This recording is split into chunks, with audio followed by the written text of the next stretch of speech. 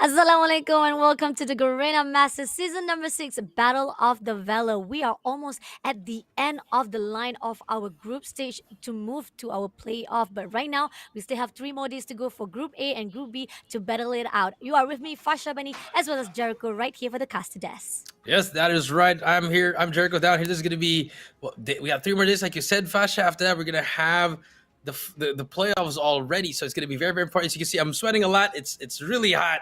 It's really, really hot, Fasha. So if you guys have your ACs, turn it up as well. But, but back here, the heat of the battle here, it's just way on that next level. These are the important days already, Fasha. We're going to see who's really going to move on and who do we have to say goodbye to. Agree, definitely. Everybody's already heading their own standings. They already collected a lot of their wins from all of their series. Might be not be able to actually catch up even more further on the line. But then again, like we always say, you just have to utilize as much days as possible and as much of wins that you can make it, and or at least do your best right here to put a mark in your name here at the Garena Master Season number 6. Yep, that is true. I mean, this is where amateurs go to the pros. This is where Mm-hmm. pros cement their legacies and maybe have that momentum. The first event for the MSP as well. It's going to be very, very interesting. But let's take a look at our tournament format, how we got here and where are we now. First of all, we got to the qualifiers, which is the 32 teams battling out. And then after that, the top 16 teams will move on to the group stage, which is happening right now. 8 teams per group. There's 2 groups, and after that, the top eight will go to the playoffs. Top 4 from each group. Yes, sir. Everybody is meeting off each other for the single round robin. That means 3 more series to go. They already fight 4 of the teams already inside their own group. Now they're meeting off with the 5th group here for our day number 5. So it's gonna be very interesting to see how they'll be able to actually get as much win as possible. Those are who thought that might be able at the top at the group standing for Group A. It turns out to be they're having a little bit difficult, but nevertheless, this is the prize pool they are chasing after 10K US dollars to be given out for the champions. Second will be 4,500. Third will be 3,000. Fourth will be 1,500. And moving along to the fifth to the 16th, there will be 750 to down to 250 US dollars. So everybody gets home with a pie for themselves. But how much pie they want to bring home? Now that's the question you guys want to answer here at Garena Masters. Yeah, that is true. I mean, like I said from the last stream, I've already tasted that 10K twice, Pasha, and I've gotten Yeah. that third place of once. So, I mean, it's good. It's good. Everyone's gonna get their money now, but at the same time, who wouldn't want to get that top 4? That top 4, once you get into that money, it's just gonna be astronomically better for you. So hopefully, all of these teams will do their best. Take a look at the team participants for Group A. Stalwart eSports, Savage Immortal EA, Classified Pegasus, Elevate, Team Star Magic, DVK Oblivion, Exclusive, and Tyrant Akari. We're focusing on Group A, but we're going to give a highlight to the team participant for Group B as well. Rivox and Victor, the Lulus, Big Boys, Smart Omegas Esports, Scotty, Sage Ultimate, X Prestige, as well as AAA O9, who already fight yesterday night. Yep. So both teams really turning it up here. Like we said, like what Fasha said, 3 more days for both of these squads to make it out and fight and get that standings. Because obviously we don't know who's the top 2 for at least 2 for Group A and Group B. I mean, Stalwart as well as Elevate, the top 2. Team Stars and Magic right there on the third one. Maybe the fourth one, we don't know if it's going to be DVK or Tyler Curry. And for Group B, Omega and as well as Scotty are leading the way. Agree, definitely. This is something interesting to see how it's going to be like. We got a map features for this season. If you guys missed out what happened, Harpon, we have Apocalypse Summit, Standoff, Hackney, as well as Hacinda. Search and Rescue will be a new map and modes to be added on for the GM6. Started out with Takeoff, Kurohana Metropolis. We haven't seen it yet. Nobody ever able to actually bring us there for the search and rescue. We got Coastal, Tunisia. Tunisia, like I said to Kelly the other day, I feel like I want to vomit already because we keep on casting there, and we also have terminal map as well, but we still haven't seen any team going there. And on the control side, we have an additional map which is Arsenal as well as Seaside to be added on into the list. Yep, great maps all the way. And you were right, Kurohana Metropolis hasn't been picked yet. We don't know just yet because I think from a coaching standpoint, I agree why teams aren't picking that Fasha because you want to go with what you know. But take a look at today's matchup. It's going to be Stalwart Esports versus Classified Pegasus to kick off the day. Second match is Elevate versus Savage Immortal EA. For our third match, Team Star Magic versus Tyler Kari. And for to round it up at the end, it's going to be DVK Oblivion versus Exclusive. And the first thing I know is Fasha. Mm-hmm. It's looking like there's a lot of one-sided games here already. Agree, definitely. I mean, we're talking about all the standings that we've already witnessed throughout all of our group stages. And I know most of the players are probably wondering, like, oh, it's not going to be easy. But like I said, just utilize as much as you can, just get as much information and just absorb what you can learn here at GM6. But I do agree on the note that it's not going to be as easy, or could it be that it's going to be a fast paced game for tonight, as we are seeing a lot of the time when it's in group A are fighting, there's a lot of donuts being served, Jericho. Yeah, a lot of donuts being served not only in the series but also like in S&D as well as in all of the games actually. So very interesting how we're gonna see it. But by looking at it, I mean now we can really base it off the stats that Warden and Cali have been saying throughout the stream. I mean, if you look at the left side of the screen, these four teams are pretty much your top four Mm. at the moment. So, and the other side is really struggling. Maybe Tyrant Akari is right there, but by looking at this, it's really going to look like all of these teams on the left might be taking home the victory. But let's take a look at our first matchup. In our first lineup, it's going to be Stalwart eSports. We have FDX, Shut Up, Irfan J, Skirt, Incendio, and Clove. Yes, sir. We still haven't seen Irfan J in the lineup just yet. I know people are probably missing him so much, but with the lineup that we've already have, we got Clove, the ex-captain of Kagendra, meeting off with our ex-almighty powerhouse international captain, which is Incendio, joining up with Shut Up, FDX, the Clutcher, as well as Skirt, making a great comeback inside our team of STE. Is not going to be easy because Irfan J definitely will be put out as a secret weapon. But on the other note, team lineups right here from the classified Pegasus from Malaysia. We got Clasher, Ren, Vibes, Chase, Far Rate, as well as Kim's from the team of classified Pegasus. Yeah, Classified Pegasus is obviously a new team, but has been struggling throughout this tournament. But can definitely learn a lot from this. But let's take a look. What kind of Classified Pegasus can we find out here? They're not going to be going up against a team.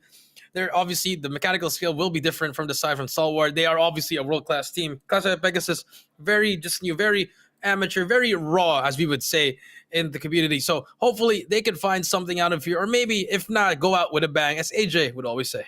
Yeah, definitely. I mean, like, shout out to Farid though, because one of the players inside the classified Pegasus that really has stands out most right now with 29 point KDA at the moment right now is Farid, and he really popped off for the team of classified. But moving on to the maps and most right here, it's gonna be Hacienda back again for the hard point picked up by the classified Pegasus. Moving into search and rescue, it's gonna be Tunisia yet again by Stalwart Esport, and at the control side for the map number 3 is gonna be Arsenal.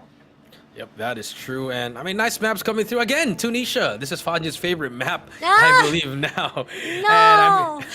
maybe not, but yeah, Hacienda here by C65. The last time I saw them, they went up against, I believe it was Star Magic, and they just obviously it was absolutely it was a mauling. So Mhm. I mean, I don't know what they're trying to do. Are they just trying to try it over and over again? They're starting to look insane here. But Tunisia here, very very standard pick for Stalwart. I just like that they keep on picking Tunisia, but because I feel like once we hit the playoffs, we're starting going to see a terminal, maybe a takeoff, maybe a Kurohana coming through, and then for obviously for control Arsenal, C65 they haven't changed a single pick. Agree, definitely. I mean, like, again, with the Hacienda, I'm not sure what classified Pegasus is planning to do at the moment right now.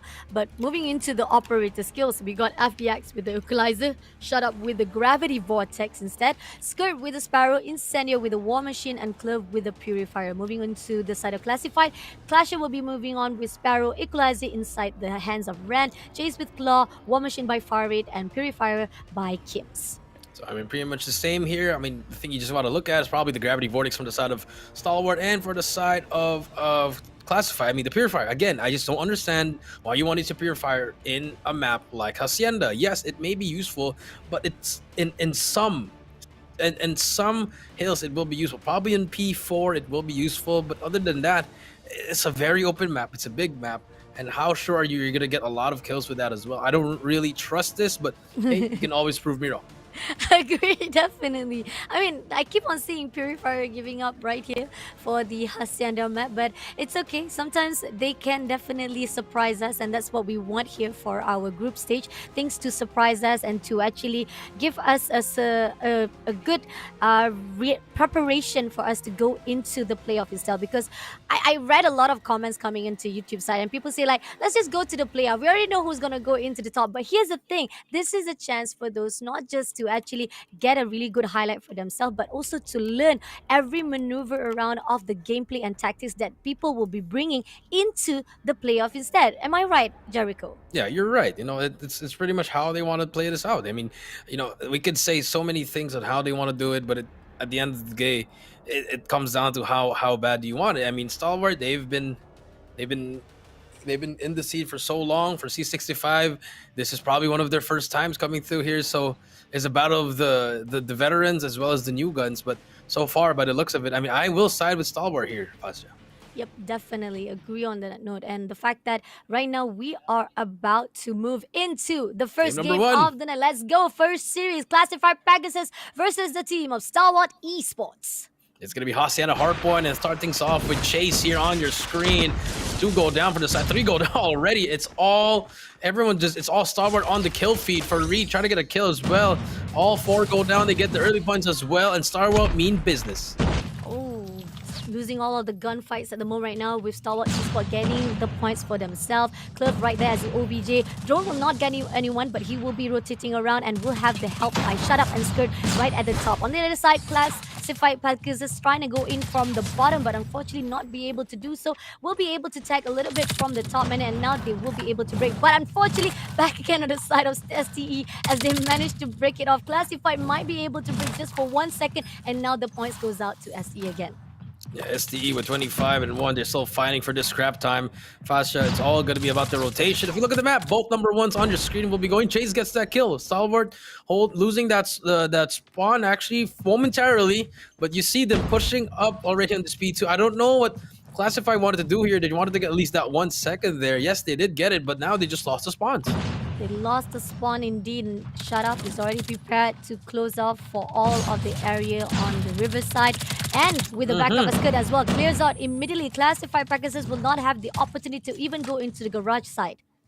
Yeah, just like that. I mean, they backed it up already. Split spawns, yes, you can. It doesn't matter. Skirt shutting you down. It's going to be more players coming through from that side door. But Farid gets that 2-piece. Shut Up is there to hold it down. But finally, Classified almost tried to break Ekvasia, but nothing yet so far. Back again to the spawn side on the other side of this garage, and unfortunately they're still trying to go for 2 split side at the moment with Shut Up. Skid will be taken out by Chase, but not to worry though. There's 2 players right here from the classified. Can he make it through? Takes down Clove immediately, and it's gonna be Chase, the only one left for the classified practices to try to pick in, try to contest it out, but they did break it off for the scrap times of that P2, and early rotation has already been seen from the side of STE. Yeah, STE coming through here on this rotation. I mean, you classify, yes, they get what, 15 seconds from this hill, 16 seconds, 15 seconds, and now they have to fight for this rotation. FTX and Shut Up already inside. It's just been a battle of map control, and Stalwart have been winning it. They've been winning all their gunfights as well, getting everything ready for them, 80 to 15. I mean, if you're classified, what do you want to do here, Fasha? Agree, definitely. I mean, you gotta find a way to actually break Windows gunfights, and that's something that's interesting. Now, FDX comes out with the equalizer, despite Clove is the one who always uses the equalizer. Now, FDX will be the one who goes in for taking out every single player from the classified. Takes down 1, he gets another 2-piece, not allowing any chance for the team of classified Pegasus to even go in. Yeah, this is just how you manipulate these spawns. FDX, 4 kill spree, has a pred to work with. Equalizer still at hand. Everything covered. Shut Up, Clove, brings out everything that they have. It's just been a massacre, and it's all been Stalwart eSports. 6 kill spree, 7 for the side of Shut Up. It's all been a spawn trap, and it's all Stalwart. 115 to 111 to 15. I have no idea what classified because they are struggling. They need to find something. They really need to find something. 21 kills already in the hands of Shut Up. Predator Missiles takes down Kim's instantly. Now, classified Pegasus will be scattered around as they're moving into the P for the last hard point for this hill. And unfortunately, they are still having a little bit struggle. The team of Stalwart eSport FDX is holding him from the top manner. Spotted out 1, he gets the information. That stun will give a little bit of disperse from the side of SE, but not to worry, they still be able to do a lot of things. Gravity Vogue stacks will be put out, giving a lot of struggle coming in from the side of the team of classified Pegasus, because even though they try to go in 1v1, they ended up being taken down. Yep, they ended up getting taken out. Skirt and Incendio all on the kill feed. I mean, if you're classified, you got, what, 4 guys with only single-digit kills. We got to get some kills here if you're on their side. Get the rotations on point. But so far, it's just all been Stalwart. And finally, Incendio gets taken down. But at what cost? They're not even near the hill, Fascia. No one's even pressuring as well. This is just a completely different team. Stalwart eSports just on a whole nother level. even trying to break from the sideline of the speed 4. It's Mm-hmm. not going to be easy for Classified because they were taken out easily. Predator misses by Clove with 2 piece right there. Scott takes down Farik and no chance whatsoever for Classified Pegasus to go in. Now Kim comes in from the mid, will be denied instantly by Scud instantly. Yeah, instantly just getting traded after traded. I think FDX, he's closing on to a nuke here. Hopefully we can switch on and maybe watch him on the full screen. Incendio gonna get taken down. Clove skirt. FDX on 11 already. Let's hop on board with him. Maybe he will get that nuke. 50 seconds left. Oh no, FDX missing them shots coming through. We'll finally get him as well. 12 for him. More to go. 8 more to go. 8 more to go for the nuke. Can we at least witness a nuke right here inside our Garena Masters VI? Everybody's been talking about it. Trying to go into the bottom. And he almost took it out. No! Almost! Unfortunately, so will be denied instantly. Now Skirt takes down from the top. And the Classified Pegasus did manage to get 40 points for themselves. But unfortunately, still not going to be enough with 162 to the side of STE. Yep, 164 to 41. Yes, they have it contested, but they're just getting out aimed mechanically here, as well as holding the whole map. The map awareness of Stalwart is just at a whole different level. You know, that's why they're the representative Garena during the World Championship 3 times in a row already. I mean, this is just a massacre for Classified Pegasus. It's getting really, really difficult for them to make a comeback here. Going into P2, Shut Up is already prepared right behind the car. And is overlooking to the riverside as well. Farid comes in from the mid, will be denied instantly with the equalizer of FDX. Predator missiles again come in from Clove, takes down Farid instantly. He comes alive and he will be dead again. And now Ren comes through with the equalizer. A little bit too slow though because he will be denied instantly as well. But FDX will be finishing off. He will show off how you want to use in the equalizer. Yep, he will be using that one. Has a Pred to work with. Clasher in the gang will get some kills, but for what cost? No pressure inside the hill as well. It's just all been STE. Clove holding down the heady. Just getting all the time, soaking that hill, milking it every single second. As we move on, 20 seconds left. Yes, they can try to contest, but War Machines are out. Stalwart eSports trying to close it out. Stalwart spot with 240 points. They only need to just get enough points from P2 and then moving on to P3 straight away. Classified Pegasus even try to contest just a few seconds, but not going to be enough as they are still losing those gunfights. It's not going to be easy. Incendio takes down from the other side of the garage, and now early rotation has been done. Teams are prepared right here for the P3, but unfortunately, is it going to be easy though? They have to win those gunfights. 2 players already stacked up right at the top and right at the bottom, and Classified Pegasus is outnumbered right now. Kims will be denied instantly. Clasher comes in with a Sparrow, gets 2 pieces for himself, but is it going to be enough though? Incendio comes in from the back line, and Clasher is still holding off from the spawn side of the team of STE. He spotted out a couple of players from the spawn, but doesn't get the kill though. He got to the Type 19, and you gotta be careful here. The team of Classified Pegasus is not giving up. They are not giving up, but I mean, it's a little bit too hard. It's possible, but against Stalwart, I don't think it's a shot at the moon. You know, you're trying to put a punch on the moon. You're trying to punch the moon. It's not really gonna happen. I mean, 232 to 60 now. That was a small sample of success there, of hope there, but it doesn't matter. 10 more points, and this is gonna be all over. That's all she wrote. Skirt now. Gonna close it out. Yes, they get it. Can they contest? More Pred coming through. Contested finally. 4 more seconds to go. 3 more seconds to go. It's all gonna be Stalwart. 1 more second to beat, and that's gonna be it. 250 to 60. Stalwart dominating game number 1. Sheesh. I mean, at this point of time, I'm really questioning why they keep on picking out the Hacienda map. There's a reason why. I was like wondering, probably because they've been learning all of the rotation. There's a possibility because they've been losing a lot of time at Hacienda. Maybe they've learned all of the mistake. But apparently meeting off with STE is the same amount of fight that we keep on seeing from the side of Classified Pegasus. I mean, and they we're talking about STE as well, because STE is one of the most formidable players inside the community itself. And you know for a fact you've got to put out the more 200, even 300% fight when it comes to fighting with STE. Yeah, I definitely agree. You really have to give up your best because that team, their experience is way off. It's off the charts. They've been through so many tournaments. They've won a lot of championships. All these players individually can single-handedly change the game, and that's what happened for Classified. I saw 2 guys that they were getting kills, but it wasn't even kills that needed. It was just kills just to try to get out of spawn. So, I mean, with that alone, what kind of strategy you want to do? You want to try to work with. Strategy is one thing, but at the same time is putting the time and effort to be mechanically sound in the game. That's another different kind of level that Stalwart, Omega, Elevate, Scotty, TSM, all these top 8 teams that have it.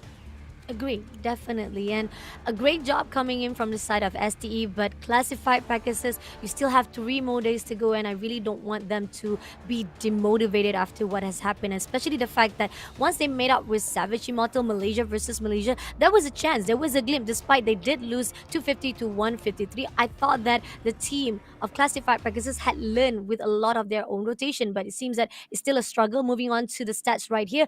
Clashia as the MVP with 21 kills to 28 is still a negative with the KDA itself. Chase with 16 to 30. And I mean, all of the players from Classified is having negative KDA for themselves. But moving into Stalwart Esport, we got shot up with 42 kills with 11 death, Glove with 34, and FDX with 38 kills.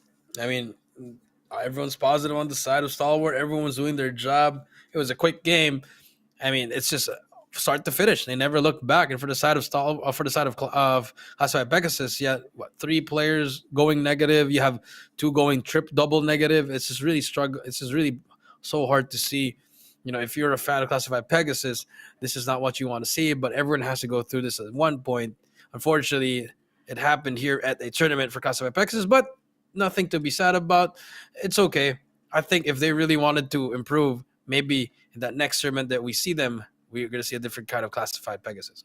Agree, definitely. Again, things that you have to take note here. You guys are able to qualify to the group stage, and group stage takes a lot. You got to actually learn all of the players coming in into the community side that have been inside the competitive scene is already more than 4 years already. So a lot of the experience will be able to topple you if you're still getting into the competitive scene. Moving into the stats of head to head, 159 kills to 67. There is a gunfight that was won by classified practices like Jericho said, but it was questionable gunfight that was won, and probably it was just for the spawn side. But other than that, they weren't even able to actually go in for the kill times. It's only for scrap times of 1 minute 36. And moving into the dominant side is 250 to Stalwart Esports and 60 points to the side of classified Pegasus. I mean, the story says it all. The stats don't lie. But everything is just all Stalwart from start to finish. Yeah, you get the dominance. It shows there. It's nothing really to break down here. What went wrong is with classified just didn't have anything to counter against all of these players. They were letting one of each player of Stalwart getting a 2-piece and 3-piece every time they see them. So, I mean, if you can't trade it out, you're really gonna lose like this.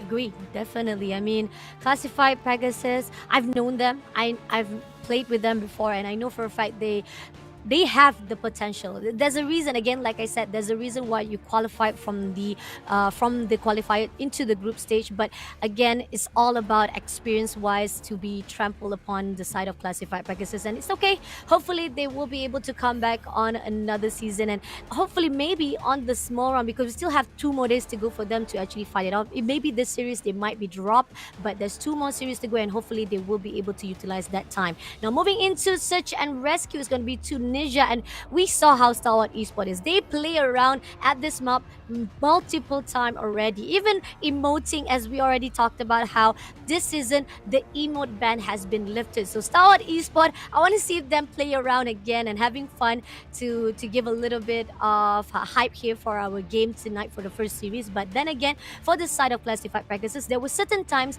where Clashia was able to clutch it out. Fire also pop up really well as well. So this is something that I hope that they have a benefit to actually get as much point as possible, even though the stats wise definitely goes out to Steam of STE to win the search and rescue. Yeah, I mean, by the looks of that hard point, definitely gonna be you really wanna would go on the side of ST here, especially this is also their map pick. So I mean, if you're classified Pegasus, maybe just try to fight fire with fire. Maybe don't play slow anymore. Just go in, put your heads down, and just start rushing. Maybe that's the way there. You're going up against these strong teams instead of them going to you. Why don't you go to them?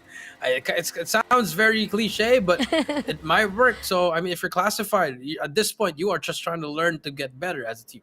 Agree, definitely, yeah. Possibly just throw off your team, your enemy off their feet, not realizing that there's a possibility that you might be confident enough to go in 1v1 with them or go in for the rush with them. So that could be some of the tactics that can be used from the side of classified Pegasus. But on the other note, I do feel that there were certain times that classified Pegasus might be able to actually pick one after another. Like they might be able to win that gunfight if it's 1v1. But then again, if you're talking about Clove, that is one of the most powerful players inside the STEs. I mean, not to drop down any names from the Incendio or FDIs, they are powerful as well. But here's the thing, when it comes to Clove on search and rescue, he just used J358. That's it. He just go in with the pistol guns and he gets the MVP every single time. No, I'm not kidding. So if you want to fight with Clove and he's only bringing only pistol and he can win that gunfight, you got to bring up even more of those gunfight wins. Here we go. Game number 2, Stalwart eSports versus Classified Pegasus. It's going to be Tunisia. It's going to be search and rescue. Here we go. Take a look at the map. It's going to be a rush. And I like this from Classified. No, backing up a bit, giving it up. And for the side, for Stalwart, they're just giving it up. For Classified, using all their utilities. No information. There should be a bomb plan. They have Incendio first. Ooh, 4 players straight away go into the B. Kims takes down Shut Up, trying to quick scope straight to the tunnel, but it seems that Incendio will be able to take down Ren instantly. Ren straighted out skirt as well. So now it's going to left with 3v3 situation from the side of STE. FDX takes down Fire instantly, so it's going to leave out with the 3 players of the team of Classified Pegasus. But Incendio comes back with Skirt. Incendio trying to do a little bit of quick scope. Skirt takes down Kims instantly, even though they try to go in for the B bomb side. Unfortunately, Chase will be one to be left behind. Yep, 2 versus 4 now. I'm gonna make it 5. I think they are rezzing shot up here. FDX at the back. He's gonna get shut down by Chase. That's another kill for them. Player, and it's all gonna be Chase here in a 1 versus 4. It doesn't matter. Stalwart strikes first. 2v1 situation is not going to be in the favor though, and especially the fact that a great job. I mean, like, it's quite rare that we see STE bringing back the players. Usually they don't really use that features quite often, but now they're bringing back the STE, and I think they want to finish off this game very quickly, and that's going to give a little bit stronger from the side, not even a little bit, a lot to the side of Classified Pegasus. FDX on the quick scope from the mid lane. Chase with the Oden goes to the front side. FDX is prepared. Grenade will give a lot of thrill, but Chase takes down FDX instantly, and Smoke will be giving out a really good cover up. But Clasher takes down Shut Up. Skirt takes down Kims for the trade as well. Now leaving only 2 players for the STE. Now 2v2 situation from the side of Classified as well as STE. Clove will be denied instantly by Farid. Can they make it up? 2v1 situation right this instant, and it seems that Skirt takes this situation to their hands to revive back FDX. Clasher knows the information, goes to the front, but he will be denied, unfortunately. But Farid at the same time will be able to bring back Chase. So 2v2, 2v3 situation from the side of STE with Classified Pegasus. Yep, Shut Up. It's gonna be the last one there. Skirt takes him down as well. Now it's gonna be a 1 versus 2. Farid, Kim's revived as well. Skirt trying to look for him. Skirt gets taken down. It's all up to the player. The FDX trying to res one as well. Does he have enough time? He's fast him as well. The quick scope does not matter. Back and forth, left and right. Spots him, but FDX better on the scope. Shuts him down. 2-0. Almost. The idea was there, but the persecution was just not in the favor of Classified Pegasus. They were back and forth. There was a certain amount of time that was like Team Classified Pegasus couldn't make a deal, couldn't make a 1 point for themselves. But unfortunately, with FDX of that quick scope, again, the clutcher, the king of the clutcher, making sure that it's not going to be easy for the Classified Pegasus. Now FDX straight away on the mid lane again. Doesn't spot anyone. Clasher might be able to pick one if he will be able to backstab. He sprays it out. Unfortunately, FDX again with the quick scope. Slide shot some more, with the sniper. Yep, with that sniper coming through, takes him down. Farid gets shut down by FDX again. And just like that, it's a 4 versus 4. Make that 4 versus 3. As we take a look. Now back to a 3 versus 3 now. No one's trying to get a res yet. Skirt gets 1. The trades him out as well. 1 versus 2. It's all to the captain. Incendio. Trying to res 1 as well to revive his teammate. And they're going to be... Here we go. Back to a 2v2. 2v2 rescue mission right this instant for the team of STE, as Ren also brings back clashes. So 2v3 situation. Bomb has already been dropped, and Shut Up also brings back FDX. So 3v3, and Kims comes back to chase as well, but Incendio takes down Ren instantly. Now 3v3 situation, overlooking to the entrance A. Grenade will be thrown out. Does it hit anyone? Will it give an information? I don't think so. The team of classified Pegasus is just holding their ground right here for their defense. They know for a fact they just gotta hold the ground, and Chase takes down Incendio. Spotted out one, sprays it out with the Odin, doesn't get the shot though, and FDX will be down with the quick sword, but Clasher comes in for the backstab, takes down 1 point for the team of classified Pegasus. First round goes to classified Pegasus, first of many. Let's see if they can keep it up. The search and rescue, you saw what happened there. Everyone's just reviving, and it works because they have more teammates to work with as well. So I'm loving that feature. But here we go. Here comes classified Pegasus on the back end. Nades are flying once again. Nothing's gonna be hit, but after that they sold it out. Let's see, Farid. Prepared with a quick scope though, doesn't spot anyone. He needs to get information. Clove is just ready. Grenade by Ren with a 2-piece right there. Skill shut-ups instantly being taken down. Chase will be able to take down FDX. Right inside is going to be Clove. Will be denied by Ren instantly, leaving one more play. Incendio all alone. He tried to quick scope but doesn't manage to do so. Bomb will be dropped by Chase instantly. 4v1 situation. The rescue will be denied because Farid will get the kill, making 1 point to the side of classified Pegasus again. Looking good so far. Yeah, looking good. Answered 2 rounds in a row. I thought Stalwart was going to be able to run away with this, but they said not. Hey, you got to put some respect on our name, and here we go. The classified Pegasus turning up here in this game number 2 as they hit a B again, going for nades, the flash. Instead, he was going to be the first one to spot. Let's see.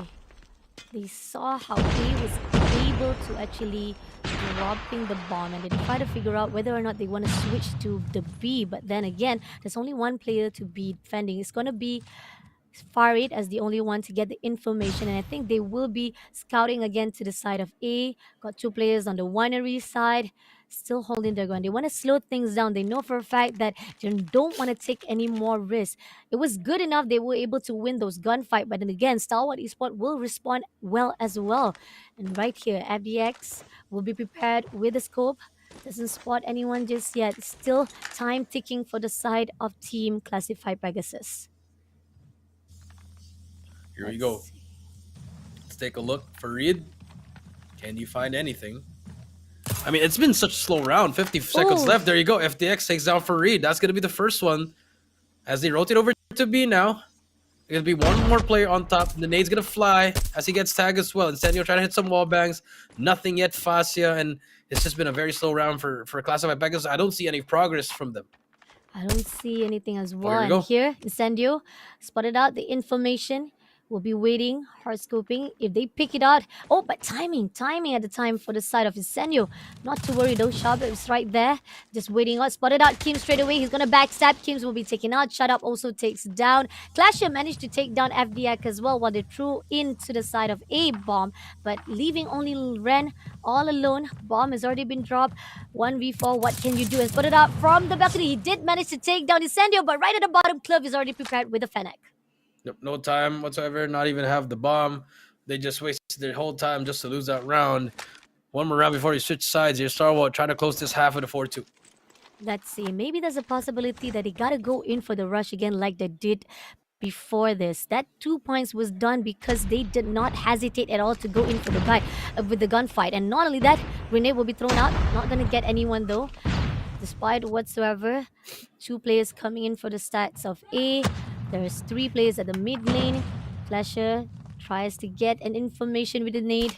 Doesn't manage to do so. FDX with a quick scope takes down Farid. It's going to give the information that the possibility of B will be stacked up with the classified Pegasus. Overlooking to the bottom side. There's 1 player at the bottom side of the B. And if Incendio gets it just in the nick of time, he did manage to do so. He gets to tag Kims. And now 1 more player to go at the tunnel. It's going to be Chase all alone. Chase moves back away. There's 1 player at the mid, and he's going to get the information. He's going to go in for a fight with the Odin. Takes down for the trade. He gets 2 pieces, and he will be able to take down Clove as well. But unfortunately, FDX is too quick with a quick scope. Takes him down, making 1 point again to the side of STE. And that's going to be another round for STE as we switch sides here, Fascia. Now we do see 3 more rounds before they end the game here. And for the side of C65, it's been a struggle. After those first 2 rounds that they won, nothing has come well to them. They don't want to keep on doing the same play. They're just trying to get kills here at this point. Incendio has a play right in front of him. He's going to be flying. He's gonna back it up a bit here. A minute and 40 seconds. STH stalling, but Incendio Oh, gets the first one and gets two clasher as well. Gets that trade. 2 versus 3 right now. oh, FDX left all alone. Gonna go quick scope, gets the information from the side of classified Pegasus. Now it's gonna go in for the rotation. 1v2 situation right this instant. FDX doesn't spot it out from the right side. They miss each other. They miss each other, but FDX is ready with the spear. Takes him down instantly, but Ren comes back with Kim. So it's still 2v1 situation. And here, FDX will be rescuing the teammates again as well. Now they are the one who has to plant the bomb though. Incendio is back up on the scene. Grenade was thrown out too late. Too little, too late. But 2v1 comes in for a fight. But Ren gets the 2-piece for himself, making another point goes out to the team of classified Pegasus. Yeah, and Stalwart struggling here on this S&D. Really just having some difficulty closing it out here. 4-2. I mean, look at Let's this. see. FDX getting 12 kills and shut up with 2 kills. He's like the only one who still haven't managed to actually get as much points for himself. And moving along to classified. Classified Pegasus, at least they managed to get individually 4 points for themselves. And this is showing off that classified Pegasus can be able to adapt into the fight with Stalwart eSports. But can they do it enough though? Ren takes down Club instantly. Incendio gets a quick scope with Oh, Chase side. And that's going to be my a good God. fight from the side of STE with 4v2. Make it 4v1 situation as FDX tags off Clasher all alone to fend for himself. It's going to be Farid all alone and going to meet off with Shadow. Gets Oh, the kill though with a quick scope. And now he's moving in with 1v3 situation. Can he make it done though? He spotted out one, gets the information. He gets it with FDX was taken out as well. There's one more play to go. Can he get it done? He tried a quick scope. He doesn't manage to do so. He switched it up. Incendio taking his time though, but he's going to move away, making a good kill for the side of Scud instead. Yep, I mean, they pretty much ended it there. Stalwart finally turning it up, putting that pace faster and faster, not letting the side of Classified Pegasus get an advantage on them as we wait and see what's going to happen in this next one. Let's see the map. Stalwart eSports going to try to go for this A push immediately. One player also hitting mid. And Shut Up just eats a nade from Kim's beautiful nade coming through for Pacify's Club. Gets another one. Utilities being used properly. Nice. Trades off by both sides of the team. 4v4 situation. Incendio gets the information. FDX comes back with Shut Up though. So it's going to be 5v4. Let's see if the classified Pegasus will respond as well to bring back the teammate. They realize that the A stacks, so they're going to actually rotate back to the B. Overlooking to the mid. Doesn't spot anyone though. Incendio is still prepared with the hard scope. Doesn't want to actually lose out that site. If he gets the information, it might give a good hope for the side of STE. But then again, smoke is right there. So I think the team of STE will be dropping their bomb at the B side, giving a lot of the space from the side of classified Pegasus who are not overlooking at the B. And look at this. This is just giving a chance for the STE to drop the bomb instantly. And they're going to bring the team of classified Pegasus to the B bomb side. And FDX takes down Farid instantly. 3 more plays to go. At the moment right now, Chase did bring back Clasher though, but it's still going to be 4v5 situation. Still not in the favor. Grenade will be thrown out to the B bomb side. Does it hit anyone? Nope. Incendio gets 2-piece. Chase Ren takes down, and now 2 more plays to go. Try to do a little bit of wall banging at the bottom. Doesn't get anyone. Switch to the Odin. And now going in for the rush. And it seems that Kims comes back with Ren and Clasher already prepared at the bottom. Can he actually fight it off? Unfortunately, Clasher will be denied instantly. And Clove gets 2-piece for himself, making another point. Goes out to the team of SE. And there's just 1 more point left to win this match. Yep, they're going to get that round match point for them. You were right. I mean, they got the res, but just no execution, no proper execution from the side of Classified Pegasus, from the side of Stalwart. They have been very, very well. As you can see, Clove gets a 2-piece. Free gets a trade as well. Last 2 players in the middle. Classified Pegasus taking it to the Stalwart eSports here. Only gonna try to go for that res. Nades are gonna be flying for Reed. No, nothing. But the Flanco Incendio might be the game changer. Incendio coming in for the backstab. Spotted up for it. Unfortunately, overcommitment to the side in the end will be punished by Stalwart eSport, making another point right here for the series. Yep, and now we do see them on your screen, really just smiling, all smiles. You know, they kind of slacked off in those other rounds that they lost, but it's okay. You know, no one's really perfect, but we saw them turn it up towards the end, Fascia, wherein they ended it in fashion. 7-3 at this one. Now it's 2-0. Fascia. I mean, this is gonna be, I mean, like what we said. Start things off on the left side. Stalwart. Those are the teams that I believe that are gonna be taking all these series. And so far, 2-0 so far.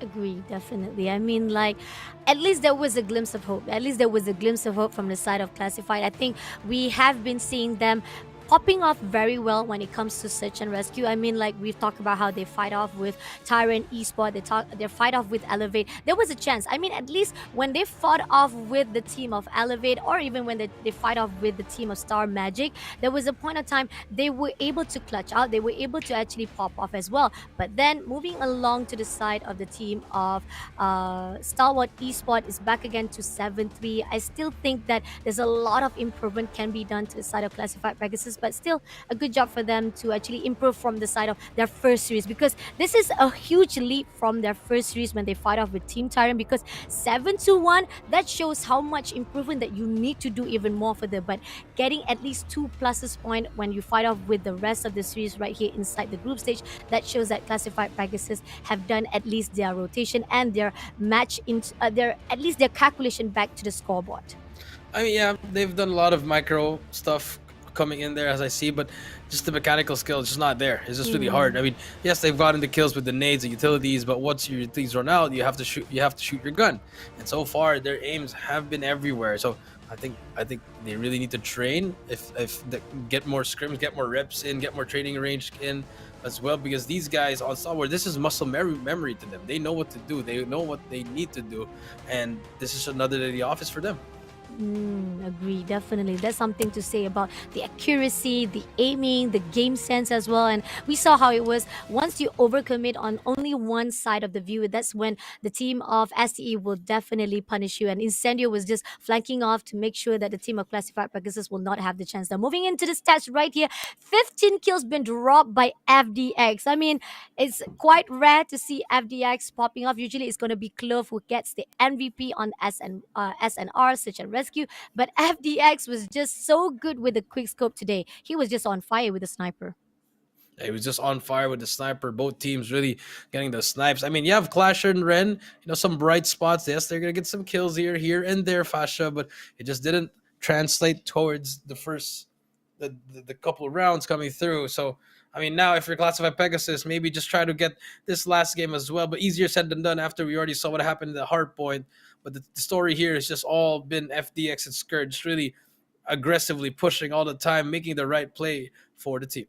Agree, definitely. And Chase and Ren did their best as well with 10 kills for both of their players. But then again, moving along to the gunfights, they did won it. But here's the thing, you still need to find out the OBJ as well. So going into the stats of the search and rescue, here's it. Nobody was able to do any objective because Stalwart Esport was just getting a lot of the amount of kills. 34-41. I mean, like, this is quite unknown. I mean, like, Stalwart Esport wins it, but the total kills was done by Classified Pegasus was a little bit higher, 41-34. But total rescue wise, it's the same amount. 7 rescue was done by both teams.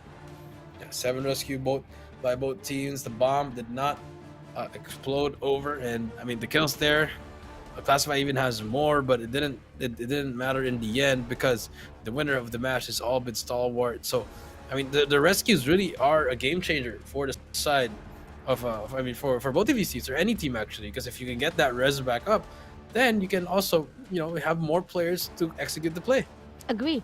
Definitely. Rescue made a lot of changes, especially we've seen throughout a lot of the series where people or players like Alkine will be able to drop bodies with this sniper. But then again, if the moment when the team of Elevate or even the team of the players will be able to actually bring back the enemy position side, rescuing, for example, like Sanji, and then most of the players decided they be able to actually bring back 5 to 4v fight instead, that's going to be a really tough decision coming in from the side of any players or any teams instead, because even though it could be either way around, if it wasn't for the mode having the feature of rescue, they could have won those rounds easily. But unfortunately, with the rescue mode being added on, the feature being added on, this makes things even more difficult. And that is something that all of the players, all of the teams inside the Garena Masters season number 6 have to utilize it and make a change, and as well as adapt into the gameplay as well.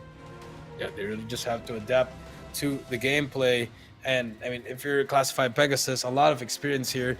Yes, you've managed to score 3 rounds there, but after that, what happened next? Why didn't we switch up our strategy here? Why did we kept on doing the same things over and over again to the point that we lost what, four? They lost 4 rounds in a row, and that was going to be it. Let's take a look at the maps and modes for this one. And again, Hardpoint has been over as 250 to 60, and then Search and Rescue 7 to 3, both been taken by Stalwart. As we move on to the last one for the series, it's going to be Control and Arsenal.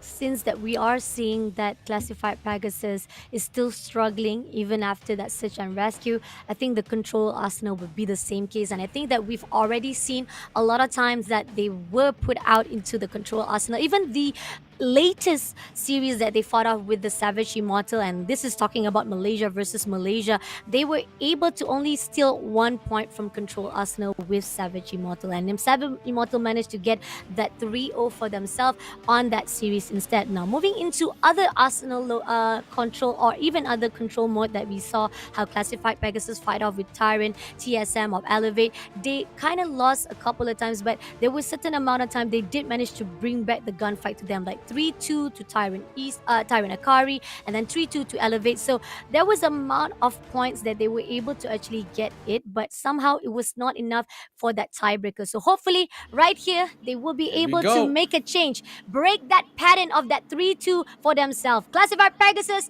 versus Stalwart eSports, Control Arsenal.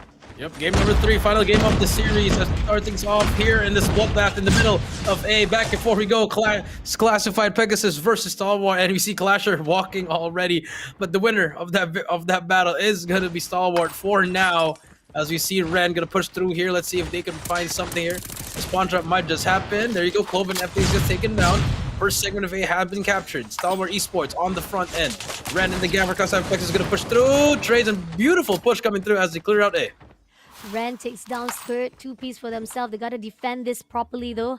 Despite there was a lot of contests as well as the capturing coming in from the SDE. Ren prepared at the automatic doors. Glove comes in from the sideline. Shut Up takes down Farid. They're overlooking to the vent side. Can they overlook? Shut Up takes down 2-piece instead. And now the lifeline is also depleting for the side of classified Pegasus. It's not going to be easy. They got to defend it very properly now because STE still struggling. But Glove takes down Kims and Chase as Farid takes down FDX. Still, the numbers still catch up for the STE. Yep, I mean, there's 2 players from the side of Pegasus, classified Pegasus. They're at the okay, never mind. They just get absolutely mauled. Got only 1 kill there. B's been captured. B's done.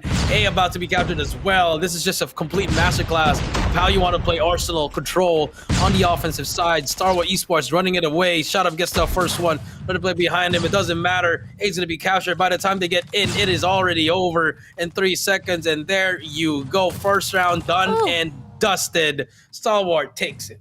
Oh my god. Again, another fast game indeed for the Control Arsenal. I mean, like, within, like, I don't know, 2 minutes or 3 minutes of the game, already STE managed to actually capture A as well as B. And now, moving into the one who has to defend the Alpha as well as Bravo. Let's see if the team of Classified Pegasus will be able to respond. And now, all of them are stacking A straight away. Only one player is going to be FDX, the one who actually scouted up for the B. Kim takes down Incendio, but look at that. War Machine is coming in from Incendio's side. Drone comes out from Skirt, taking down every player from the classified Pegasus from their own spawn. Yep, and that's just like that. 25 to 29. Skirt try to look for more enemies here. Spots that first one. More enemies on his side, closing in on that claw. Might just be able to spray and pray all of these enemies. More players getting taken down. Skirt ready with that claw. 20 to 27. This might just be the fastest second round we'll see ever. As we see the spawn trap happening here on your screen. It is happening beyond our eyes. Stalwart eSports on a roll. Stalwart eSports is definitely on the roll, right? This is Incendio trying to believe, but it's okay.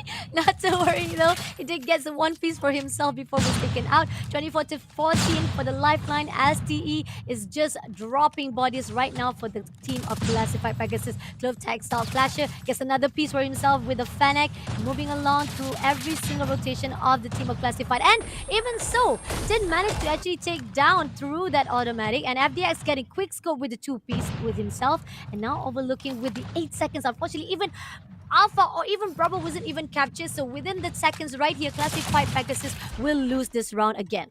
Yeah, no one even close to that. And that's going to be match point for the side of Stalwart. One more to go, and our first series is going to be over.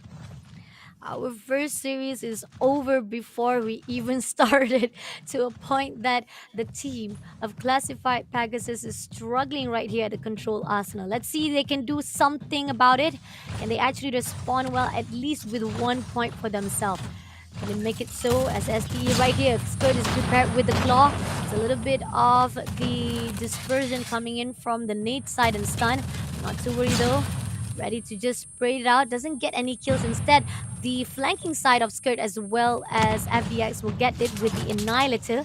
Throws the drone side and shut up, overlooking through the sideline of the Bravo. Will not be able to use that Sparrow, but will get the information. Club comes in with the equalizer, takes down Farid instantly, and now moving along, it seems that he gets a three-piece for himself. Make it a four right there for the club, but he will be denied. Instantly takes down by Chase in the process, but not to read. There's already a lot of bodies already been dropped from the side of club, getting already 15 kills in his hand. He's gonna be the MVP again for this control Arsenal, man. Incendio with the war machine. He just sprayed it out through that automatic. Ren takes down, shut up. 7, 7, 7, 4, 5 kill points to the side of classified Pegasus. They gotta do more, 22 to 13. It's a lot of lifeline has already been depleting on their side. Now, Rain is just prepared to do a surprise attack. He sprays through that automatic, but the objective of Alpha already been captured. Now, leaving with Bravo to defend for themselves. Yep, that's going to be one more. 20 to 12 here. Team of Classified not even reaching 10 kills just yet. Can someone manage to get 10 here? Incendio going to push through B. Going to have one player in front of him. The Purifier is going to be there to take him down. But for now, here comes Stalwart. They are pushing through. Life advantage not so good for them. For the side of classified Pegasus, what can they find? A miracle needs to happen here, but every time we say that, everyone's just falling apart one by one. They fall, the two pieces there, and that might just do it. Last 4 lives remaining, captured on the B. It should be over. It should be over by now. Chase Still's not giving up. Still's trying their best to actually win Oh those my. gunfight, but Farid with a quick scope takes down, and Clash comes in with a Sparrow, but he kills himself in the process as well. Now leaving Ren all alone, and he's just nodding himself like, yep, I'm all alone. I don't know what to do. 114 lifeline to be fighting off, and he will be emoting and say, thank you all. Thank you for the day. And oh, Aska comes in with a melee, making one more point goes out, and the series is already done deal with the 3-0. Yeah, it's going to be a 3-0, and I mean, just like that, Stalwart, start to finish, you know what's going to happen to them. That's what they want to do. And they ended it. And I mean, I think we just saw a record. It's not even a good record. I just noticed that it's the first time I've seen in a team that on the enemy team that not even a single player has a double-digit kill. Agree, definitely. I mean, like, it's really very, very heavily on the side of STE to drop so much body, even in the mid fight or even during the second match point of STE. Club already got in 15 kills for himself, and that was just amazing. And then moving along to classified Pegasus, I mean, they were trying to win those gunfights. They did. There was a lot of the kill points that we can see from the side of Ren as well as Chase, but still not enough to the rest of the teams that gotta pull their weight.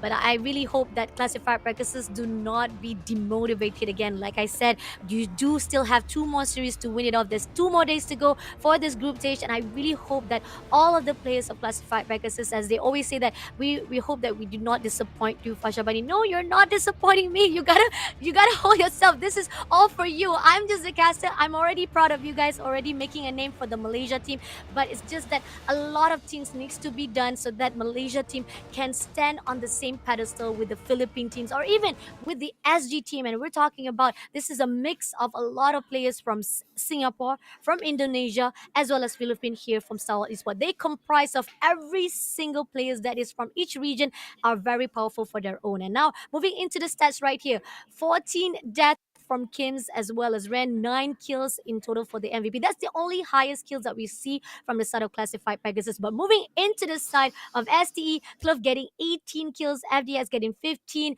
Startup getting 11, Incendio getting 10. It's just a massacre for the team of STE. Yeah, this is a massacre for Team STE. I mean, I mean, what else can you expect from a team like Stalwart Esports that went through the side of World Championship? They went to SPS in Brazil. Mm-hmm. They've been through everywhere. They know what they have to do. And for the side of classified Pegasus, they're just an amateur team here. Getting their their baby steps in here. So I mean, I just don't know what they can do here. I mean, if I were them, yes, you said they shouldn't be demotivated, but it's a hard swallow. It's a hard pill to swallow here. They really need to dig deep in their last two matches here. Let's take a look at the post match head to head. I mean, it's just an all out one sided affair. Kills 54-38 objective wise. I mean, they've done it one Stalwart. It's just it's start to finish, wire to wire victory. Stalwart Esports brings it home. I mean, double to the side of Stalwart Esport, almost double to the side of Stalwart Esport with the stacks of kill points.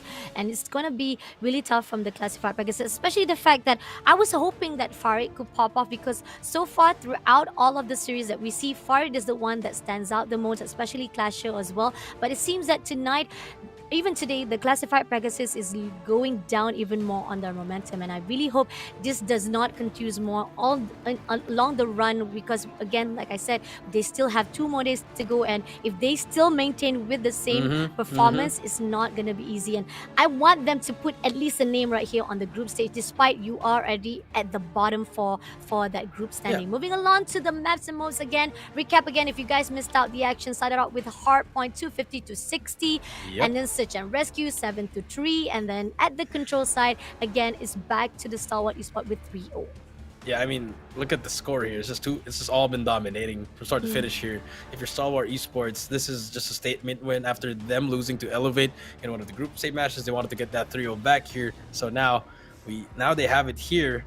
And let's see if they can keep on going. Obviously, they are going to be securing that slot on that playoff side. And you're right, if you're classified Pegasus, you want them to go out in a bang. So hopefully in the last 2 matches, they could probably at least pull 1 or 2 at least. Yeah, agree, definitely. At least have some of the maps to be win, or some of the modes that you be able to actually get even more momentum, or even get a more improvement, because I do see most of the time I think they are struggling on the side of spawn side, or even on the fast-paced game. Once you move into the control, or even on the hardpoint, it seems that the team of classified Pegasus doesn't have a chance. But then moving into Search and Rescue, there was a time where they were able to actually slow things down. They were able to win those gunfight, and they were able to actually use that rescue mission as well. But it was just an idea for them to use, but the persecution was just not there, and that's something that the team of classified Pegasus needs to do. If you want, you can't actually be very mastered in one day. That's something that we already talked about it, because the fact is all of these players have been doing so much. They have been practicing day by day and even for years, and this is not something that classified Pegasus can do in just overnight thing. And moving into the side of Search and Rescue, maybe there's a possibility if you can actually improve your gameplay at inside the Search and Rescue. At least we can see that you guys have at least one mode that you can show to the people, or show off that you have what it takes to fight off. Yep, you're right. I mean, take a look at the highlights here. This is just a master class of Stalwart Esports, showing why they are one of the best teams in this tournament as well as in the world. I mean, if you are on the side of classified, it's an honor to face against them, but also at the same time, it is a tough tower to conquer. If you are classified Pegasus, just every player is scary there. They all have their individual prowess, and over here in this control side, it was just a complete massacre from start to finish. Agree, definitely. The control arsenal, there was no chance whatsoever. Even with that first match point of control, they were already spawn trapping the players. Classified Pegasus couldn't even get out, and even as the one to be defending it, they were having struggle. And moving into the MVP, it's gonna be FDX with the 58 kills and KDA of 3.41. Yep, I mean, 58 kills, 2.691 average score. Favorite operator, obviously, with that equalizer, showed it off in that hard point as well. I mean, FDX always been very consistent. Hopefully, he's gonna do the interview once again, just like last time, Facia. Yeah, definitely. I mean, I already have one question in my mind already because this is also a lot of the questions that been thrown out by our community as well as the viewers. So this is going to be fun to actually interview. Or could it be that STE will bring one new player to be interviewed? I'm not sure though. So let's find out what's going to be like for the side of our interview with the team of Stalwart Esports. If you guys have any question that you guys want to ask, you guys should definitely comment right this instant right now. Yeah, you are right. They have to comment who they want to have in this MVB discussion as we wait and see who is going to be. Fascia, I mean, Stalwart Esports, just we already discussed this off stream that we were like, okay, this is going to be a 3-0. Yeah. Unfortunately, it will be a 3-0. Classified Pegasus, it's just the stats don't lie. This is the Yeah. one time you can say the stats don't lie as we wait and see who will be the one that we're going to interview.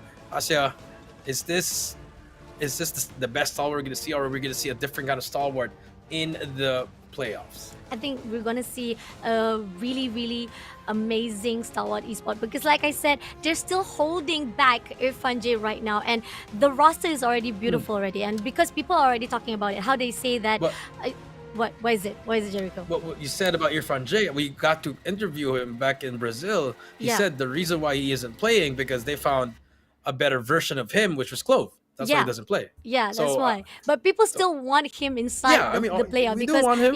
because we want to at least have like a diverse and versatile of Stalwart Esport because the roster is very powerful and that's what we're talking about. We got Cliff from ex-captain of Kagendra and then joining up, teaming up with the ex-captain of Almighty Powerhouse International, and that's why Cliff with Incendio inside the lineup is already beautiful. And then we got FDX, one of the best amazing snipers and clutcher when it comes to down when he's all alone. Even at the SPS Brazil, like he get 3 piece on himself, and that was just amazing. And I wish I could like interview. It was if it was on SPS Brazil, I wish that I could like ask him like what was in his mental process thought when he was left all alone at the meltdown, and then he had to fight off with like as the last man standing. It was just perfectly timing, and he only had like 6 seconds before the diffuser, and he did it on time. That was just amazing on the FDX. And then we have Skirt also to back things up. He's one of the best assists from the side of Stalwart Esport. But again, a lot of the players, a lot of the community are missing Irfan J. Again,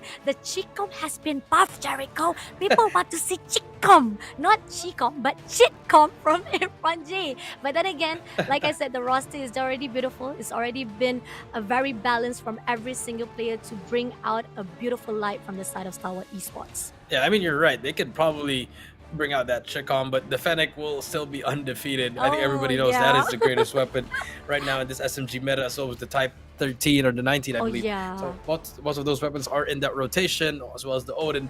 I mean, if you're Irfan J, I think it's okay. I think they're winning right now. Maybe if they need him anytime soon, then go ahead. We'll see how is that going to play out. But so far, may him be the sixth man. I think that's probably one of the best six mans you can ever have in this region. As we wait for this interview, I mean, Fasha, what else have you? If you're Classified Pegasus, if you're the coach of Classified Pegasus, what would you tell them?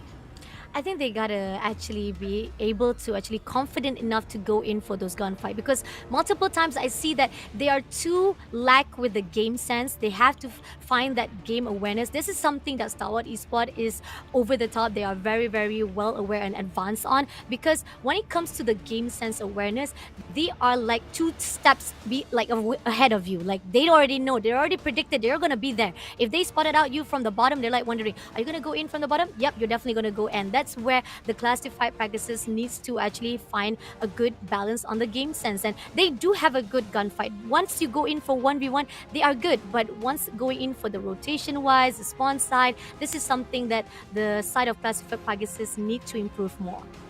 Yeah, they really just have to improve on mentally, mechanically, Mm-hmm. just strategically, and just overall how they feel. So I think that's how we want to see it as we wait on for the interview. Fasha, this is the only the first series, but now we do have our interview ready. Let's see who we're gonna have the interview. I think it might be the captain El Incendio in the team, and I no, it's shut Hi. up. Okay. Ah! Hi. Hello. Hey, Hi! shut up. So first of all, congratulations. Just want to ask, Thank how does it you. feel to bounce back after losing to Elevate in the last matchup? yeah, I think my team is ready for the rematch now. No, really, Against ready Elevate. now. Yeah, we are ready now. I Okay. mean, do you have anything to add on into that side? Because I think a lot of people are also asking, like, what happened when it comes to fighting with Elevate? Would you guys like having problem with the communication, or is it with the gunfight? I think it's just we are kind of new to this map. They are practicing quite long with the new map, so we are just still adjusting to the new meta. The new map, all this. Ah, I see. Can I have the last question, Jericho? Is that Go ahead. okay? Go ahead. Yeah, okay. Yes. Last question. A lot of people see, like, whenever you guys are very performing wise, you guys are might be able to get that nuke. Why don't you guys go for that nuke? Just now FDS almost got the new three kill more, but he just failed it. The people he got backstab.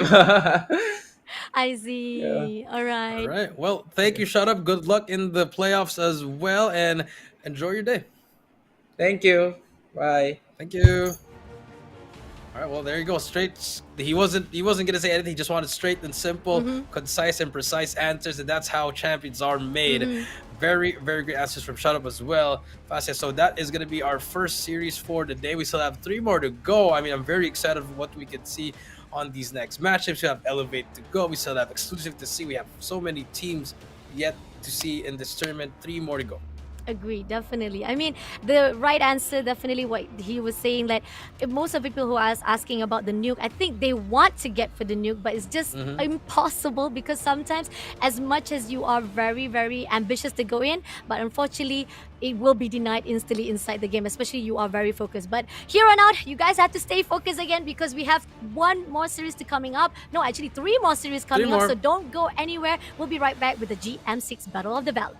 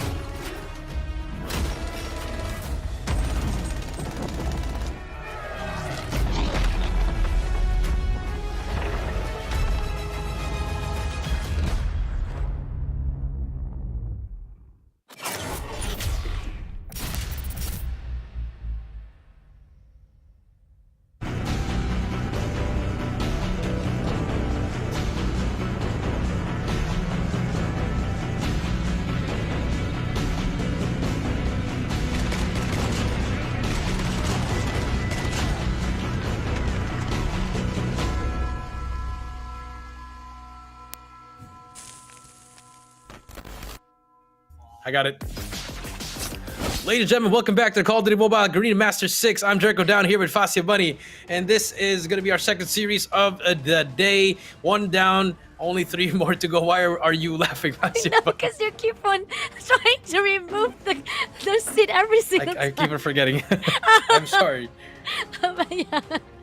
Alright, we're back again for our second series. It's gonna be Team Elevate versus Savage Immortal. But if you guys missed out what happened on the first series, it was the team of Stalwart eSports fighting off with the Malaysia team, which is classified Pegasus, and it was served 3-0. And again, I think the notion that the fact that Group A one is uncompromised one of the toughest group, I have to agree on that note, because you got 4 powerful teams such as Stalwart eSport, Team Elevate, and then we got Team Star Magic.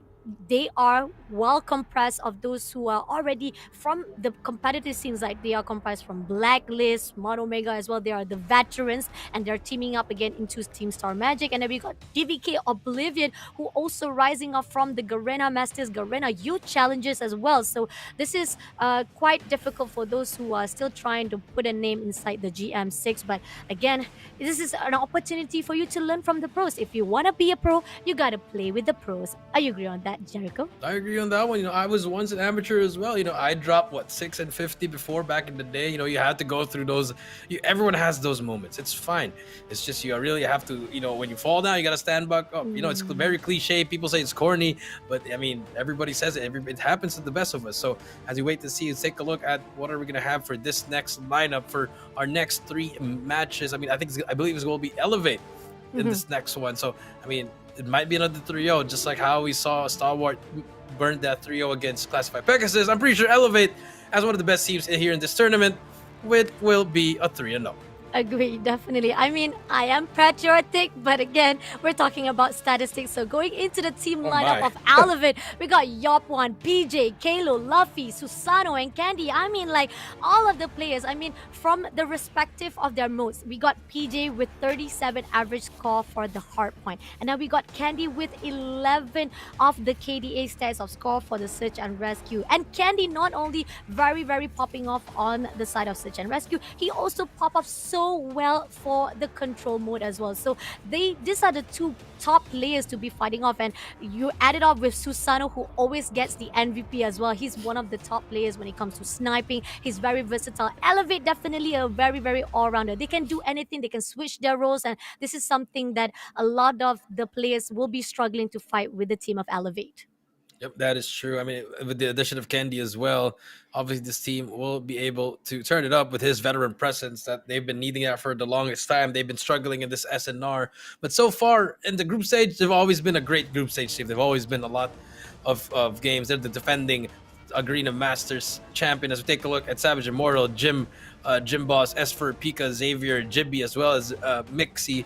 I mean, this team, it's a mix of Filipinos as well as Singaporeans as well as Malaysia. It's just an all-around team, which is great to see the diversity. But at the same time, they haven't been playing as much as they haven't been playing well, Fascia. So against Elevate here, I mean, you really gotta pray and hope to see that they can probably pull one game, but that is easier said than done.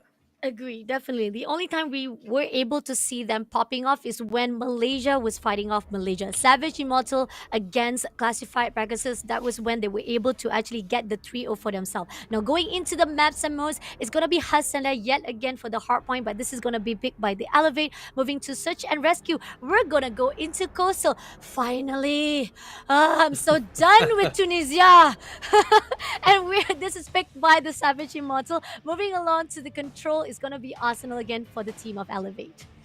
Yep, that is true. Again, Hacienda back again in Arsenal. You said Coastal will be S for the side of Savage Immortal, and Elevate, they can play any map that they want. And if you're Savage Immortal, you're just pretty much choosing where you are going to lose the game. I'm not saying it will happen, but by the stats, Elevate is obviously on the upper echelon of most of these teams. They are the defending champions of Garena Masters, so obviously you need to really side on the champs.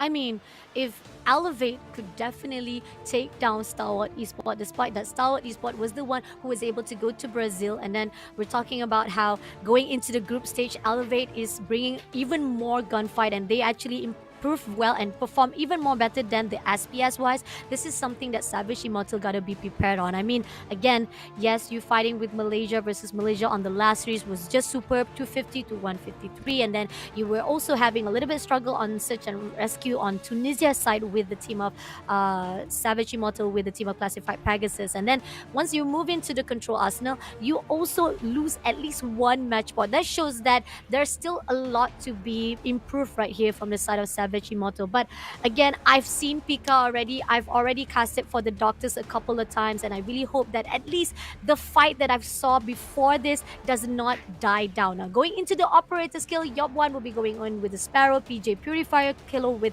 Equalizer, Susano with Claw, Candy with the War Machine, and I think it's gonna be mirroring to the side of Savage Immortal as well. As we see, the only difference I think is gonna be the Gravity Vortex yet again. Yeah, again, the Gravity Vortex for the side of Savage Huntsman. I mean, Savage Immortal. Sorry, it's gonna be with S for. I mean, for the side of Elevate again. Purifier, not really the best option, but if you are PJ, anything that you use will be a good option if you're PJ. That's the only difference, and that's why we see that. Also, we do have a mix of a wrong graphic on the right side. It's not a double Purifier. You can't have two operators the same choice. Obviously, it's all going to be unique now. Interesting. I think there's a possibility for that graphic technical, but it's okay. It's all right. No worries for the side of that. But on the other note, again, I do agree on the note that PJ, he can do anything. He can use anything that he wants. It's still going to be beneficial to the side of Elevate, especially the fact that most of the time we do see that the one who pops off to get the OBJ as well as the slaying side and flanking side is going to be the side of PJ. He definitely pops off the most on the side of Hardpoint. But here's the thing, on the side of the Savage Immortal, I think that most of the time that we do see the pop-off comes in from the side of GB or even Asfer, but then again, it's not going to be enough if the rest of the players does not stand up on their own as well. Yep, that is true. You know, everyone has to do their part here. If you're the side of Elevate, I mean, yes, one can pop off, one can change it the moment for them, but for the side of Savage Immortal, all of them, it has to be a team effort here, not just one player doing everything. And that's going to be a hard matchup for them. But anything can happen here. But against the reigning defending champs, you need to pray as well as to hope the Call of Duty gods are going to be on your side.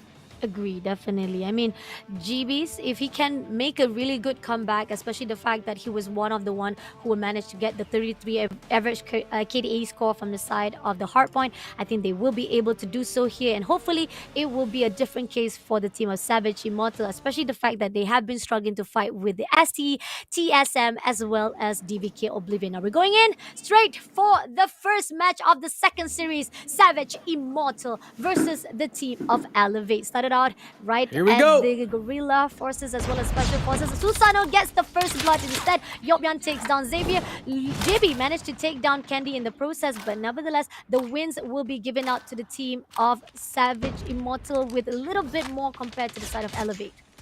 Yeah, early games coming through, but all the kill feeds all going to be Elevate on your screen, just really controlling everything that they can. But here comes Jimbo on your screen, holding that second floor. So far, they're getting some trades back and forth, but the time is on the side of Elevate. Time is on the side of Elevate as Mixie comes down, takes down Candy with the Fennec. And in the process, they managed to break the spawn and they managed to actually break the heal for themselves. GB takes down Chloe. And in the process, PJ tried to contest it out, will be denied instantly. But unfortunately, we got Candy right there with a nade, takes him down instantly. And now the contest will done for just for the scrap time as the early rotation for the P2 is already open up. Yeah, the early rotation coming through from P2. That's going to be one. And now as we move on here, Elevate 22 to 12. You do have Savage on your screen, already on that rotation. Can they hold it down? Nades are flying through. Back and forth pitch is going to happen. Savior on the screen trying to spray it down. He's going to get one as well. But PJ and the gang managed to break it through. And now Elevate holding down P2.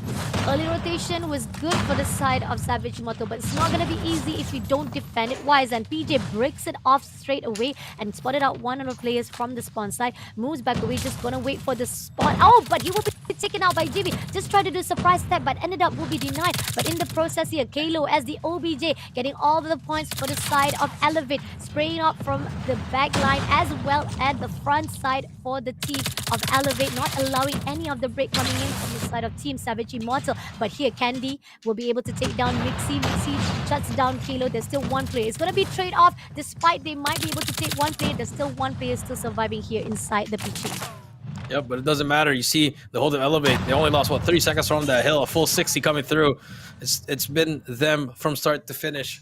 Fascia, and now as we move over, look at them. They're not even rotating. They're cutting through the enemies, but they can afford this because they know they have that lead. They have what, an 80, at least a big lead coming through in this P3. And look at that. As soon as we say that, Yopi destroys that first pick, gets 2 in a row. It's gonna be 2 more players inside the hill. And again, Elevate has control already, has managed to cut the enemies off. They still have their operators at the ready, and now they're just getting more points. Agree, definitely. This is where they're gonna actually invest all of their operators. Is Kalo with the equalizer taking 2 piece. Yopyan takes down with a Sparrow and switch it off with the Type 19. Predator missiles is ready, but no, it's already been done. Susano already was taking out 2 other players with the claw side. Kalo takes down with the equalizer yet again. The point stats out for that P3 as Susano breaks the spawn side of the team of Savage Immortal. Predator missiles again, getting the information, getting 2 piece for himself as well. Nicely done, making a lot of shots coming in from the side of Elevate, and the team of Savage Immortal is struggling. Savior comes in for the backline, but unfortunately will be backstabbed from Yopyan as well. Yeah, Yopi, Susano, always getting kills, 125 to 14, 5 seconds to go. Here we go as we keep on moving on. Susano 1 away from that EMP, could definitely help the team here as he spots 1 player on this offense side. But he's gonna get gunned down by Jibby. But it doesn't matter because look at the score, 130 to 14. Mixie now on your screen, has that claw out. Can he try to get something? Yes, Xavier as well with the Purifier. They get it, but as soon as you say that, they managed to break the hill. PJ has his Purifier to work with if he wants to, but Jimbo brings out the Sparrow, Gravity Vortex as well as out. Kenny brings out the War Machine. It's an all-out operator galore, but who is on top is going to be Elevate.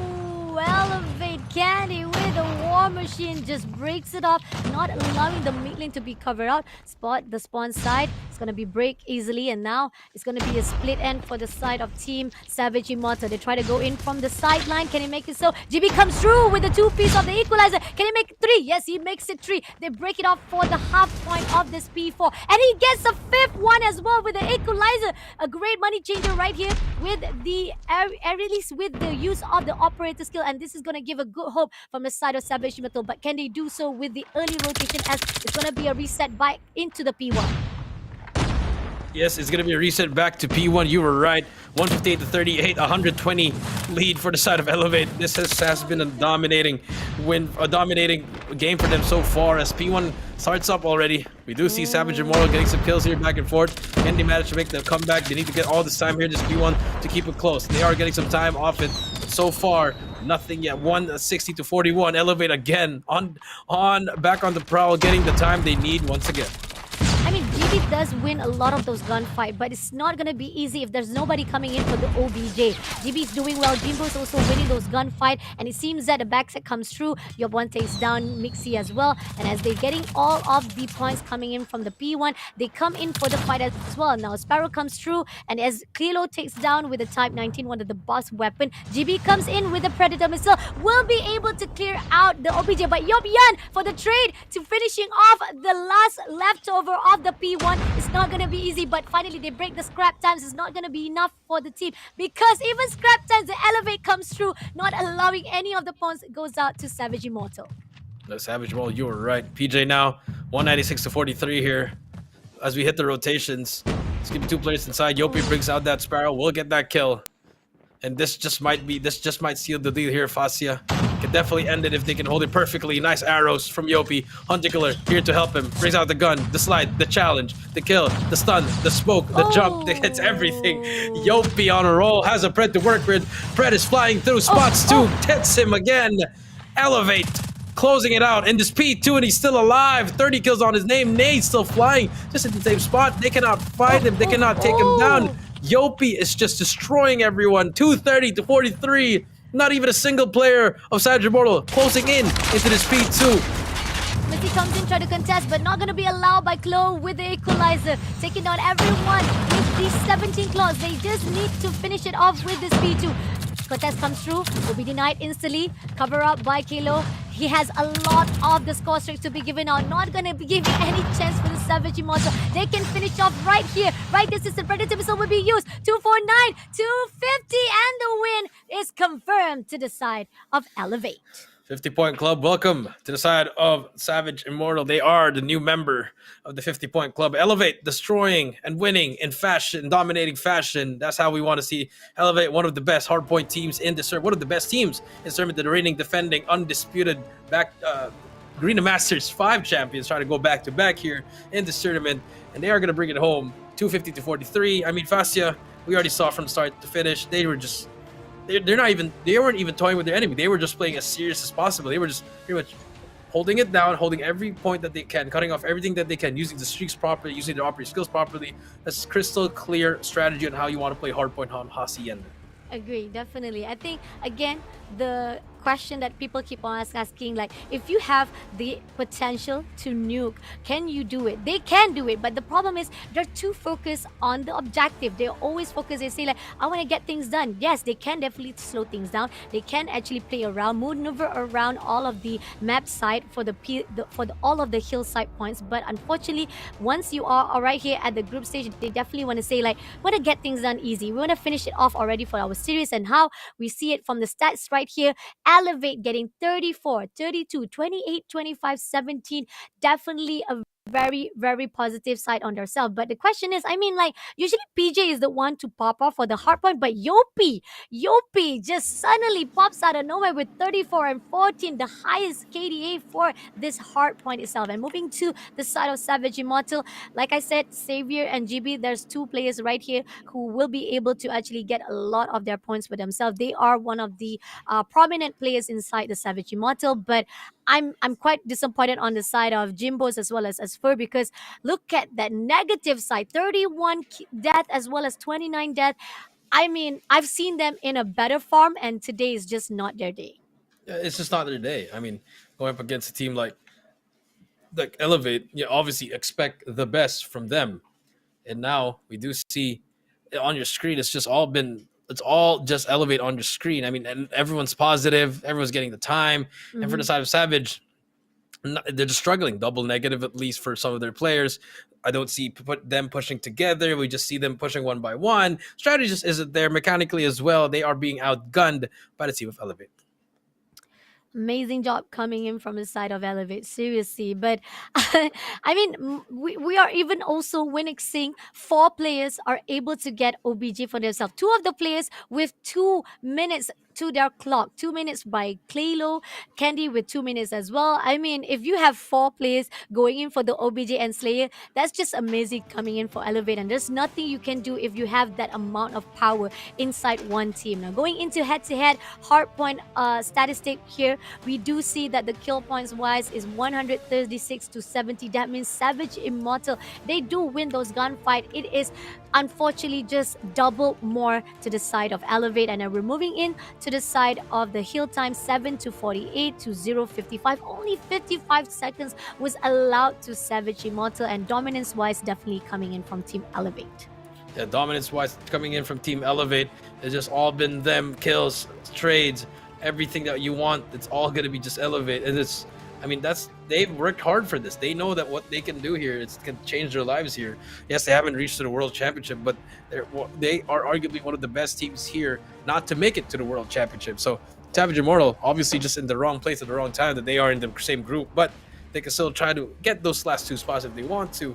But then again, they still have TSM at there as well as Tyrant. So I mean, if I were them, just try to reset here, maybe reset them, go back to this SNR, and maybe try to get that win.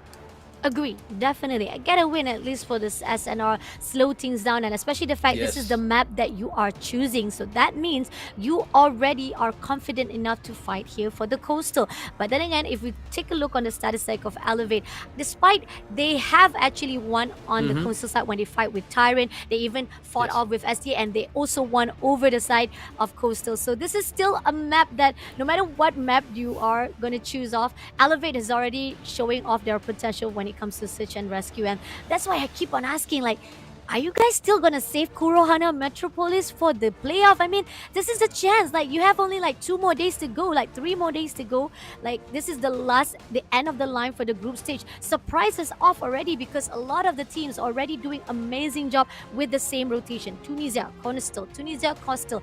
This is the two maps that all of the teams are doing well. So maybe throw them off with a new map so that people can actually have fun, and even me as a caster can actually enjoy it well, because we are going to actually have a great new different kind of momentum to be put out into a new map. And on the other side, most of the team who haven't fought in the new lineup of the map side, it can throw them off their feet. And this is something that I'm kind of hoping that the Malaysia team, or even the whole entire community of the Garena Masters season number 6, the players teams, will take advantage of before the playoff starts. Yeah, before the playoffs start, you are right, Fasha. And now, in Coastal here, if you are on the side of a Savage Immortal, obviously you want to take this home because you do have that map pick here. But easier said again. But if you're Savage, just remember that Elevate was struggling in S&D last year. But now that they have Candy, it's been a little bit better, much more better. He is an S&D star. He loves playing S&D, flex player for Omega before. So maybe he has helped them change that up. So obviously you can still elevate down this SNR, but it's just easier said than done. Now take a look here. It's gonna be game number 2. Search and rescue at Coastal. Let's go. Match number 2 for the series second, right, for our today's match. As we see, GB spotted out one, takes down Yopi, and as the process, he gets the information as well. There's someone in the front side. Xavier will be tagged out by Chloe, and in the process, they will be guarding the A side. Mixi tries to go in, but GB will be tagged out by K. Now, moving on, let's leave 3 more players to go. 3v2 situation right this instant. Asper comes back with the Jimbos. Candy comes in with the quickscope, takes him down, but at the same process, Expo also will be punishing out. But PJ with the Holger comes with a 2-piece, making 1 point to the side of Team Elevate. Everest is back and forth. We just saw PJ just running around the whole team of Elevate. I think this just might be the strategy for Elevate. Run around and take everyone down with them. That could be interesting though. And they're not even, they are trying to actually go into the Alpha or even at the Bravo side of the bomb, but somehow they are tagged off with the gunfight and they just takes off every single one. Now, seems that Mixi will be able to take down Chloe, but trade off by Susano instead.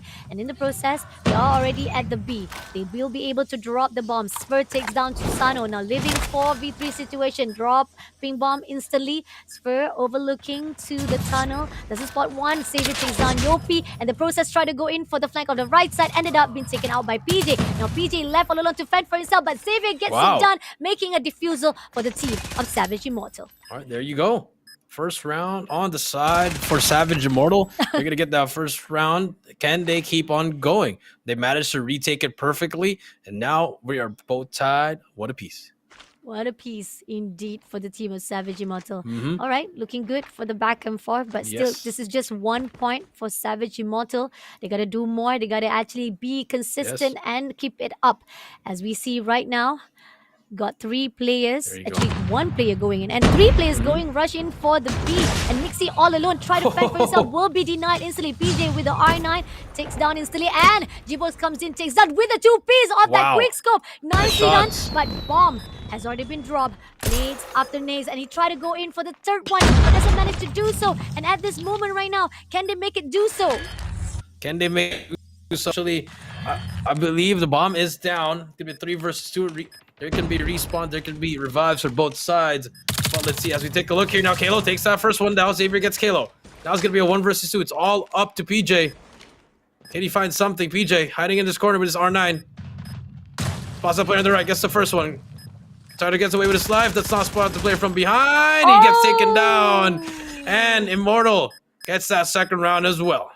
Ooh, I see that smile, GB. I see that smile. Again, when we go into search and rescue, usually the one that pops off, there's 2 players. It's going to be Jimbos or GB. Because again, GB, when it comes to holding the ground, getting the gunfights to win on their side, is definitely both of these 2 players. And I'm liking it to see how the momentum are not showing off just yet. And again, like I said, they got to keep it up. This is elevated. They will respond well as well. Now moving in, Susano goes into the bar, looking to the A-bomb side. They're going to slow things down just a little bit. They are having the bomb at the back line right here. They're not going to go in for the overextension just yet, getting as much information of the location for the team of Savage Immortal. As things are slowing things down, they will be trying to sneak a peek from the mid. Yep, Nade's going to fly through. Jimbo can try to hit someone with that god Nade, which he will not get anyone at all. Candy Trying to get one with his snipe as well. Fights happening in front. Candy, Kalo takes down Mixie. Minute and 10 seconds left. Nades flying. This might be the push. Further side elevate. Here they come. Susano. First one to spot the player in front. Susano's gonna get shut down. Candy does not hit that first shot. Savior still alive here. Back and forth. Esper takes down Candy. 3 versus 3. The res will happen. Yopi on the flank with the sniper. Spots the first one, misses the shot, but does not miss the second one. Spots 2 more in front of him, has to back away, gives the information for his teammates. Now has to regroup.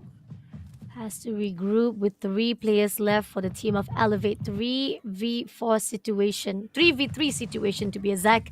And as they maneuver around to the B, right here, Kalo will get Spur, and he gets 2 pieces for himself as well. Now leaving only GB, 1 player left. Yeah, 1 player left. All up to Jibby. Gotta try to res here, but he will get that first res. Time will be deducted. 30 seconds left. Now they have to move as well. 3 versus 2. Kalo. Gonna be the first one to spot him as well. Here comes the challenge for Kalo. Kalo gets taken down. Kalo will get traded out by Yopi. It's all up to Jibby again, but PJ takes him down with the R9. That's gonna be another round for the side of Elevate. 2 points for both sides of Elevate as well as Savage Immortals. Team of Elevate is responding well. Like I said, yes, you did a good job trying to actually lead the way with 2 points, but Elevate, as we know for a fact, they are very profound, they are very experienced, so definitely they will be responding well. Now, Jimbos gets a quick scope to the side of Yopi, and now they will be trying to actually bring back again Yopi. Oh, but Jimbo says, nope, Yopi, you go down, don't come back again, man, bro. But he's gonna actually try to go into the pick of the mid lane. It seems that he will be trying to bring back the teammate as well. So it's going to be 5v4. Candy overlooking, gets it quick, but Jimbo's traded off as well as Candy also been shut down. Mixie will be trying to go in for a fight with the R9, takes down Pillow, and is trying to go in for the Susano as well. Making another point goes out to team of Savage Immortal. Savage Immortal fighting back in this SNR. And like I said, Fascia, if there's one game you want to win against Elevate, it is SNR. Ooh, interesting. I mean, looking back to the start, I was expecting Elevate will definitely dominate, especially the fact that they've already served 7-0 to Tyrant Akari. And going into Tyrant Akari just yet, we haven't actually seen how Savage Immortal be able to fight off. So this is going to be putting out Savage Immortal on another length to fight off with Tyrant soon on another series. But here, it seems that Yopi takes down Spur, and it's going to be actually left 2 more players to go for the side of Savage Immortal. They lost 3 of their players. Jimbo's gonna go in to pick a little bit on the mid lane. Candy brings back Susano. It's gonna be 2v4 situation, not gonna be in the favor. Jimbo's trying to survive it out, but unfortunately he gets Yopi instead. GB will be leaving only Jimbo. Jimbo's get a 2-piece for himself before taken out by PJ, and making another point goes back to the team of Elevate. Yep, that is true. And now, here we go. 3-3. Switch of sides. Elevate on the defensive side. For the side of Savage Immortal, they are going to be on the offensive side here. Let's see if they can get some rounds here, or will this be the last round they're going to get here? As Elevate is holding it down with an A hold. We have 1 player, Candy, all the way sniping from middle, trying to take down Jimbo.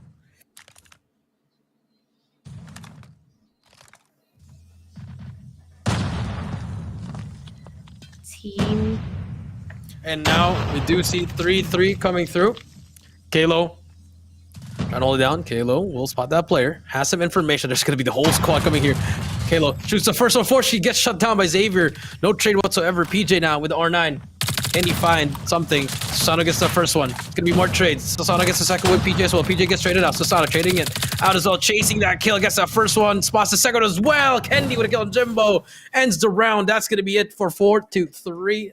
Elevate wins that first round of that second half. Here we go. Once again, take a look at the leaderboard. 6, 8, 5, 7, and 6 for Elevate. For the other side, it's all been tied, actually. A very, very good game so far for Savage Immortal here. Has to answer back to tie it up once again. Don't give that momentum to Elevate, but Elevate running through that A side, that A long side. But look at the side in the middle. Candy trying to hit that snipe through the smoke. Savage Immortal trying to push through as well. And now, PJ. So look, Yopi gets that first kill on Mixie. Jibby now has 2 players in front of him. He shuts down Susano. PJ is in that corner. They know he's there. He's going to get pinched. PJ going to get taken down. Now it's going to be a 2 versus 4. 2 versus 3, I mean. Halo just springs, trying to get some enemies. Yes, he gets S4. Jibby takes down Candy. Just trades back and forth. No reses. All the tags are all going to be in bad situations. As Yopi trying to hit one without snipe. Nice jump shot on Jimbo. Now back to a 2 versus 2. A minute and 10 left. Yopi, R9 in hand. One shot potential on the right. Does he spot that play? Yes, he does. Nice shot coming through. Now it's all up to Jibby. PJ revived as well. Bomb has been picked up. They can definitely, and Elevate can definitely revive one more time here. But Yopi, does he spot the play to Zeph? Yes, he can. He gets that kill, and just like that, 3-5. 2 more to go. And now, Elevate really showing the business, just like Stalwart after losing 3 in a row. They are not looking back. And now, start of the round, Yopi. Yopi and the squad pushing A-Long once again. Trying to get some picks, but if you look at the map, the players of Savage Immortal, they're going to run through B and get that bomb down as fast as they can. Mid is clear. It's on all B push, and Kendi might just be able to get some timings here. He spots the first one. Won't be able to get that spots the first one, but he gets sniped by Jimbo. Nice shot coming through from him. And here comes the push for them. Savage Immortal inside that B bomb side. Bomb should be able to go down here. A minute and 20 seconds left. PJ trying to look for more here. Sasano and the gang. Kalo spots the player to the flank. There you go. Pinch can happen now. 4 versus 4. Nades, stuns, trophies are out. Smoke's not in. But here comes the push. Yopi takes down Esfer. The res on Kenny's going to be out as well. PJ takes down Jimbo. Kalo gets traded out by Mixie. Susano is up.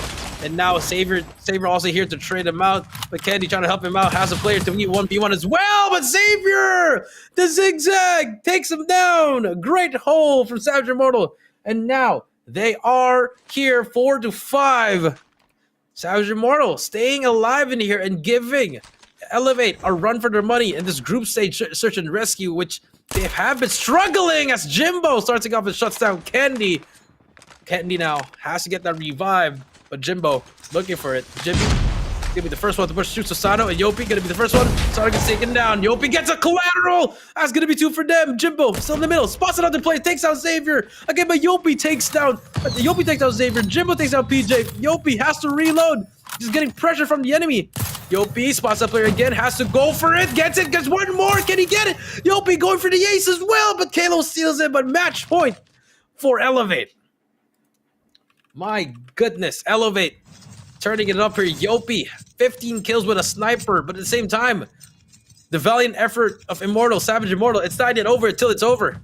They can still try to come here and make it and put it to overtime.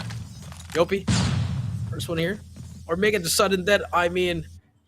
But now, PJ spots that player on the left. Fasha Buddy is back, ladies and gentlemen. But now, fight's happening. Jimbo gets 2 in a row. They are not going away silent here. PJ, gonna be hiding that building there. You know he's there, and he's gonna get shut down. And just like that, 1 versus 5. Candy, it's all up to you. Candy, it's all up to you now. Fortunately, right this instant, they are responding well to the side of Team Elevate, but they are down at the numbers right now. Let's see. Bomb will be dropped by Xavier right this instant. And Candy will be spotted out by Jimbo straight away, making another point goes out to Team Savage Immortal. They're not done yet. They're not done yet, Jericho. They will be able to come back as well. Despite that, my internet problem right now is having a difficulty. Probably somebody is EMP my connection because I can't see the feed properly, but it's okay. I'm back on the scene right here. It's all good right now as we are moving into Savage Immortal as the one who has to plant the bomb. Grenade will be thrown out. Jimbo's gonna go in for the mid lane, trying to spot anyone. Gets the information. There's 3 players stacks out on A side. Got 1 here. Will be guarding on the B bomb side.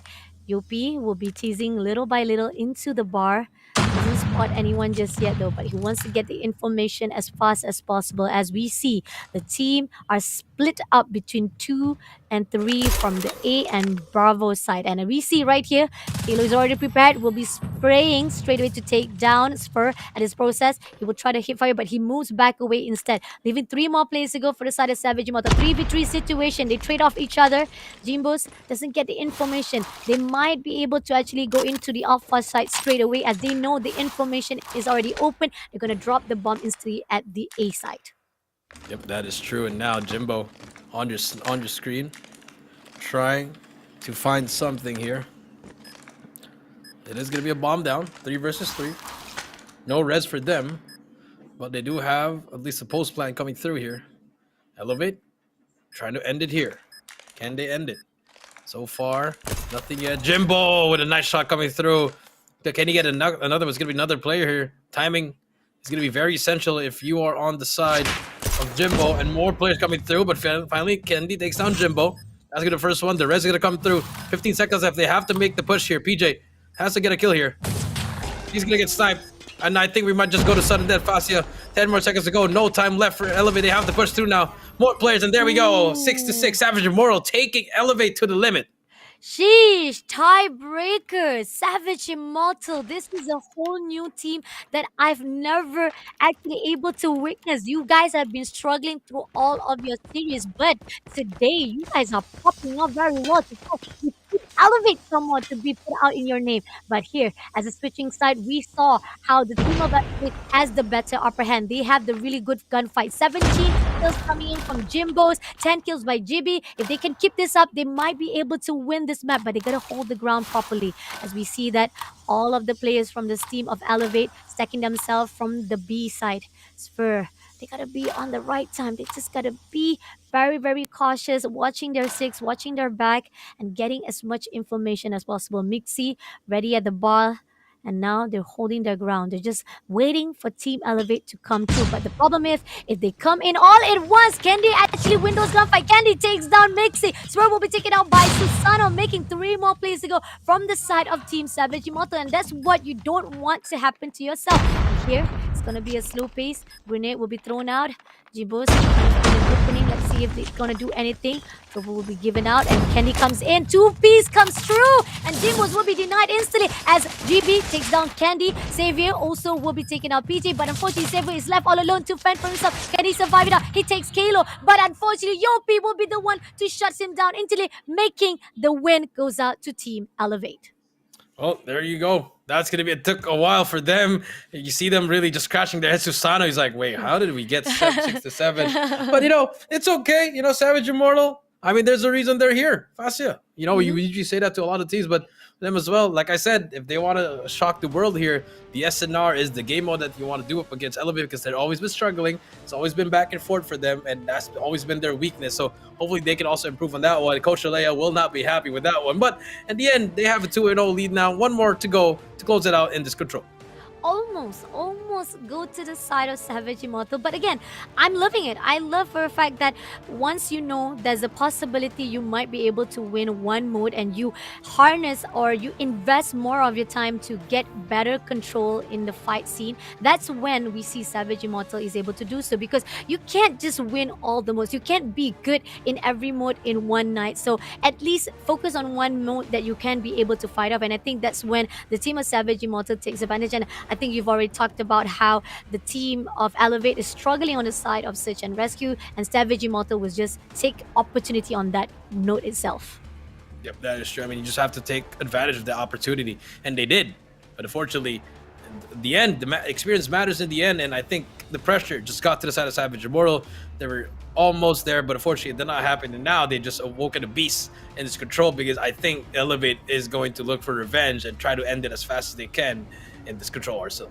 Agree, definitely. I mean, the mistake coming in from that last one is definitely the only part that they didn't expect that Elevate will be stacking off all of them straight away on the Bravo side, to a point that the teams of Savage Immortal couldn't do anything. But a great stats to be put out for the team of Savage Immortal. 17 by Jimbo's, 14 by Xavier, GB with 11. I mean, that's amazing. But again, Spur, I mean, I know you since you were from 2019 and to 2020. What happened to you? You could have done even more right here for search and rescue, but you are struggling. You keep on dropping like bodies of a fly by the team of Elevate, and I'm really not liking it though. But on the side of Elevate though, 18 kills to the side of Yopi, PJ with 9 kills. I mean, like Yopi was just there for his show, like 9999 to all of the players from Elevate, but Yopi was the one with the 18, double for all of their players. Yep, that is true. Double players, and I mean, it's just the kills here. Yopi with that snipe, really just turning it up. And now, this is what you want to see if you're Elevate. You do see some players popping off, but just a little bit too close for comfort. That if you're on the side of Elevate, you want them to really change and hopefully improve on their SNR. Agree, definitely. I really hope that at least at this point in time, we are seeing that there's even though you might be giving a lot of stats to the side of the teams that you are hoping that they will give a really good easy win for themselves, Savage Immortal is here to prove people wrong that if you are able to actually find a place and find a time to actually invest more on the mode that you are think you are confident enough, that's when you can be able to actually pop off well as well. But again, the stat still stands as 3-2-0 will be given out to the side of Team Elevate for this match as we finish off with Search and Rescue 55-54. Look at this. The kill points still a lot more to Savage Immortal, but just with 1 point compared to the total rescue. Elevate does more and use more of the features compared to the side of Savage Immortal, but the objective wise, it was to the side of Immortal to get the bomb dropped. Yep, that is true. To get the bomb drop, you were right. I mean, just more kills. I mean, what, 1 kill at least, but it doesn't matter because it's just the end of those times when you needed the kills. That's where Elevate got it. At the same time, also on the rescue side, they just kept on working and working together as a team as they got it.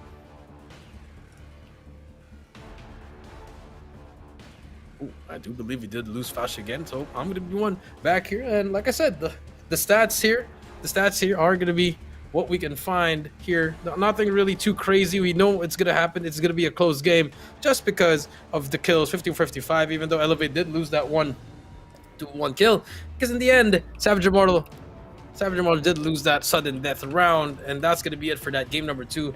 As we wait and see for the next one, it's going to be Control Arsenal, where we are going to see Elevate and Savage Immortal battle out for that last game on this series.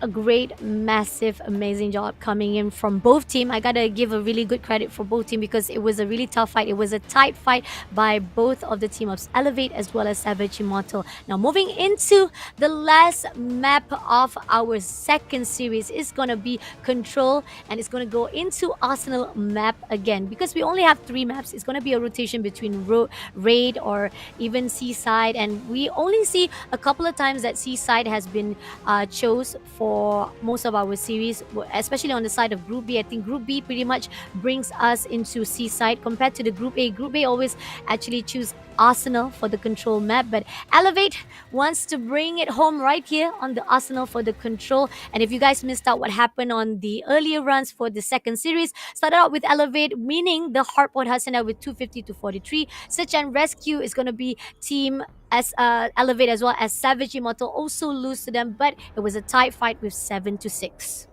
Yeah, tight fight, 7-6 here. You know, Savage Immortal almost shocking Elevate with giving them one of their few losses in the group stage, but it did not happen. Elevate stuck their ground, stay calm, cool, collected, and now one last map. It's gonna be Arsenal and Control, which Elevate did pick. And remember, they are the respawn gods here in this Garena Masters. They are the defending champions. So Savage Immortal, they are in for a match. They are in for a match indeed, and I've already talked about how if you're not gonna be able to actually fight at the hard point, and this is already a fast-paced game, a spawn mode that you are having trouble in, if you go into Control, it's gonna be the same case as well. And talking on the notion that Jericho said that if Search and Rescue, it was a tight fight, and Team Elevate is very, very annoyed and was enraged because of that tight fight, they are going to bring even more gunfight and even more firepower right here and Control Arsenal. So we might be expecting another 3-0 again to be served here at the Group A. And it's the same pattern that we've been seeing because, like I said, Group A is comprised of a lot of pro players, a lot of the powerful players, and even those who are amateurs are still struggling. But again, you just got to do your best. You just have to try your best to actually get a good highlight for yourself, at least get a good KDA, and we might be able to see at least some of the pop-ups coming in from the team of Savage Immortal will be able to stand out to the fight of Team Elevate. Yep, that is true. So now as we wait and see, will we see the same kind of Elevate or the same kind of Savage Immortal where they're going to keep it close, or we're going to see that Savage Immortal from that game number 1? All going to depend also on the operating skills. What are we going to see? We're going to see Gravity Vortex, some Equalizers, some Purifiers. That begs the question here. And if you're Savage Immortal here, what's your mindset going through here, Fasia?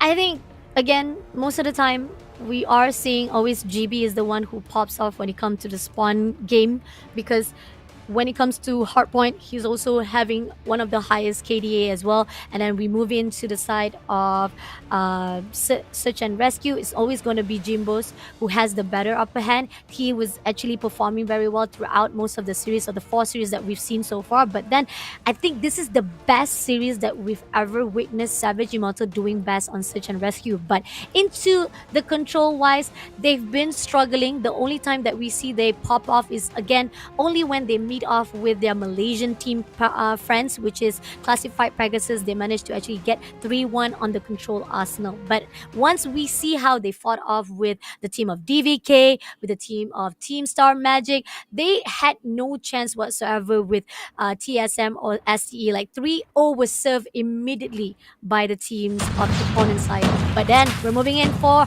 our last game on our series here. Susano will be opening the doors right here, taking down Jimbo's Mixi as well as Xavier as they move in right here as the one to be defending, not gonna allow the team of Savage Immortal to go in for the capture.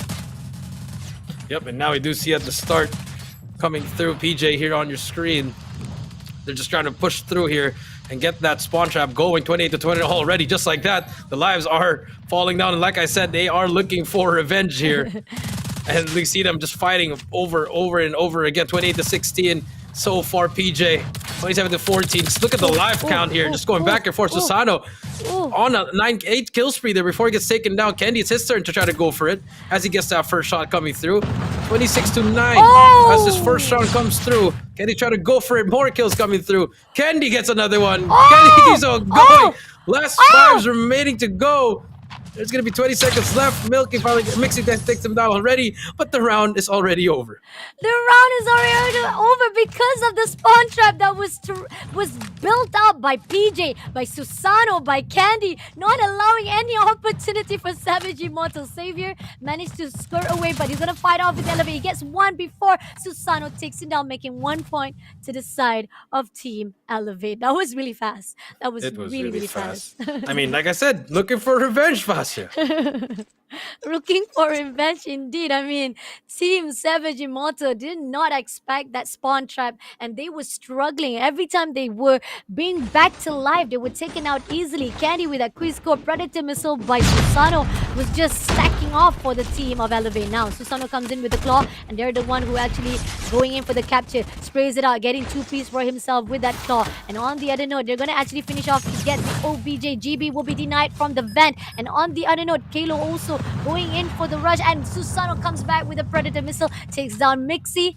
They're gonna actually capture Alpha if Savage Immortal doesn't do something, but Susano takes out Xavier for that mishap of their game sense coming in. Elevate, Mixi takes down, and Candy also will be shut down instantly. I'm not sure what happened there, but on the other note, PJ takes down Spur, JB takes down Susano, try to spray it out, getting 2-piece for himself. PJ will be clearing out every road that the team of Savage Immortal takes.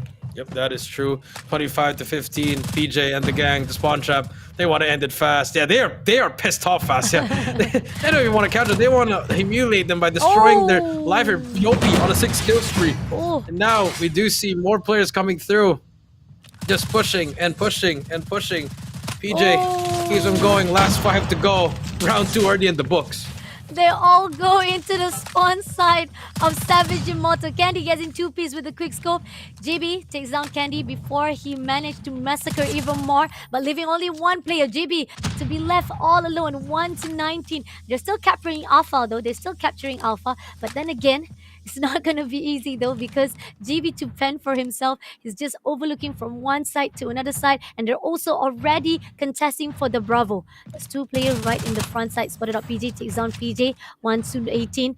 It's not possible. It's very a miracle hope to the side of Savage Immortal if they want to make it happen. Spotted up 1 through the left side, and it seems that Elevate is already victorious. They're already celebrating their win.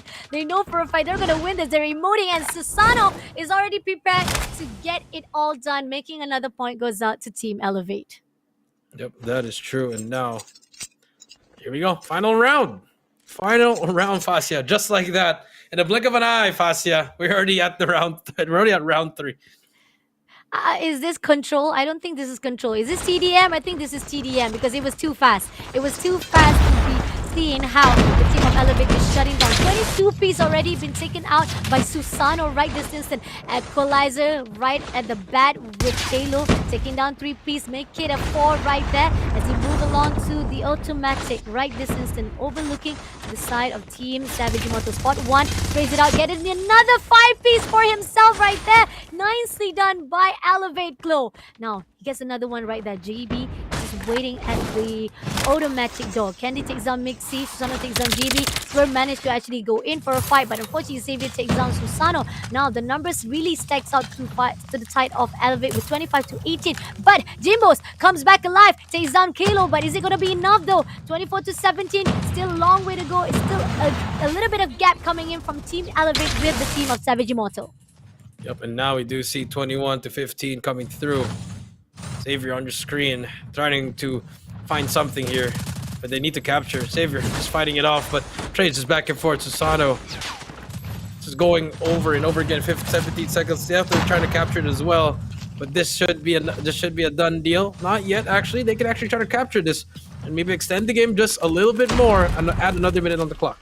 Let's see, 16 seconds. They're capturing 17 to 14. Only 3 lifeline to the name of Elevate. So could be a chance they might be able to turn things around. With Elevate slowing things down, Spur takes down PJ. JB is already prepared right here at the automatic, but he switched on the wrong timing, and that's gonna give the punishment coming in from Susana to take down Spur. And leaving off Mixi, try to use that Sparrow, but he also takes himself as well. 13 to 11 again. The lifeline is not that far off between these two teams. The team of Savage Immortal can do so with they already capturing Alpha. That could give a time with 50 seconds on the clock. But Glow takes down Missy. 9 to 12 right this instant. The team of Savage Immortal looking good at least so far with comparison to the two match point that we saw just now. Yep, that is right. Candy now. Just trying to end the last 5 remaining. A hit mark on the snipe. We'll probably end it with Jimbo with the neither. Can try to shut him down. Yes, he can. 3 lives remaining for the side of Savage Immortal. Last player alive is going to be number 1. The body shot from PJ. It's going to be one more player to beat. It's going to be number 4. Yopi punches him, and that's going to be a 3-0. Ends it in complete fashion. They ran away with it from the start, and Elevate closes it out.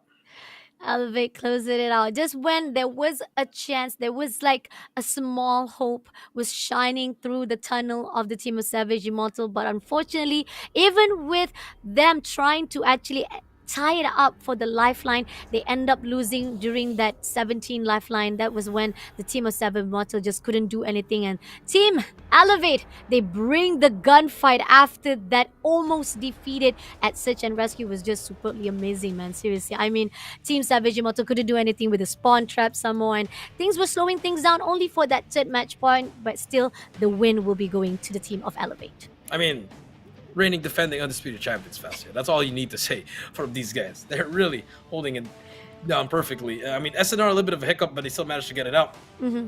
But they secured the slot here in this playoff. So I mean, Savage Immortal, they tried their best, but like I said, you tickled the beast in that SNR. They are gonna eat you alive in that control, and that's what happened there, Fastia. As it ended that series 3-0, and as well as the control 3-0 as well. Let's take a look at the highlights as well as the stats here. It's all going to be a one-sided affair here. I mean, we keep saying the same words over and over again because it keeps on happening over and over again. Agree, definitely. And I like the idea that you say you tickle the beast. Oh my god.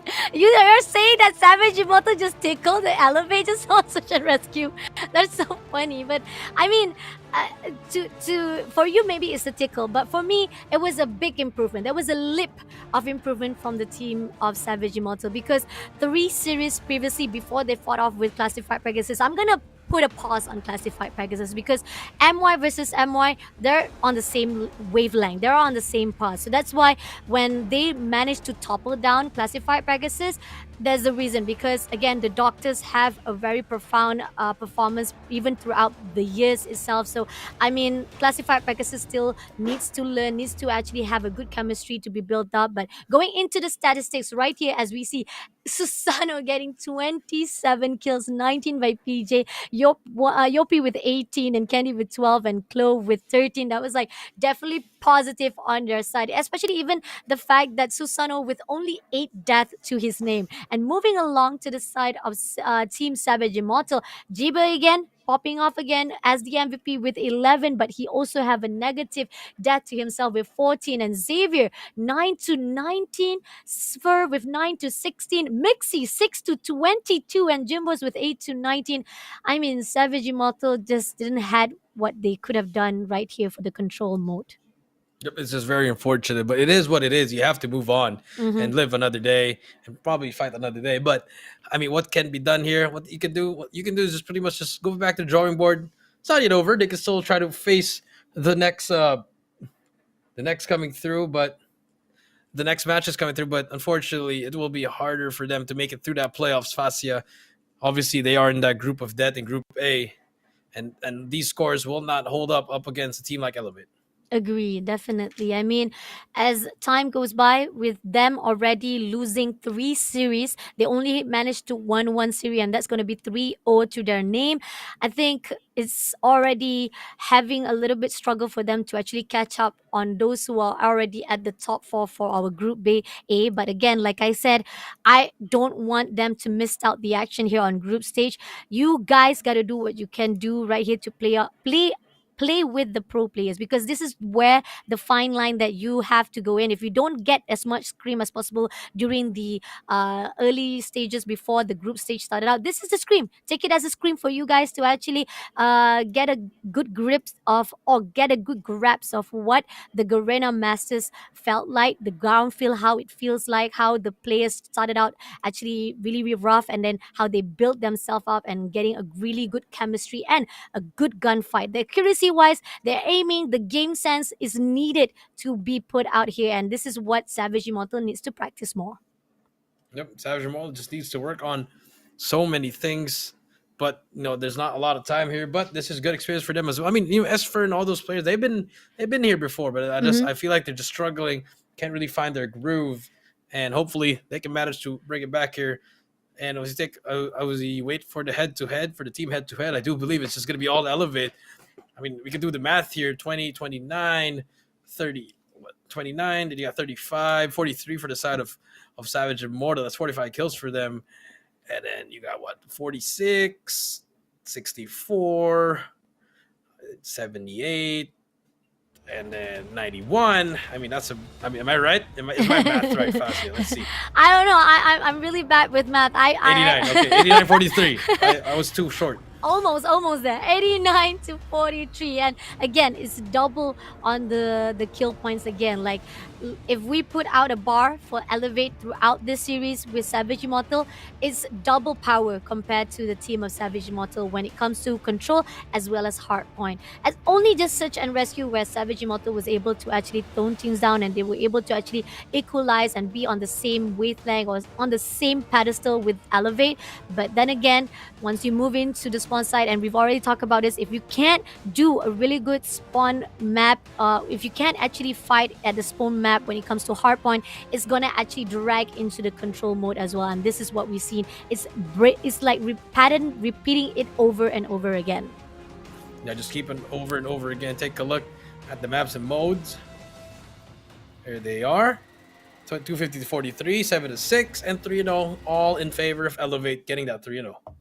I mean, the only sad part is that I wasn't able to actually cast for search and rescue because there was a lot of issues on the technical difficulty on my line. But then again, I'm really, really impressed. At least there was a lot of improvement was done for Savage Immortal for this series. Only for this series, because if you saw how Savage Immortal was when they fought off with STE, DVK, and TSM, they were struggling. So I think moving along, we got 2 more series to go for the team of Savage Immortal, and I want the community of MYSG to be prepared for that. If they can do a lot of improvement right here for the game, I'm really, really hoping for this 2 series that's coming up soon, which is Team Savage Immortal will be meeting off with the team of Exclusive as well as the team of Tyrant. So this is something interesting because Tyrant also lost to the team of Elevate as well, and the stats was quite bizarre. Like Tyrant was dominated completely by the team of Elevate, but at least here we do see that Team Savage Immortal can do a good job, can do a better job compared to how Tyrant fight off with the team of Elevate. But then again, I don't want to jinx it out, because sometimes when you say it and I have the cast stickers, sometimes when I say it and then suddenly Tyrant will be saying like, oh, you're saying that Savage Immortal might have a chance with us. Nah, we're gonna come back for the sixth series that's coming up soon. We're gonna bring down Savage Immortal. You are so biased, Bunny, to the MY. But the thing is, I just want to boost up the MY, because it's not it's not usual that we see that MY will be able to actually fight off with the same line with the team of Philippines, because again, like I said, Philippines is just on a whole nother level, and MY needs to bring back those gunfight. They need to actually double down on their gameplay when it comes to fighting with the Philippines. It's just tough. They're just on a really, really struggle fight when it comes to fighting with Philippine teams. Yep, that is true. It's really hard. I mean, the Philippines always been up there. So now, as we wait and take a look at the highlights here, this SNR was pretty much the highlight of that series. Fortunately, it's just been after that. It's just been a one-sided team. One win. I mean, sorry, one-sided game for the side of Elevate. Yep, I mean, this is beautiful. The Spawn tribe coming in from the side of Team Elevate started out with PJ and then Susano, and then just Candy just throwing off with that Tundra, taking on every single player for the side of Savage Immortal. That was just a really sad sight to see. But MVP for our today's series is going to be by the side of Elevate, Yoppie with 70 kills and 2.8 KDA. I mean, Katie. I mean, that's Yoppie. Yoppie is that guy. He's always been like that. So far, things have been going well for the side of Elevate. Yoppie with 70 kills, operator skill with that Sparrow. He's been turning it up, turning the heat up. And now, as we wait and see who's gonna get the interview, it's probably gonna be Yoppie as well. As we all saw them inside the boot camp. Hopefully, we got someone that wants to have an interview. All right. Team Elevate again to be interviewed. Who could that be? And again, I know most of the players and most of our community is always asking, like, if you can be able to actually take down a lot of the players from the spawn, because most of the spawn mods will definitely be able to actually give you a chance to nuke the team enemy. And we haven't had any nuke so far on GM6, right? We never had. What are you doing? What are you doing? I mean, it's fine. It's not really a necessity. I mean, if they can get it, they can get it. But obviously, I mean, if I was a coach, I'm like, you can get the nuke, go ahead. But if we're losing, don't get the nuke, because it's really gonna slow down the pace of the team. Yeah. So if I were them, I think the nuke is just something in the back of the head. I mean, the last time I saw a nuke was probably in the female tournament back in 2021. That's I think it was Mia, if I'm not mistaken. So I think that was the last time I saw it as well. So. It's cool to see it, but I don't think a lot of these teams are going for that one fast. Yeah, they're pretty much focused on the objective. They just want to finish off the series, and I think we can hear the sound of our interviewer already. So let's go in with our team Elevate. Who could that be? It's gonna be Yoppie. Hey! Oh, it's everyone. It's the boys. So hello, Yoppie. That's Kalo. You got Candy PJ. as well as PJ. So I just want to say congratulations first. So. I mean, you guys are the defending champions here. Candy was a two-time champion. So, what has Candy brought to the team? Hey, he's asking you. Hello, Coach Jay. Hi, how are you? Hello. What have you brought to the team? I don't know. Maybe just my SR all the way. His sniper. Okay. All right. Thank you. What's your question? All right. My question: are you guys confident enough that you guys will be the champion for the GM6? Not yet. Not yet. Why? Not yet. They just have to be calm, cool, collected. They don't want to jinx it. Have to They practice just more. want to More room for improvement. more room for. Okay. Oh, I got one last question before we let you go. Candy, I know you were in Omega. What's your message to them? Good luck. Good luck. See you in playoffs. Ooh, he's keeping the safe throw, ladies and gentlemen. Oh. But thank you so much to Yoppie, PJ, Kalo, as well as Coach- Candy. Coach Jay. Yes, Mr. PJ. Alam na.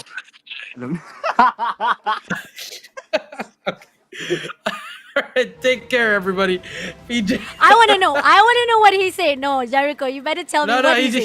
he just said you already know. You already know. That's what he just told me. Oh, he said, oh, okay, you That's what already he know. meant. That's how he meant it by that. Like you already know. And I was like, Ah, okay. I see. Okay. They're sending messages, subliminal shots going in our way. The crossfire is Mhm. open. I mean, I'm good friends with all of them. Of course, I was the coach of Candy. They're all shy with the camera. Fascia, that's why they all did that. But I mean, I think we got the answers that we wanted. They didn't want to jinx it, Fascia. And I think with just being said that we got 2 matches down, 2 more to go. Jericho, Fascia, GM6. We'll be right back.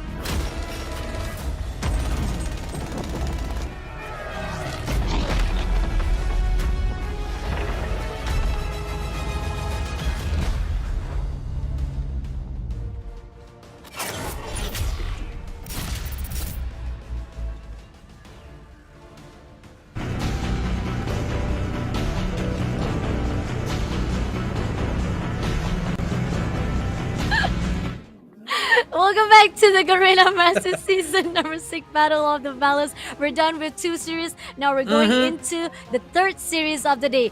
Elevate was able to take down Savage Immortal for 3-0. The first series, if you guys missed out, it was Stalwart eSports with the Malaysian team classified Pegasus, also with 3-0. And now we're moving into the next fight. It's gonna be the team of SM versus the team of Tyrant Akari. Now, Team Star Magic, Philippine versus Philippine. Jericho, what do you bet on the line right now? I think I'm gonna go with TSM here, more of the veterans coming through here rather than the amateurs, Tyrant Akari. But obviously, I think it's gonna be a great match. Gonna be much more a little bit of an equal side, but I think you gotta put the percentage to the side of TSM just because of these individually. All these players have accomplished so many things already, Facia, and I think they want to prove something here. And this could be that match, a statement game to show them that they are here to stay. Agree, definitely. This is something that to be put out on the line. The fact that you guys are already here in the group stage, and you got to do a good job to put a highlight for your teams as well. And then we're talking about the Garena Masters is not just being looked upon or being viewed by the community or community itself, but we have organization who also are watching out for an uprising or upcoming talent that might be able to be a good addition to their own organization. So this is something that you guys have to do as an individual, but then again, you also have to be individually completing one another in one whole team. And I think Tyrant Akari, I mean, going into the records of themselves, yes, they are in a struggle when it comes to fighting with the team of classified Pegasus. I mean, at least they did manage to actually fought off with classified Pegasus in a 3-0 manner, and then they move on to fight with DVK. That's when they feel like, oh my god, this is quite tough, especially with the fact that at least they managed to steal only one map from DVK Oblivion. DVK Oblivion right now is on the top 4 for our own Group A standings. Yep, that is true. But now let's take a look at the team lineups. Here it's going to be for Team Star Magic, Rage, 7, Josh, Genos, Idra, and Yato to round it out. This team, a lot of champions, a lot of people that have been through the finals as well. Rage and Idra, part of that Smart Omega team that went to Worlds in 2022. Yato, part of the team that won the Eastern Championship back in 2021. So all these players, the experience is here. But can they mesh together in the playoffs? So far, they've been meshing well in this group stage. You see everyone here. Idra stretching it out for the team, as we call him, the Kuya of the team, because he is one of the older ones here, turning 26 this year. Sorry, Idra. And now moving over to the side of Tyrant, we have Tim, K-Swag, Lancy, Edsa, Kanisu, and Hades. Did you just expose them? How dare you? You cannot expose them like that. You're gonna get a lot of you're gonna get it from them, definitely. But going into Tyrant Akari, I mean, like, we're gonna give a highlight to Tyrant Akari as well. I mean, like, going into their stats, the one who pops off the most on Tyrant Akari itself is definitely coming in from the side of Excel with 33.75 of average on hard point. And then moving into Hades as well, he's also not that bad as well. He's actually one of the highest on the KDA of hard points. So I think that he might be able to pop off here as well to fight off. But on the other note, there's a certain amount of time that I do feel that when it comes to search and rescue, that's when Tyrant Akari is really struggling to fight with all of our pro players or even those who are at the veteran side. And I think that's something that Tyrant Akari need to be very, very improving on their own side. But moving in to the maps and modes right here, let's see where is the place that they want to take us for the control, hardpoint, and search and rescue. Here we go. We're gonna go into hardpoint for the apocalypse that is chosen by TSM. I know that. Tunisia again at search and rescue, whereas control will be Arsenal. I mean, it's already understandable because control-wise, Arsenal, when it comes to team as TSM, I think they have a better grip on it, especially when they fight off with a couple of their series. When it comes to fighting with exclusive, they got 3-0. Classified Pegasus also, they got 3-0. They even fight with Savage Immortal, also 3-0 at Arsenal. So they don't want to miss that. They don't want to actually break that pattern already. They say, this is our map. This is our map to control anybody who comes in our way. But the problem is, Tyrant Akari, Tunisia? Are you serious? Well, I mean, you gotta do something. You gotta work with what you want. And I think Tyrant Akari wants to work with Tunisia. I mean, I think we should rename is Tunisia, period, Facia's favorite house. Don't probably do own a house there coming through there. But now, I mean, Apocalypse Tunisia are still very, very common master, everyone. It's been in the rotation for a while. Take a look at the operating skills for this game number 1. It's going to be the same except for that Purifier and that Gravity Vortex from the side of TSM and Tyrant. Okay. Yato is bringing Gravity Vortex. I mean, I think we've already witnessed how TSM, when it comes to fighting off at the Apocalypse side, but Tyrant Akari, that's the question I was like wondering, like why Apocalypse? Because they've never fought there. They don't have anything to put on the line though, because I've seen TSM already. Apocalypse-wise, Yato is superbly amazing. He is amazing, and Gravity Vortex will definitely have a good advantage. I understand why he put out, and talking about how Yato is, he's quite as very all-rounder like PJ is, and you can give any operator skills in his hand, he will make money with it. So the problem is with Tyrant Akari, that's the question I'm wondering, like why Tunisia, when the fact is they have a lot of stacks at Coastal. They've been performing well at Coastal, but they bring the game to Tunisia for this game with TSM, when TSM has been doing well at Tunisia as well for NSR. So I'm really questioning for that fight for SNR. But going into the first map, we're going to focus back on the Hardpoint Apocalypse.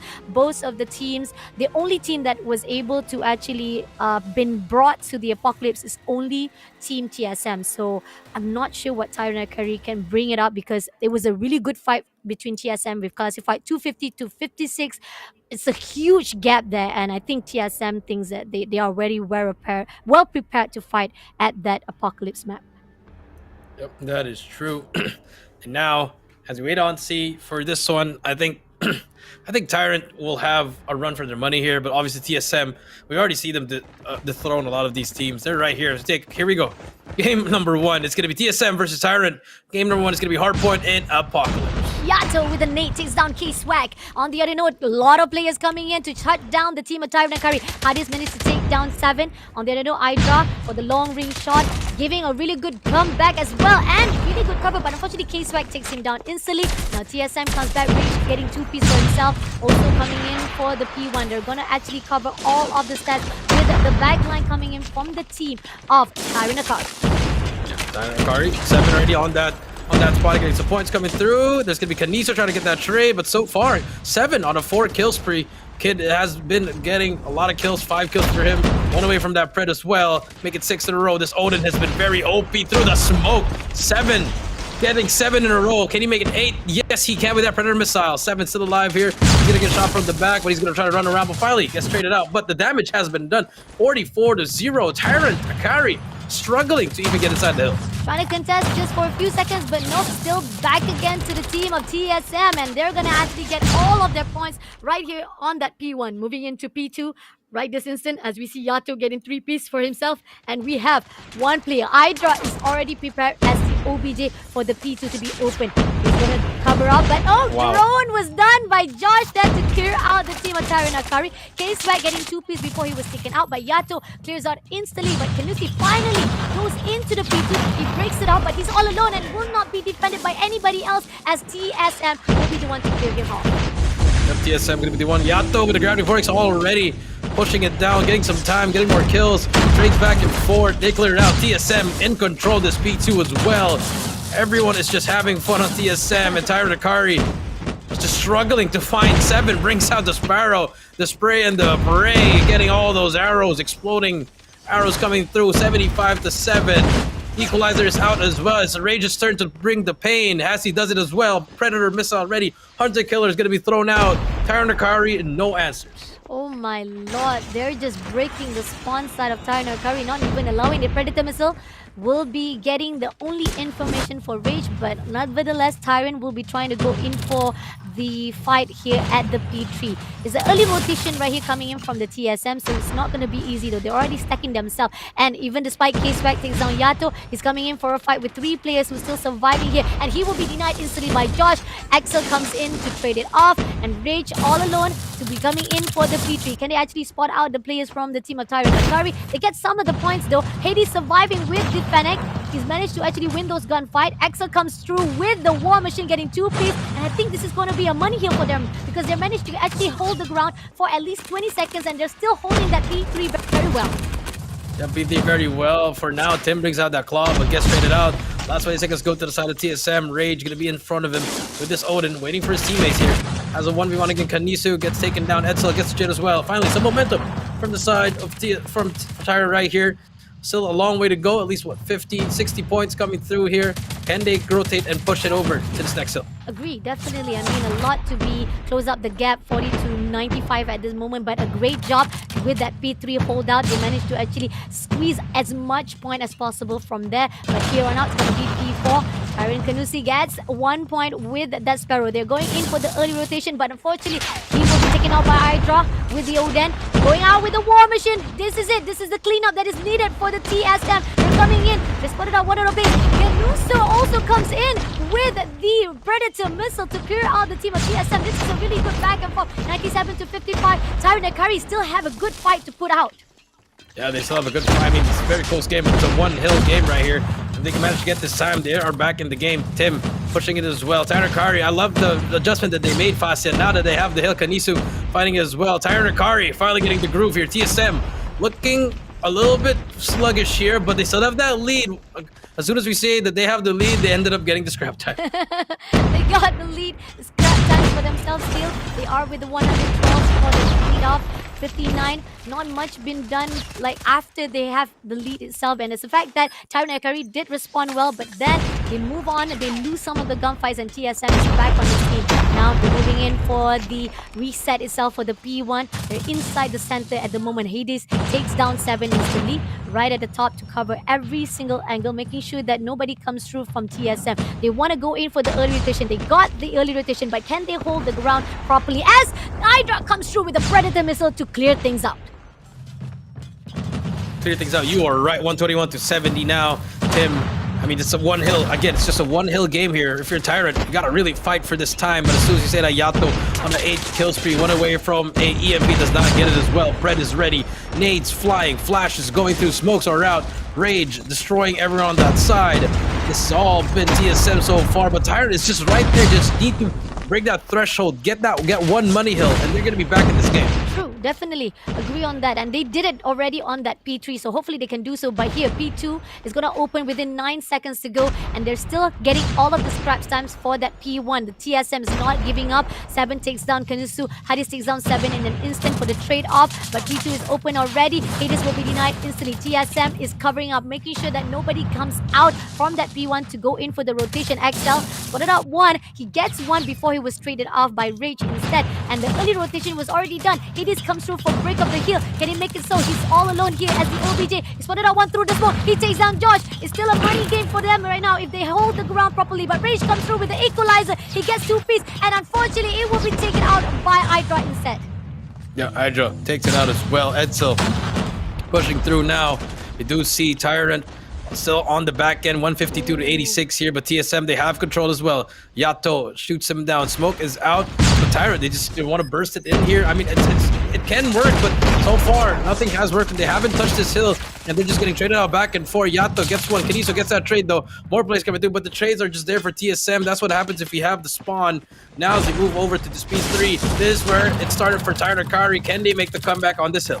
See if they do go and come back right here for the P3. They got the early rotation right here. There's 1 player already hiding out. Yato would be the one to be denying it, but he was taken out by K-Swag. I think this could be another case of Tyrant Akari getting the early rotation, but Raj comes in from the bottom, takes him down, and now he's going to fight off by XL instead. And now moving along, XL going to clear things out for that P3, but unfortunately it's not going to be easy as they did for the first reset, because it seems that they are not winning those gunfight, and it's going to go in for the point for the team of TSM.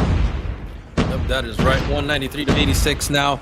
About to reach the 200-point mark. And Tyrant now, they've lost their momentum, Fasya. Going to be a little bit harder now to make that comeback. But K-Swag with the equalizer can still try to do something, but he gets traded out. This 30 seconds is going to be very huge. TSM closing in on the end of the game. Yeah, this is tough indeed. I mean, like, we were expecting that they might be able to repeat the same pattern they did on that first reset or first cycle, but it seems that after moving into the second cycle, it's all open show for the team of TSM as they shut down all of the players. And look at this, Yato getting 2 kills before he was taken out. And the process right here, Kenesu trying to survive, but Hydra shut him down instantly. Operator skill is already open for XL. It's waiting for the right time. Is it going to be a late game for the team of Tyrant Akari? I mean, you gotta use what you can right now as we're moving in for the last last hard point of the second cycle. War Machine is done. He's going to invest it on. He gets one piece through that long range shot, but he doesn't get anyone yet after that as they're moving because the point still not stacked up for the team of TSM. Yeah, you are right. And now Tyrant on the hill for the moment. Can they keep it up? Got a couple of points there, Fazia. 25 points to go. TSM closing it out here. Now, can they keep it up? 20 more points to go. Tyrant needs to look for something, but the War Machine's there for Hydra. And that should be game here. Just spraying and praying. And now 10 more points to go. TSM on the verge of winning game number 1. Tyrant cannot do anything left. Rage is just destroying everyone. 5 more points to go. And that should do it. 250, 293. TSM takes game number 1.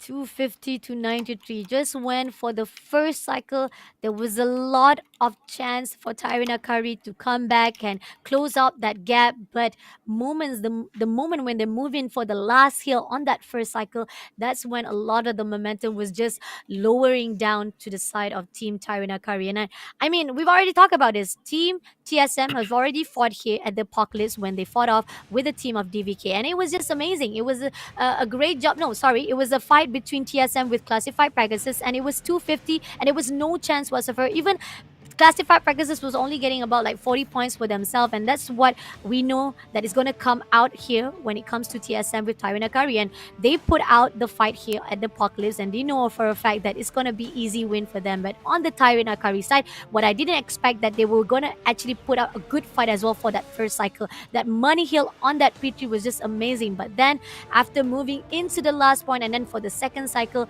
Tyrant Akari couldn't even do anything, even as they managed to actually break or even cover up that P3. That was the end. They didn't even go in for the OBJ. Axel was the only one left to be fending for himself through that smoke, but then he was spotted out, and it was done deal for the team of Tyrant Akari. Yeah, it was a done deal for Tyrant Akari. And now take a look at the scoreboard. I mean, Josh was the only one negative for the side of TSM, but if you have Yato and Seven dropping a combined 80-84, you don't really do much, as well as Hydra and Rage combined 473. It's really good. And for the side of Tyrant, I mean, only have Tim with 25, and all the other 4 players all dropped 20 kills as well.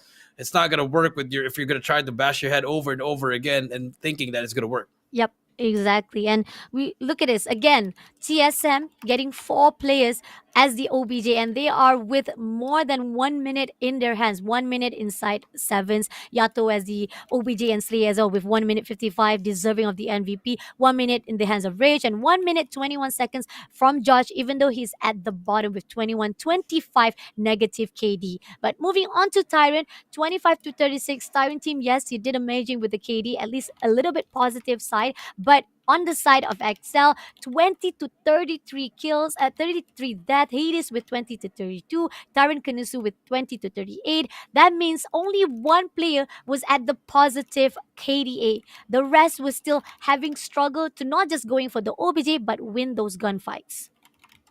Yeah, that is true. You got to win those gunfights.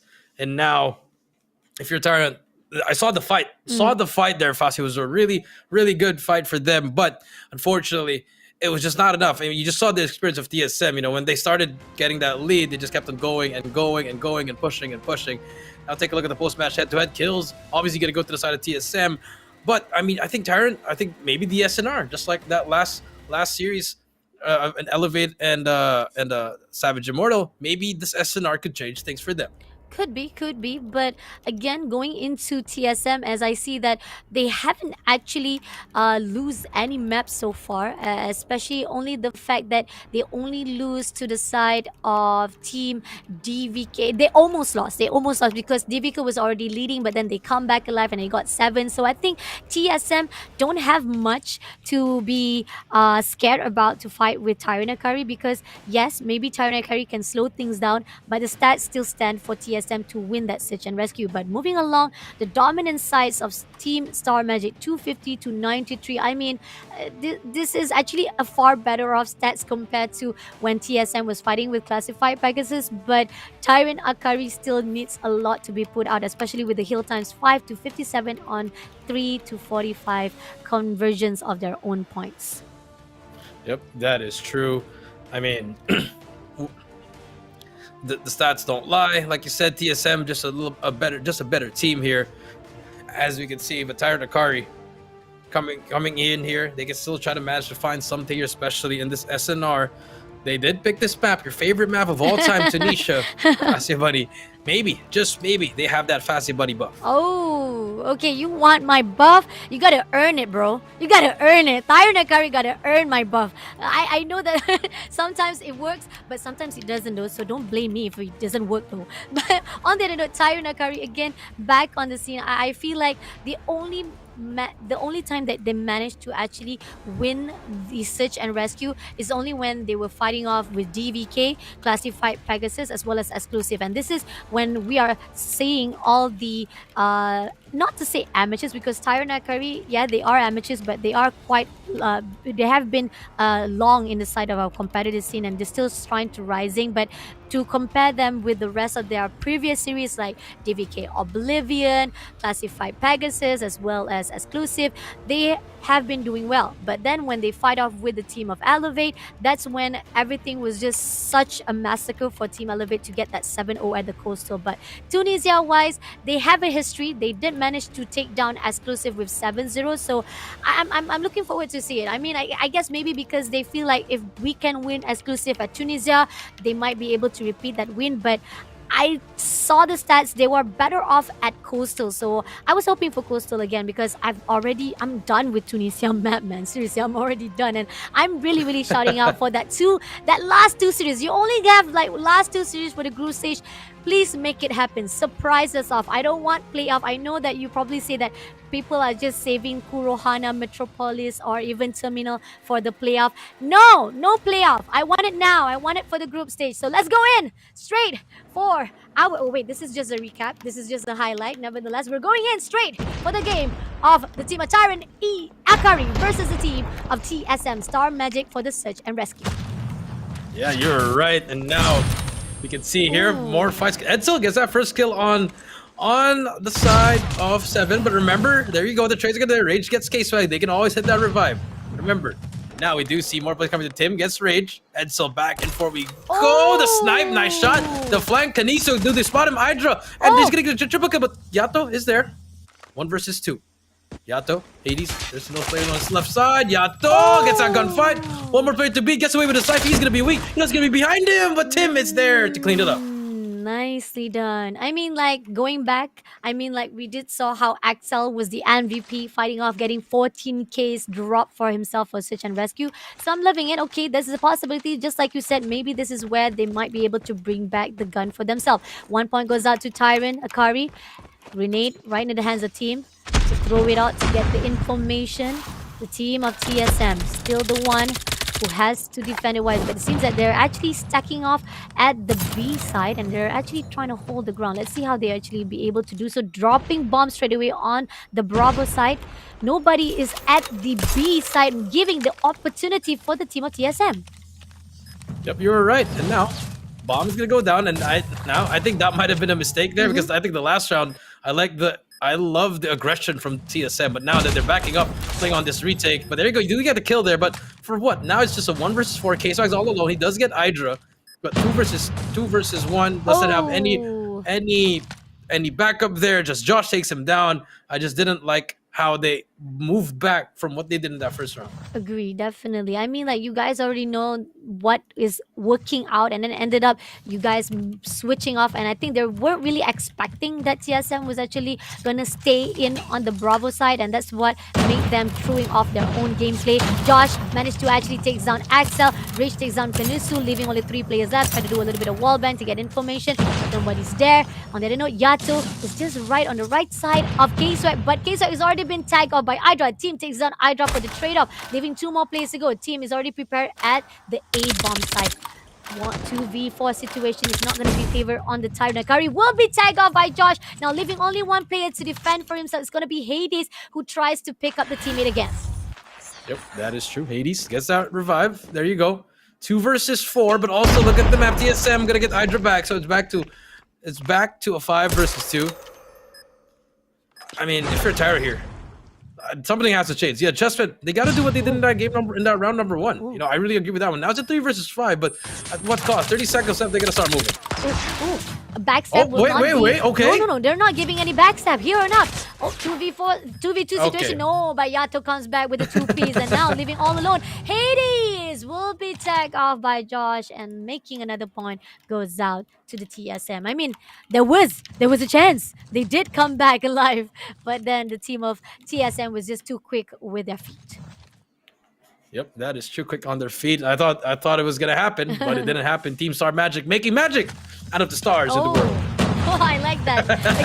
Good fun. But K-Swag comes in for a fight with the R9. There you go. Rushing straight to the TSM. And that's what you needed. You got to switch the pace right here. 7 tags off team. But it seems that Hydra also will be taking out Kanusu. Now leaving only 3 players left for the Tyrant and Curry. Exile takes down Rage. So 3v3 situation. Still a good number for both of the teams of Tyrant and Curry. But K-Swag takes down 7. And 7 brings back Josh in the midst of him trying to actually bring back life. Hades tags off Yato. Try to spray it out. But unfortunately doesn't get the accuracy he needs it. And 2v1 situation. Josh is running away. He's spurring away from the war side as dropping bomb needs to be picked up. And Tyrant and Curry will be tagging him off.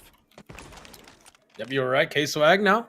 2 versus 1. Josh on the back end. He does spot that player, but K-Swag takes down Josh. And there you go. We're both tied 2-2 so far. Like I said, Tyrant and Curry. Great answer so far in this SNR. I like the aggression. As long as they keep that aggression up, I think they'll be in good hands. Agree, definitely. And hopefully they will keep it up consistently. As we see now, 3 players stacking off on the Bravo. All of them going into Bravo. I mean, sometimes I do question their motive at the moment, but I think there's a reason why, because they want to go in for the backstab. There's one player they missed out on the left side. It's like invisibility has been used by the side of Rage. One player was taken out by TSM, so I think Rage will be doing in for the long rotation. K-Swag takes down Yato.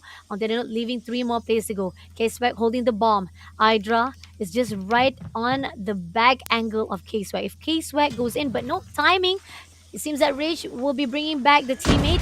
Whether or not he can hear it, Rage picks out 7 again, but Hydra taking down K-Swag instantly and putting out Hades as well. But Kanusu comes in for the trade-off, shutting down Hydra as well as Josh being picked out by Tim. Now leaving only Tim to fend for himself. He got 2v1 situation, but reloads in the time of midst of the fight. That is not right, my friend. That is not right, my friend. You're right. You're wrong. But TSM and Tyrant and Curry. I mean, I'm loving the game so far. I like how Tyrant and Curry, they finally found what they need to do.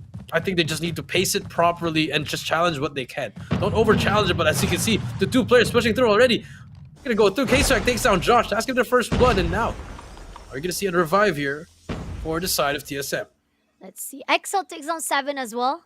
And now leaving 3 more players to go. And they're already going in for the entrance A. Hydra try to do a little bit of quick scope, doesn't get it. Instead, will be punished by K-Swag. And leaving only Rage, all himself, trying to go into the mid lane. Will be doing it for the hit mark, but Kenisu will be finishing the job with the Fennec. Getting another point goes out to Team Tyrant and Curry. Tyrant and Curry, 3-3. Okay, this is looking like it's going back and forth. Now, every time we see a 3-3, Fassi, for the past 2 series, it's always would switch over. And when the half is done, now we're going to see one team just run away with it. Yeah, true, definitely. Is it going to be the same case? At least we do see that the team of Savage Immortal did manage to actually get at least to 7-6. But then again, it won't be the same case if the team of Tyrant and Curry doesn't respond well. And they are the one who has to go in for a fight right now. As we are seeing, Rage is becoming one with the tree. He's waiting for the right time. Spot 1. He goes in for the 2 piece. Nicely done. Just in the nick of time. He gets a 3 piece for himself as well. No, 2 more plays to go. Can he get an ace though? Got 1 play. Nope. 7 just finish it off for the XL instead. So there's 1 more play to go. K-Swag, bomb has been dropped and he's left all alone. He's right here hiding off on the tunnel. TSM is scattered around right at the top, and then there's 1 player from the mid. So it's either he will be spotted out by Hydra top, or 7 instead through that plant. There you go, 4-3. TSM strikes first again in the second half. Can they keep it up, or will Tyrant Carry answer back? That has been the story of the game. Back and forth we go. But now TSM, 1 point lead. Here we go. Let's see. 7 throws a nade. And it seems that it's not going to do anything as the team of Tyrant Akari will be switching their side to the Alpha. Great thrown out. Doesn't get anyone. No information will be served as well as we see one player is going in for the flank from the back angle of the best line. Essel takes down 7, but there's still one player to go. Who could that be? It's going to be Axel who was taken out by Rage. There's going to get information. Josh comes back alive to pick up the teammate. K-Swag going to be paired with the trigger discipline. Can he go in? 2v1 situation, but it seems that Rage goes down. Rage actually runs away and doesn't manage to actually continue his running. Instead, Kenisu takes him down, and now leaving only 4 players. 4v4 situation. Team comes back with SL, so it's going to be 5v4 situation instead. 5v4, you were right. First players coming through. Josh gonna get tagged up. B is somewhat clear here if you're on the side of Tyrant, but Edsel takes down Josh. There we go. Gets that kill as well. Edsel trying to find something. As they spot another one, Yato gets one as well. Yato almost gets it, but there you go. They answered back once again, Fascia. Wow, good response coming in from Tyrant Akari. This one, we saw how 250 to 93 at the hardpoint match. It seems that when it comes to search and rescue, Tyrant Akari, I guess that's the reason why they actually picked this map for search and rescue. Let's see, Axel overlooking to the shadow, doesn't spot anyone.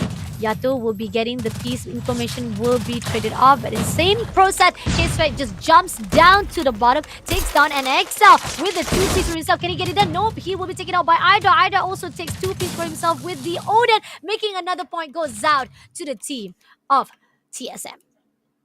Yep, that is true. TSM coming through. And now, again, 4-5. Fazia, will we get another round for Akari, or will this be the end of that back and forth? We see TSM holding it down left and right, but Tyrant Akari trying to go a little bit faster here, and I like this from the aggression. Smoke is out. Here we go. Pushing out now, but yes, he threw the smoke, but for what? They know I don't really see anything from them that they want to push through. I don't know. I am also quite confused.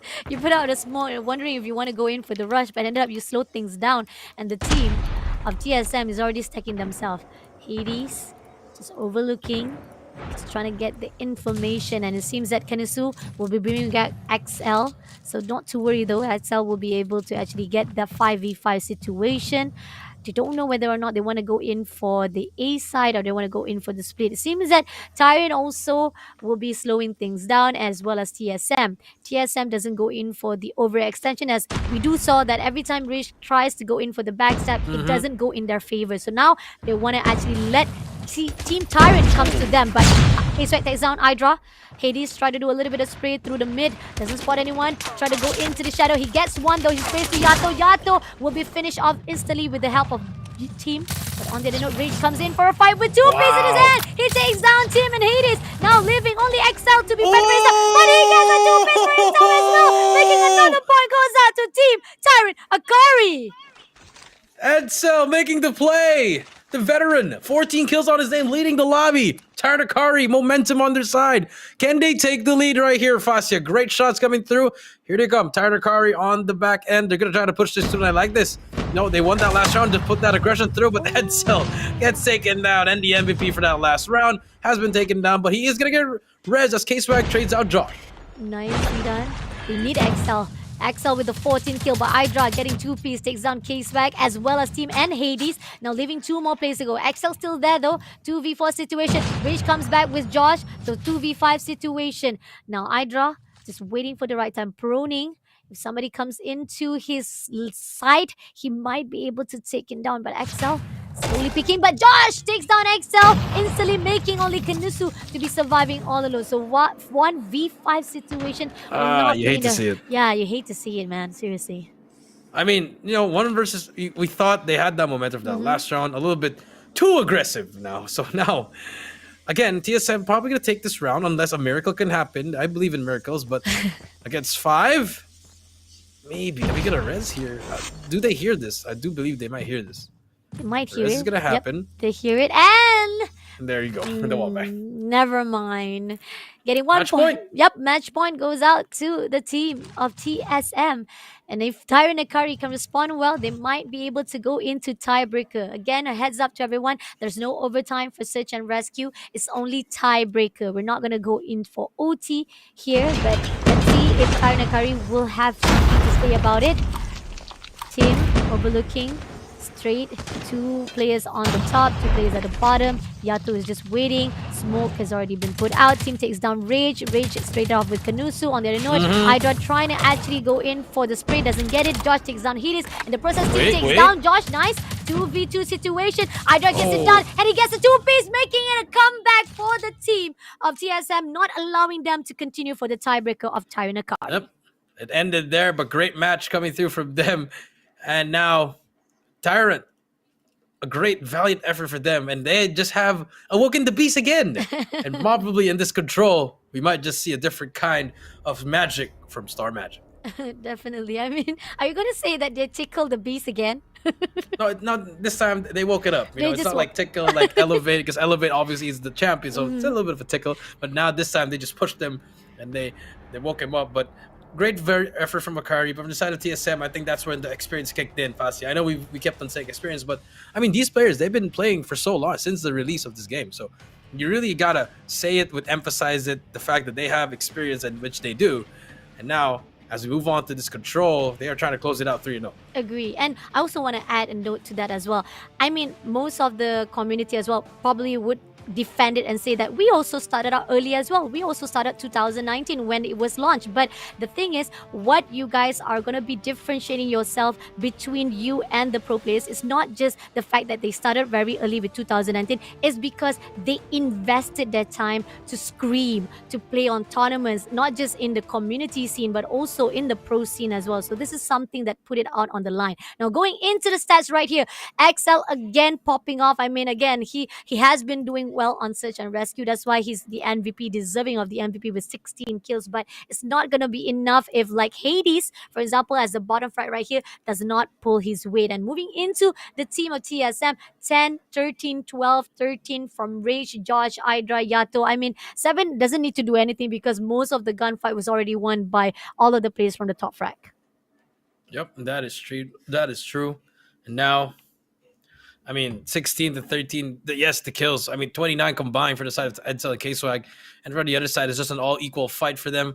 Even though more revives on the side of TSM, I mean, Edsel was just having highlights and highlights and highlights, but it didn't matter because after that round he clutched up. They just fell off after losing that round. Agree, definitely. I mean, a really good back and forth five. I think this is another side to see from the Tyrant Akari. Again, we've already saw how they were struggling to fight with Team Elevate with 7-0. I think this is at least a better stats to be put out after the last series they had to fought with the team of Elevate, and they're fighting off with TSM. That means that if they are able to actually control the pace inside the search and rescue even better, they could have actually go in for the tiebreaker. But then again, Hydra was just dropping bodies really good that time, to a point that they clutch it out and not allowing any steps or points given out to Tyrant Akari. And now you were right. Just towards the end there, just really adjusted that play, Fascia. And now as we move on to the next one, I mean, if you're TSM, it was a close call. And if you're Tyrant, I mean, at least an SNR, you have the chance to actually bring it home, but just a little bit too late for that one. And now for this control, I think TSM, they want to do what Elevate did that last game, just go as fast as they can. Agree, definitely. I mean, we are seeing a lot of our control maps are very, very quite easily, or should I say very short turn, because the fact is most of the time they always shut down with 3-0 completely with a very fast-paced game. Now going into the stats of search and rescue, 54 to 46, the only difference is around 5 kills, so that means TSM does have what it takes. So Tyrant Akari have what it takes to fight off when it comes to the gunfight, but when it comes to total rescue, Team Star Magic gets it done, and that's what put them on the line. And if they rescue more players, even though Tyrant Akari might have the upper hand, the Team Star Magic with a full squad can definitely defeat them. Yes, the full squad, you were right. Now as we wait and see, Tyrant Akari really just, I feel like they proved themselves here in this tournament for me. I feel like they really did well here, but I feel it's just a little bit too late. Not their time yet. I think that's the best thing that we can say. Fase, it's not their time yet to go through that next stage, but we just saw the fight. We saw the fight, unlike in the other teams that wherein they just get absolutely mauled. We don't see any improvement. Tyrant Akari actually did improve every single day that they competed here. Agree, definitely. Improvement can be seen from one series to another series. Started out really good when they fight off with Classified, and then they move on with DVK Oblivion. They managed to actually steal away one map from DVK Oblivion, and moving on to team exclusive as well. Tyrant Akari was doing amazing, but only once you are put out with a pro player that has been a reigning champion like Elevate, and then we're talking about Team Star Magic, who also had a lot of the history of them being a champions like Yato. Yato was actually a reigning champion from his own previous organization as well. So this is something that to be put out on Team Star Magic. They are the veterans who has a lot of experience as well as achievement to be put out on the line. And again, you might be winning some of the gunfights, you might be winning some of the points for yourself, but it's not going to be enough if you don't put enough investment, just like how the pro players has done it. Now going into control is going to be Arsenal map, and has been picked by the team of TSM Star Magic. And Arsenal wise, I think they don't have any issue whatsoever. They've been serving 3-0 every single time. Even for the past 3 series, they've been doing so well. They take down Savage, they take down Classified, they take down Exclusive. So this is like I said, this is their map already. They definitely know for a fact that if we bring you here to our map, you're definitely going to be taken out. Yep, that is true. Definitely taken out. And now Arsenal, the final, the final map for this series. TSM versus Tyrant. TSM looking to get that 3-0 to continue the streak of hot donuts here in today's matchup. Oh my god, yeah. I mean, at least when we had like on day number 2 or day number 3, I think we were served at least like 2-1 in one of the series, but it seems as if the pattern is still continue on to 3-0 and 3-0. And I mean, I'm not trying to say that Tyrant Akari might not have the chance here, but it could go another way around though, because the fact is if Tyrant Akari can slow things down, they can do so. But the question is, can they actually answer well here at the control? Arsenal, TSM Star Magic with the team of Tyrant Akari. Yes, here we go. Thank you, Fascia Bunny. Start things off with the side of Tyrant Akari, slowing it down, but today they're flying through. Trophies are out as well. Battle on that A side. Hades and Kanisu, Hydra all getting the kills that they need. 20-20 so far. Yato pushing through to clear out the base. Fortunately, they get taken down in Tyrant Akari. They strike first and they start to capture an A. Ooh, let's see if they can do so. Hades will be clearing out the automatic. He gets 2 pieces for himself. Nicely done. That's a good move that you're coming in for the cover up. On the other note, he will cover another one. He gets another one. Oh, but he will be taken out by Hydra instantly. On the other note, Yato tried to spray it out, but will be denied instantly for the trigger discipline. On the other note, the team of Tyrant Akari is doing well with 21-25, but they are capturing. Even though the lifeline is depleting right now, they are doing well. Yeah, they are doing well. 20-24 so far. Tyrant Akari really putting that pressure, and I like this aggression. Remember, Hades was the one, the MVP here, that made the play in that last matchup that we saw, Fascia Buddy. So expect him to really have a great game. He has 6 kills already. TSM struggling so far. They already lost that 8. 2 minutes left on this round number 1. Let's see if they can try to push up the pace here as Edsel takes down Rage. Momentum siding on the side of Tyrant Akari. Looking good for Tyrant Akari for the first match point. And so far, team takes down Hydra as well, making sure that Rage trying to actually hold the ground right here. They are the one who tried to slow things down as Alpha has already been captured. Hader comes in, wasn't been spotted out just yet, but Rage comes in right now, will be able to take down a couple of players. But Hades with a 2-piece, shutting down a player. Yato comes in for the backstab. Axel tried to do a little bit of quick scope, but wasn't able to do so, was taken out by Josh instantly. Bravo will not be allowed to be captured. 16-10 lifeline right this instant. Tyrant Akari looking good so far. That's our Akari looking good so far.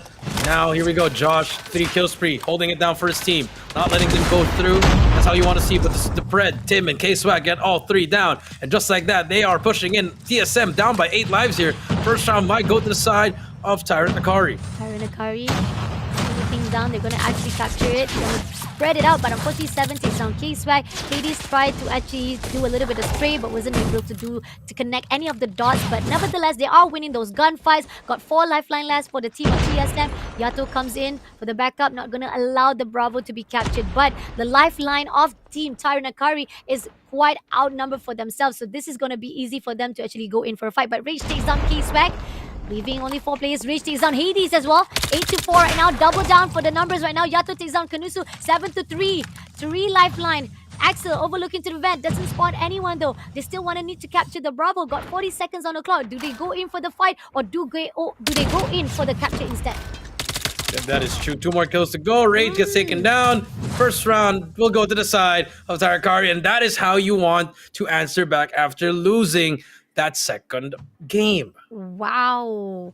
Nice. They managed to slow things down. They managed to actually win those gunfight on their own, getting 2 pieces at least for one person, and that's what is needed for Tyrant Akari. Now, moving along as the one to defend it wise, they are doing well. The one to actually go in for the attacking, but can they defend it properly now? Going into the laboratory. As K-Swag doesn't spot out, and it seems that all of the players from TSM is already stacking themselves at the Bravo side, so they gotta go in for the early rotation. They gotta go in for rotation straight away to backstab the team of TSM. Yeah, backstab that TSM. Kanisu coming through here. B will be captured, and just like that, TSM showing how it's done. Showing how it's done, and just like that, I mean, they're trying to go for that spawn trap, but it doesn't matter. 4 players on this capture point. They can just end it right here. Hades and Enzo, look at Hydra. They're all just capturing here. And TSM, they need to be able to get this. 1 player to beat. That's going to be Kanisu on the back. Brings out the Sparrow, but does only get 1. The game is going to be over now. Tyrant, they're trying to be slick here with that spawn trap, but it will not happen. Yato going to be the first one. Purifier's there. It doesn't matter. Last player to beat, but they actually managed to hold it down and prevent the capture. Oh my god, almost been captured by TSM because of the mistake they've made, but they come back alive. But here, TSM comes back with the operator skill. Call comes through. Kanusu still surviving with the Fennec. He will be trying to go in for surprise step, but he will be taken out by Rage and making 1 minute 55 seconds on the clock. They're still trying to contest that Alpha. Can he make it zoo? Nobody is inside that Alpha. They will be able to capture it, instantly making 1 point goes out to the team of TSM. That is crazy, Jericho. That is crazy. You are right. I mean, just very unfortunate, but I mean, that was crazy. That was a crazy round for the side of Tyrant and TSM, but manages to tie it up. Managed to tie things up, and here, hopefully, the team of Tyrant Akari will not make the same mistake. They were the one who gets the point here as the one to defend, but somehow TSM is responding so well. Operator skill is inside the hands of Hydra, overlooking through the window and as well as to the vent, but Tyrant comes in from the front side. Axel is right there. He gets it! He gets it already! He goes in for the surprise attack. He just tried to spray it out with hopes that he might be able to tag 1 player. 25-24 is still a lot of close gap coming in from Tyrant as well as TSM. Not to worry though, but they are winning those gunfight 25-22. 7 overlooking to the side of that window. Takes down a couple of players from Tyrant. Now he's going to go in, rotating from the back angle of this laboratory, getting with the Annihilator. He's going to go in for the spawn side of Tyrant Akari. Yes, spawn side for the Tyrant Akari. 7 now with the Annihilator. Looking for it. They have awoken the beast. This is what I told you, Fascia. You lose that first round. This is what you get. The Annihilator popping off. 7 still alive. Finally gets traded out, but 8th life advantage for the side of TSM. As they keep going, Tim will try to capture B on his own, but 12 seconds left.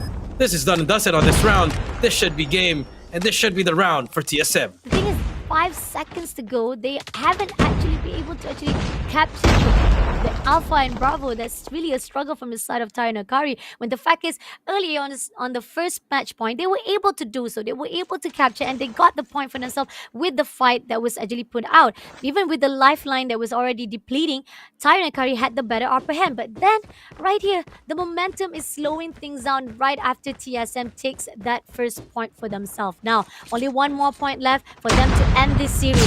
Grenade will be thrown out. Rage goes going over to the area of Jack Deck as K-Swag comes into the vent side. Doesn't spot anyone. Yato takes down Axel. That's going to be 2 lifelines to be depleted. Rage will be denied of the spawn trap. On the other note, Yato clears out the vent, not allowing anyone to sneak a peek on the Bravo side. They're going to actually steal that Bravo instantly. A really good rotation, a really good fast-paced rotation. They go in for Bravo's ready to capture, and now they only need Alpha to be captured.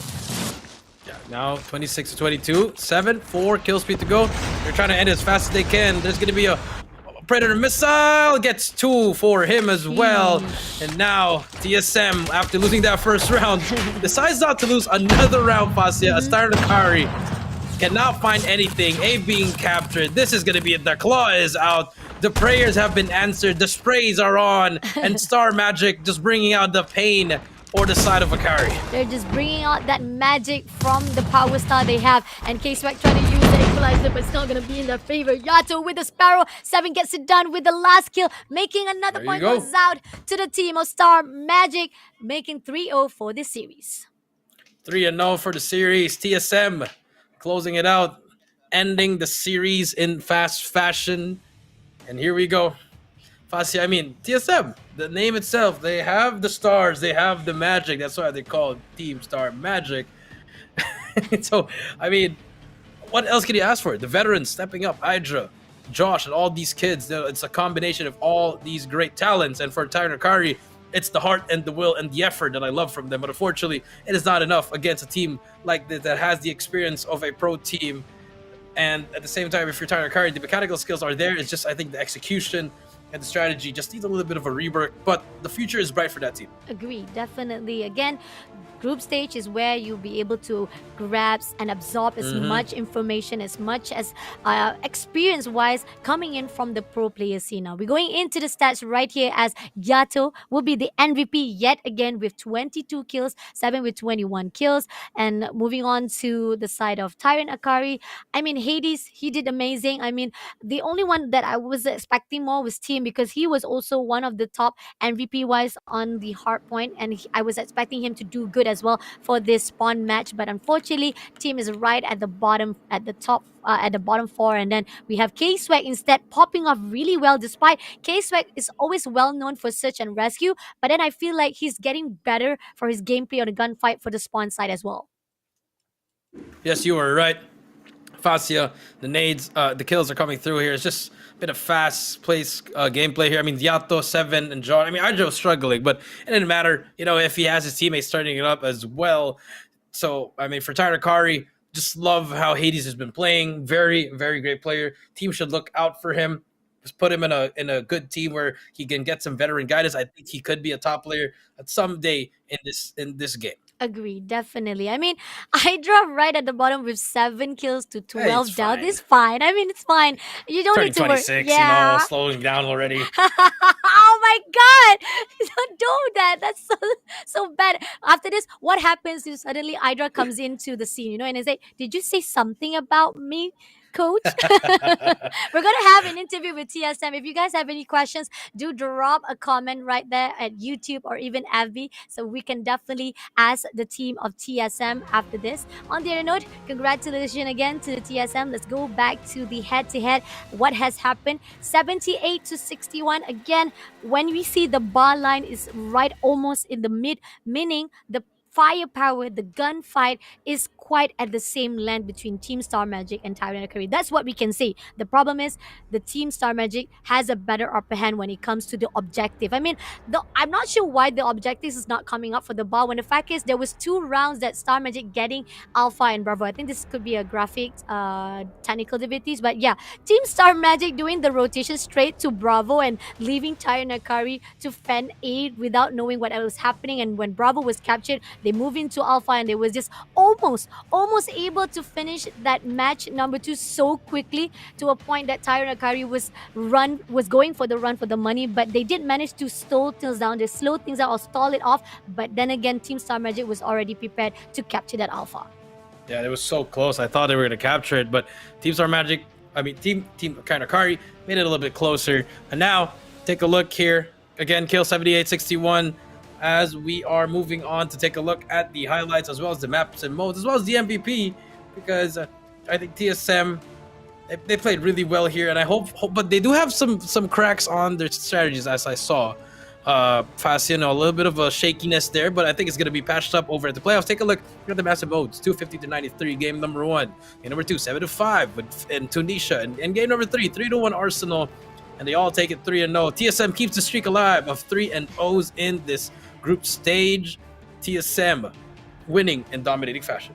Donuts for everybody today, guys. Donuts for everybody. We have one more last series, and it's going to be the team of Exclusive meeting off with the team of DVK Oblivion. And I have a feeling that you might be right, Jericho. I think we're gonna get another trio because this is what we said before the production started out. So maybe today is a 3-0 donuts to be served for our team of series number 5. But then again, I'm not. I don't want to jinx it out, and I also don't want to tone down Exclusive. I don't want to actually bring them down because I also hope that Exclusive will also bring a really good fight. But as we see, a lot of teams have been trying to put up good fight, especially on search and rescue. A couple of times Savage Immortal was able to slow things down, were able to bring some points for themselves, even for the tiebreaker. But then we go to Tyrant. They also managed to tie things down at the front side, but as we move to the 5th point, that's when they couldn't manage to get that 2 points. Going into the highlights again, this is where I said if TSM can take down Classified Pegasus at Apocalypse, they can do the same here for Tyrant. I mean, there was a hope, there was a spark from Tyrant at that P3 for the hill. They were managed to get that 90 points. There's a reason why they got that 90 points in the first place. But then as the reset comes through, they weren't able to do so. And going to search and rescue, there was a back and forth. There was a really good response coming into Tyrant, especially with Axel as the MVP with 14 kills. 16 kills to be precise. And K-Strike also popping off well with the R9. But the team of TSM was just too powerful to take them down. Yep, that is true. And now here in this control, it was all TSM after they lost that first round. I mean, great effort for Tainakari, but it just wasn't enough. As in the end here, we started seeing this Annihilator from 7. Everyone just popping off one by one. They fall. And before this highlights end, I do believe our MVP will be Yato.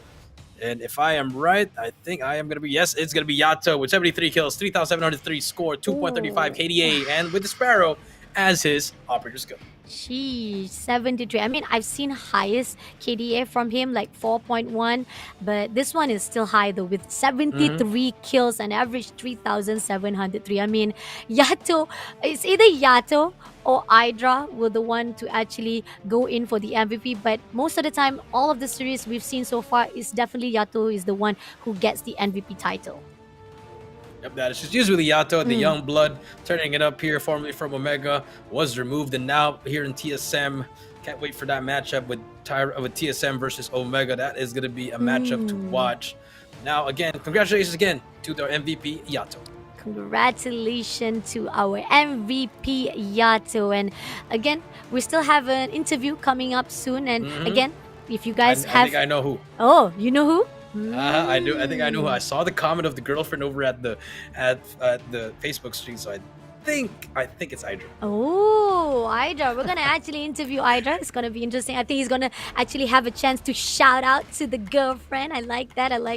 On the other note, we also have another series to be put out, so do not go anywhere. But congratulations again to the Star Magic. Amazing job with 3-0 to be served. Tyrant, you still have 2 more days to go, so not to worry much. You just have to put up a really good fight for the rest of 2 rounds. Okay, I can hear the sound already. I know. Here comes the interview. Okay. I know who it is. It's not Hydra, it's Rage. It's going to be Rage for the interview. Oh! And I was right. I heard his voice. Oh, hey, hello, Rage, my former player. I just want to say congratulations. And simple question. Who are you looking forward to face at the playoffs? It's Omega and Elevate.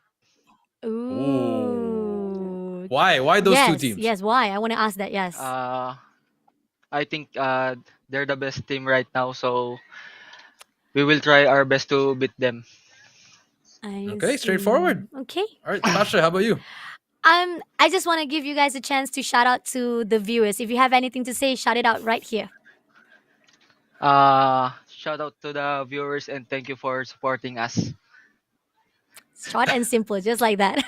Yeah, short. I mean, shout out to their manager as well, Kyrie. That's also his girlfriend. Yes. So shout out to them. So, I mean, great things are happening for TSM team.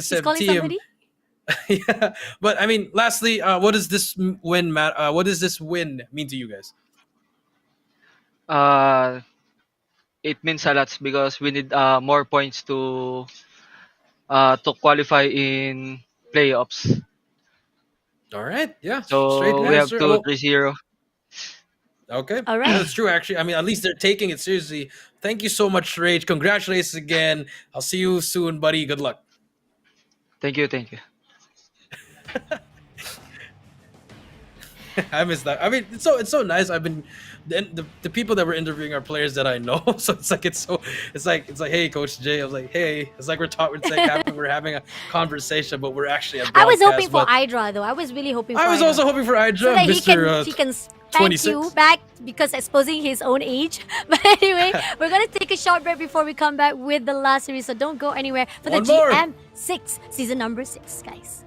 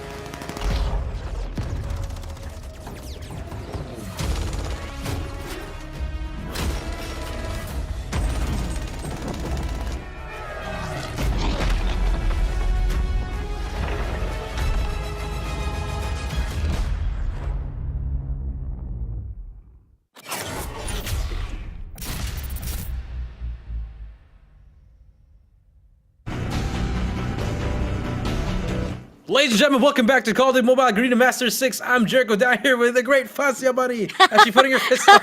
I don't know why. Why are you happy? But It's the last series! it's the last series of the day for Group A as well. We had 6 teams fight it off. We have the last 2 coming through in this final series. Fascia buddy. Yep, we're done. Savage Immortal down in the drain when they fought off with the team of Elevate, and then we saw how Stalwart eSports taking down Classified Pegasus.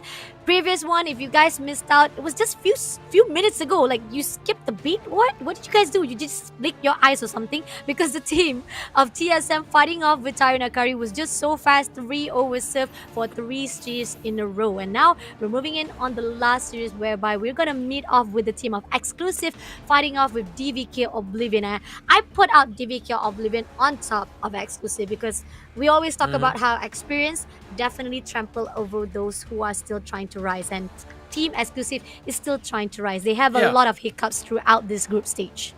A lot of hiccups. I agree with you, Fascia. I mean, the last time we casted them, one of their players left the game. Well, the game wasn't even over yet. So, I mean, you know, yes, it's funny, but at the same time, it's very unfortunate because you don't want to see that at this stage of the level, at this stage of the tournament. I mean, I hopefully they do switch it up here, but up against DVK Oblivion, they've been playing very well so far. So I do feel like this might be another 3-0. Agree, definitely. I mean, DVK, they are trying to climb the stairs for the group standings, and so far they are at the top 4 with Stalwart Esports, Elevate, as well as the team of TSM. They might be able to actually have a really good standing here on the group standing, but I also don't want to discourage them because, again, there was some time that we do see that the team of Exclusive did amazing job. I mean, talking about how the fight they had when they fought off with the team of Tyrant. Now, these are the 2 teams that I think are on the same pedestal. They are on the same wavelength when they fight off, and they had a really, really close fight, 250 to 242. So I think if Exclusive can do the same here to fight off with DVK, it could be a same history to be retold again on the side. But DVK Oblivion right here, we got Eski, Steve, Josh, Epox, Catch Z, as well as Batman for the lineup.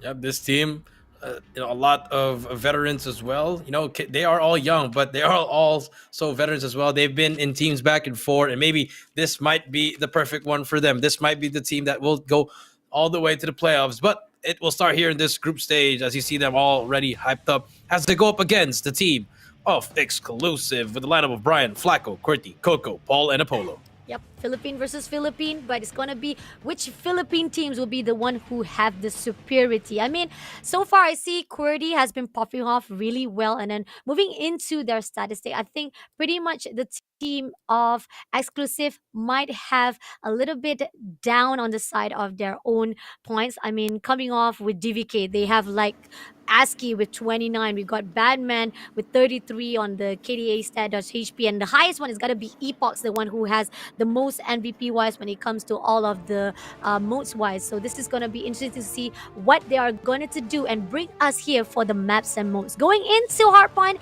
it's gonna be Summit chosen by DVK. I think we've already seen DVK in Hardpoint Summit before, and they've done a really good job. So it's going to be an easy breeze to say that they are very well aware of this map already. Going into Search and Rescue is going to be Coastal. At least it's Coastal, not Tunisia. I'm happy. I'm glad. Okay, thank you very much. We have Exclusive picking up Coastal, and going into Control, it's going to be Raid. At least something different from the arsenal that we have been served 3 series in a row. Yeah, you're right. And now, I mean, no more Tunisia. I'm sad. I know. I wanted to visit your house again in Tunisia. Unfortunately, it will not happen today. But Summit for DVK, it's a Garena special. Everybody loves that small map. Everybody loves the fast-paced action. Everybody loves to destroy the spawns. And for Control Raid, I thought we were going to get 4 arsenals faster. Nah, I think there's a possibility because DVK has been doing well at Control Raid a couple of times already, because we do see that DVK taking down Akari also at Raid with 3-0. They have a struggle when they fought off with Seaside, so they're going to avoid that. And they also managed to win over Savage Immortal at Control Raid. So I think Raid is their favorite map so far at the group stage. Moving on to operator skills, Steve, Josh, Epox, Kazi, and Batman will be using this normal typical operator skill we see. Only to be added is going to be Gravity Vortex instead of Purifier. And moving into the side of exclusive is going to be Mirror Match, as well as they bring Two Claw. I think this is going to be a little bit of graphic technical issues here, because it can't be 2 claws, right, Jericho? Yeah, there can't be 2 claws. You need to There can't be have. 2 claws. I mean, if The there was 2 claws, claw. then we're gonna have some people getting disqualified. Both teams gonna be a draw. Both 0-0 move on to game 2. Unfortunately, we do have a graphical error, ladies and gentlemen.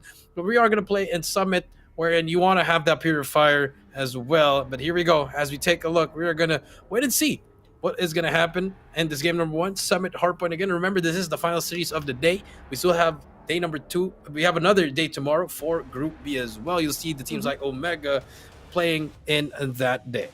Yes, sir. Still have few more days to go. They have. Oh, now they switch it up. No, it's still the Nope, same. still the claw. No, don't give me false hope, man. I mean, I've already been scammed enough in my whole entire life. Graphic, come on, production. But oh yeah, finally, Purifier was added off for our team of exclusive. So Brian will be taking Purifier instead. War Machine by Qwerty, Coco with the claw, and Equalizer by Pole, and Sparrow by Apollo. Sparrow by Apollo, you are right. And there you go. The Purifier is out. And for the side, no Purifier for the side of DVK. Okay, very interesting. I would have expected them to bring out the Purifier, but the Equalizer has been very, very useful so far. So let's see if that will be the game changer. I mean, Purifier wise, I think to use at Summit, there are certain hills that is very, very crucial to use, or maybe very beneficial to use that. But Gravity Vortex in the hands of Epox, that could be a lot of the hills that can cover it up, such as like P3 or even P4 for the Gravity Vortex to be put out.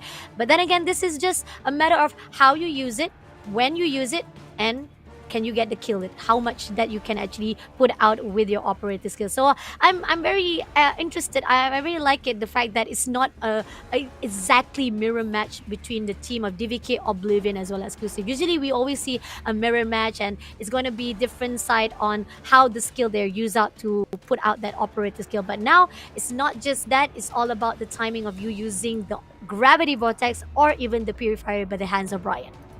Yep, you are right. And now this could be a different stage. I think Brian, you gotta watch out for him. Let's see if that Purifier can single-handedly hold down a point. It would be great, because I think it could be useful in all of the hills in Summit, especially with a fast-paced action. So let's see what's gonna happen here. And I mean, if you're DVK, you need this point, just like what TSM said. You need to get those 3-0s, and hopefully they can also get it. Yeah, it makes it different. The win makes it matter, because the fact is, it's not just for you to actually qualify for the playoffs, for your standings to get to the top 4, but also for you to have as much momentum to be put out at the playoff. Now going in right here for the hardpoint Simon is going to be DVK Oblivion exclusive. Started out with Apollo taking down Steve, Epox is down Qwerty, and in a moment right now, Batman just going to go in for the spray with the R9. Spotted out one player, but they already clear out everyone from the control room. That P1 will be in their hands, and they take down another player. Apollo also being shut down. He tried to spray it out with the R9 straight away. Takes down Coco as well, but he will be denied by Brian with the R9 as well. Fascia already on the fire. Fascia, okay, starting things off. As you can see, it's just really fast paced. I definitely agree with you. Back and forth we go. We do see both teams just really getting some points. Exclusive finally get some points on the board. DVK stuck on 16 as they keep on pushing through. Nades, flashes flying through. We do see them. DVK finally getting more kills here. Cash gonna be the first to go in. Can he find something? Yes, he can. 50 seconds left. It will go to the side of DVK. I thought that Kazi was actually wearing a hijab right now. He's being a hijabi girl like me, I guess. But at the same time, Kazi will be able to spray out Coco and Qwerty as well, clearing out everyone, getting the scrap time for that E1. They're going to go in for the early rotation. This is 20 to 31. There's anybody games right now for the exclusive as well as DVK. Good job for exclusive though to actually steal away that points, and now moving into the P2. The hill-wise, DVK gets the early rotation, but then again, the team of DVK clears out all of the players of exclusive, not allowing them to get any of the early points of that P2. Yep, early points of that P2, 20 to 43 so far. Josh gonna be the first one to try to get those kills. Cash gonna be there, but exclusive fighting back, and I like this fight coming through from the side of exclusive. They're not giving up on these plays. They're pushing together, getting the kills that they need, being confident, Fascia, and you see them fighting back. I like it. I like it. Two players coming in. Grenade being thrown out one after another. It doesn't touch anyone though, but Predator missile will be used. Does it hit anyone? I don't think it hits anyone. Gets the information though. And in the process, Qwerty will be taken out. And now it's going to be break to the side of DBK Oblivion again to get that 60 seconds point for that P2. 34 to 52. Still anybody's game right now. Exclusive right distance and Pole takes down a couple of players. Scrap times given out to the team of Exclusive as the team of DBK Oblivion been pushed down. And there's one player already getting the spawn side for that P3. Yeah, for that P3, you are right. And here we go. 43 to 54. DVK, Epox, and the gang. Try to find something, but Cash TZ with that Sparrow will shut him down. And here comes DVK. And remember, if you get this P3, you can definitely just get this whole point as Exclusive. They're trying to push through this snow side. Not really the best option as they are going to get trickled down in this one-way area. And Fascia, we do see the Gravity Vortex is out, but they got through. Actually, DVK now watching that corner. They're going to get pushed from the back, but they have been cleared out. And DVK, they own this P3. Almost try to go through to the spawn side of DVK Oblivion, but DVK Oblivion denies it. Batman with the equalizer will not do anything as Brian comes through. Kazi takes down from the front side of this P3, not allowing anyone to go through. And it seems that Exclusive has been pushed far off back into their own spawn side and not gonna have a struggle to even go in, because the fact is this point is gonna be scrap time for the team of DVK to get that 100 points. Yes, that is right. And as I'm about to sneeze, oh my God, Tasha, hold on. Okay. I'm so sorry. Okay, Bless you. We are back. Well, thank you. 105 to 48. Very sorry, guys. But now, here we go. Badman inside the hill is gonna try to hold it down. As the OBJ right Oh my God. Elon coming in. As another Seize comes in. Bless you, my friend. As we see, Batman clears out Pole. Brian takes down Chazzy, but it's okay. The DK still holding on that P4 well. As Kazi also throws as much grenade as possible at the A-long. Here on out, Qwerty try to use that war machine, but it's not going to break anything. As Steve also takes down Brian. Josh takes down Qwerty. Now leaving off JVK to just get as much squeeze as possible from this P4. The team of Exclusive is not coming off. They're not even popping off anywhere. They're doing as much as they can, but somehow the gunfight is won by DVK Oblivion. Yes, the gunfight has been won by DVK Oblivion, and now we do see the dominance of DVK. They are really trying their best to push it down, Fascia. We saw the close game during the first fill, but unfortunately for this one, this is just going to be very, very unfortunate. Look at the camera of Qwerty. He has fans beside him as well. How is he going to be able to focus as everyone's taking turns playing the mobile phone? Wait, seriously? I think they're switching. Oh my God! He's surrounded by fans now. Reset is coming out for the P1. Apollo comes through with a spawn. He did manage to actually use the Sparrow to get the one kill, but unfortunately he will be cleared out instantly by DBK Oblivion. Josh takes down Brian instantly. Pole just right there waiting off to contest the points out. Epox cuts some to Coco. Apollo also was taken out, and the process right here. Steve always making sure that nobody comes through from the top control room, overlooking from the right and from the left. The team of Exclusive will not be able to come in easily, as Steve is right here as the guard to not allow them to go in, but he was taken out easily. Now Coco comes in from the window side, but will be denied by Epox instead. Yeah, will be denied by Epox as well. Now they get some time on this point here. Can they keep it up? 60 to 177. Qwerty will get some points here. The fans are all watching, cheering him on. Qwerty gets another double kill. He is on fire. I want Exclusive to win just to see the reaction of the people around Qwerty. I would want to see that. Agree, definitely. I want to see Exclusive with the fans surrounding Qwerty there just now. That was so funny. But Brian takes down George instantly, and now, unfortunately, we do see Exclusive is struggling to get that P2. Calibration is done. At the moment right now, Qwerty takes down Epoch instantly. Steve is already prepared for the OBJ with 2 more plays to go right at that P2. War Machine has already been opened up. He's going to invest here for the P2, not allowing anyone from the bottom of control. Going to actually be taken out. There you go. Exclusive visit also will be denied on the front line of that P2. The teams of the DBK Oblivion is just doing as much massacre as possible. Qwerty comes in with the War Machine, trying to break this hill. They want to make the opening. They want to actually clear out all of the players for DBK and finally make through it with the half points coming in for the P2. P2 coming through. Steve now on your screen. Gonna try to make the play here as they push through, but Exclusive now fighting back a little bit here. Fascia, but the score a little bit too far. 200-point mark has been reached by DBK. Fights are going back and forth, and now Exclusive 79-205 as we rotate back to P3. They do get the first first hold there, but for now, let's see if they can keep it up. 210 to 80. It's a lot of gap to close in. They cannot make any more mistake. And Batman is already prepared here, right at that P3. Nobody is contesting it. Even with exclusive, try to break the spawn side. Chazzy will not allow it. Spotted out through that green. Doesn't spot two players though. He will be holding off from the flanking. Switch it up with the Fennec. And it seems that Josh with the claw clears out Apollo. And now Sparrow in the hands. Sprays out straight into the team of exclusive, not allowing them to even peek or even to actually go into that P3 because they want to finish it off already here. And now we do see 83 to 235. It's just smokes everywhere, smokes and mirrors. And now we do see coming through Epochs. More trying to push through. Now, can they end it right here? 80-second game will not end here fast as we rotate back to the next hill. But Batman with a shotgun will try to get more points here. But Brian is there to shut it down. More points back and forth. Trades here and there. Fascia, as we move on, they finally reach 100-point mark, Fascia, but they need to be perfect in the next hills. Agree, definitely. I mean, I thought that this is going to be the end. The P3 was going to be the end as it for the side of DVK Oblivion, but it seems that Team Exclusive is not giving up. 106 to 235, but I feel like it's not going to be easy as the early rotation has already been done from DVK. Batman is ready with the equalizer. He gets a one piece for himself. Along is still open to be taken out. Now he's spotted out. The Team Exclusive Coco will be punishing him instead for the overextension. 106 to 45. It's going to be the end if they don't contest it out. This is it. 248. They contest it out and now they manage to break the hill instantly. The DVK comes in. Epoch sprays one. He sprays two. He gets that 1 point for himself with the help of teammate, making 1 point goes out to DVK Oblivion for this match. Yep, and now we do see DVK celebrating, and now, I mean, as they should. 250 to 110, business as usual for DVK and for exclusive.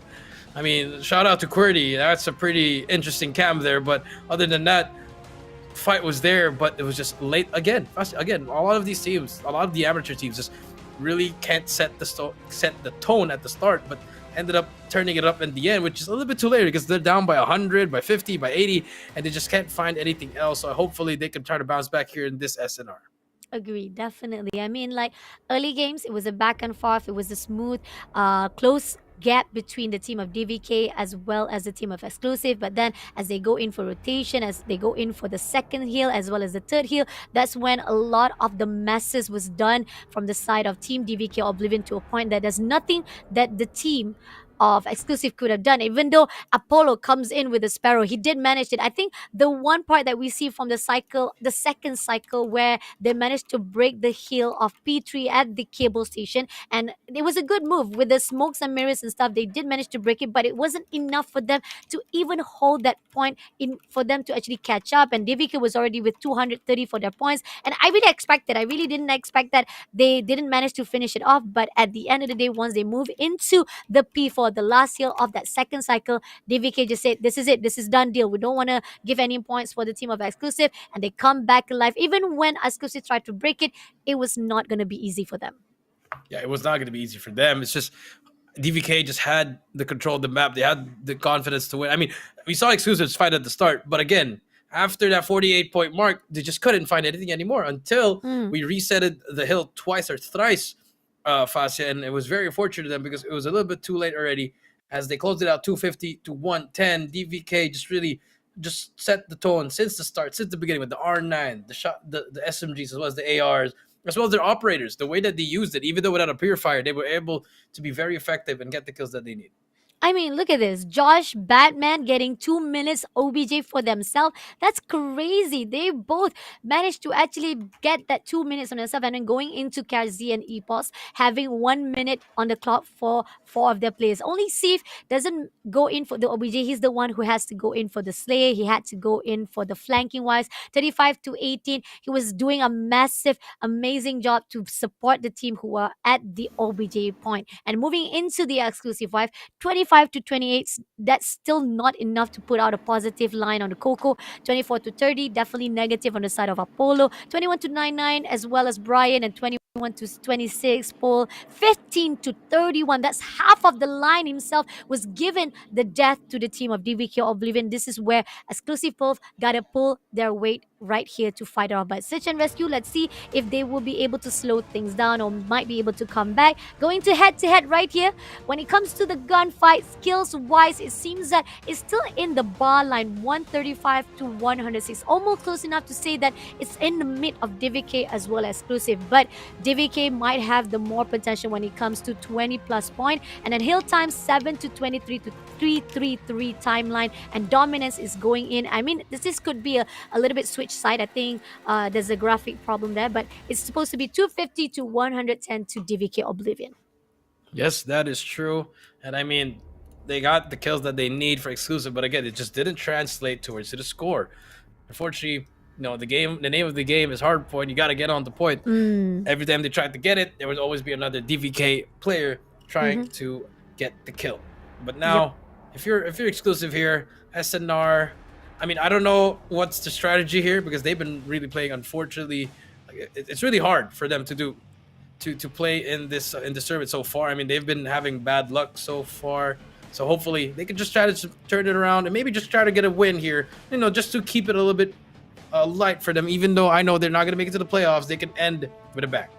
Agree, definitely. They're like one of the teams right here on Group A that still haven't managed to actually get a point for themselves, and this is actually quite a sad sight to see from Team Exclusive. And moving along to the side of Search and Rescue, this is the map that they chose, and going into the statistic of the team of Exclusive, I think this is the first map that we are seeing Team Exclusive will be fighting off, and DVK have already had their fight already at the coastal side. So I'm wondering what are they plan to do, because I think DVK, the only time that DVK lost at coastal is only with the team of Tyrant, and that was the only map they managed to give 1 point to Tyrant. Other than that, when it comes to the control and hardpoint, DVK Oblivion comes back alive. Even Eski said that we didn't care about the Search and Rescue. We focus more like what's done is done for the Search and Rescue. Once Tyrant takes it up, we'll be focusing on control to give more 200% back to the team of Tyrant. And going into the statistic of Exclusive though, they haven't actually win in this map, or they haven't even bring to this map before. So I'm questioning what are their plans to do here. Are they confident because they saw what happened with DVK Oblivion retiring Akari? They think that they might be able to fight here, or is it because they're quite aware with the rotation and the map of Coastal itself? Maybe it's the map and the rotation of Coastal here, but let's see what's gonna happen here by Exclusive. They can really turn it up. They can turn up the heat if they wanted to, but then again, looking at those gunfights and the hard point, DVK might have that upper hand. But so far we saw in those S&Ds, like, it's winnable for all of these, even though they struggled in the respawns. We saw Savage Immortal elevate all the way to the last round. We saw TSM almost get lost to Tarakari. Now Exclusive, they can do the impossible and make it 1-1. Agree, definitely. I think Search and Rescue is the only modes that so far we have seen the amateurs going up against the pros, that they are able to actually put out a really good pace. They are able to actually turn it around on their side. Despite they did lose the match itself or the mode itself, they at least be able to actually put up a good fight. And I really hope that Exclusive also can do the same. We're still waiting for the game to start out, and I mean, going off to the statistic itself, like going into the side of Search and Rescue, I think it's gonna be Kazi, who has amazing job. I mean, not only that, Kazi was not the only one who pop off well. Search and Rescue, I think Epox have been doing a massacre. He has been performing well wise when it comes to DVK Oblivion as well. But then again, going into the Exclusive side, I think there's a lot to be fixed back, because we move into the statistics of Exclusive wise. I mean, there's a lot to be fixed back. I mean, Exclusive wise, I think most of their statistic is quite in lower ground, and I think that there's a lot of things that they need to fix back. Like, for example, we see like Search and Rescue, all of them is actually at the bottom side of their own statistic. Like, the only highest one that we've seen so far from the Exclusive is QWERTY with 7.00 and Coco with 7.33. But other than that, the rest of them is just really down for their stats on Search and Rescue. So hopefully that will not be the case today when they fight off with the team of DVK Oblivion, who, when it comes to Search and Rescue, they are actually at the top of their game. Actually, on top of the game, you are right. So maybe, just maybe, we might see the first breadstick of the day, Fasya buddy. Or will it be 4 donuts, Breadstick. hot served donuts? Here, as we take a look. Here we go. Game number 2, exclusive versus DVK. It's gonna be Coastal. It's gonna be Search and Rescue.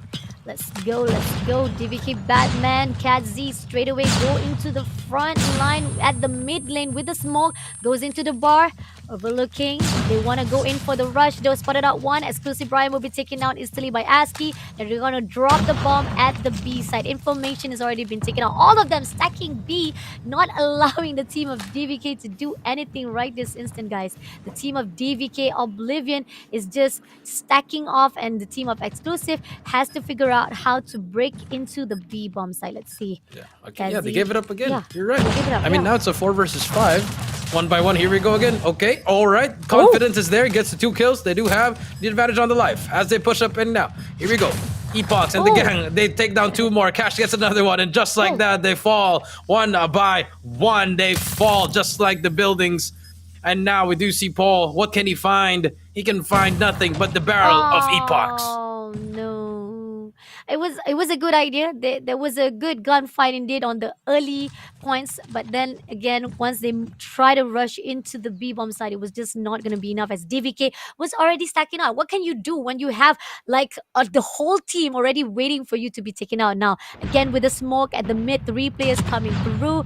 Epox try to do a little bit of wall bang, doesn't spot anyone. Apollo just waiting at the bar side, trying to find any information with the right tag, but somehow doesn't get the information relay, and the bomb side has already been straight away stacked by the team of DVK Oblivion. They did lost 1 player, so it's gonna be 4v3 situation right this instant, and it seems that Cody did take down Epox, but the Batman comes through with a 2-piece for himself, leaving Coco all alone. He has an Oden in his hand. He tried to spray it. He takes down Batman, but 2v1 situation. Can he actually make it down? He tried to spray it out, but ASCII gets it done, making a 2-point goes out to team DVK Oblivion.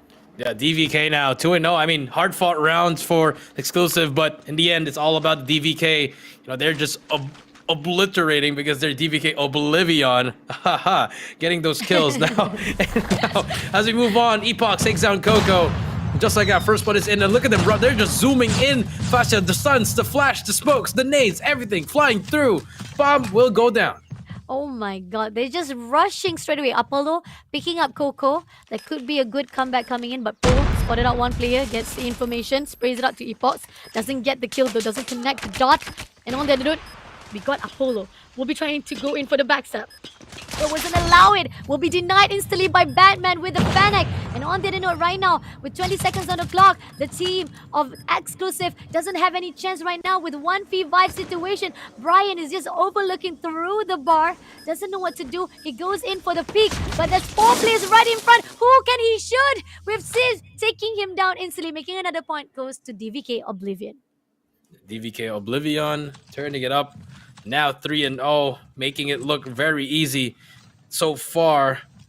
And no, this has been a different SNR. You know, usually in the SNR that we got, we saw them struggling. We saw back and forth, Fascia, and now we are having a one-sided game so far. Yeah, agree, definitely. DVK just wanted to finish it off straight away. Epox takes down Brian. Now ASCII goes in for the rush. Save, getting in for the wall bang. Takes down Chazzy as well. But there's still Batman though, and ASCII still surviving. They're gonna drop the bomb. Coco left all alone. He's quite far away though, but not to worry because once Epox takes him off, making another point goes out to DVK Oblivion. Yeah, DVK Oblivion gets another one. And now, can they bring it on before 2 more rounds for that match point? DVK really just playing super well. DVK doing a very harsh and rush mode to the side of Exclusive. They don't know what to do anymore as Steve takes down Coco instantly. Got another one. Cole is right there, but Epox will tag him off. On the note, they know for a fact that Elon's going to be open, but Brian comes in from the midnight, trying to fight 1v1 situation. He gets 1 shot for the KRM, but it's just going to be hit mark, and Steve will be punishing him for that mistake. And Kazi takes on Apollo, getting another point, goes out to DVK Oblivion. Yeah, DVK Oblivion getting another round. They have just been on a roll so far, Fascia. They keep on turning it up. I mean, if you're exclusive, what adjustments can you do? So far, things are not looking well for them. Agreed, agree. And again, DVK comes back alive with 5 players stacking at the B side. Pull takes down Batman, but it's going to be trade off by Brian with Kazi. Eski was taken down. Steve takes down Brian instantly. Now living 3v2 situation. Try to do a quick score, but will be denied. Now, maybe time is taking off. Right now, maybe there's a possibility Exclusive can turn things around. 5-4, but no! It seems that Apollo did manage to turn things around for the team of Exclusive, making 1 point finally in their hands. Yeah, 1 point finally in their hands.